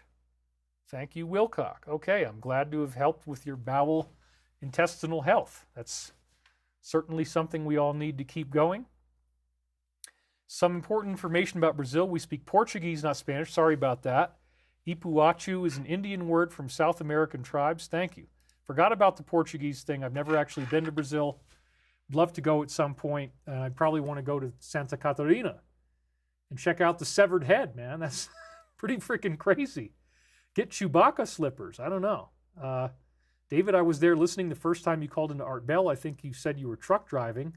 No, that was not me. That's a long-standing stupid hoax that people are trying to blame on me. It was not me.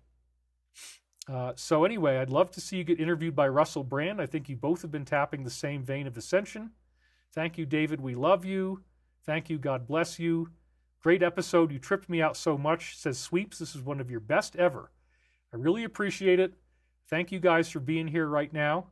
We're going to stop at the 4-hour and 50 mark. So it's really great that you guys have been here for me, and I'll be here for you next week and maybe even earlier if things get really, really squirrely. Oh, bad pun. But, you know, please don't hurt the animals. Anyway, we'll be here next week. I've got way more time loops to do, so definitely next Sunday, if not sooner. This is David Wilcock signing off. We will see you on the flip side. Pray for peace. Let's hope for the best. I'm so excited. I cannot wait to see what this is going to turn into. And we will be here definitely by next Sunday, if not sooner. More time loops and more amazement. So stay tuned. Thanks for watching.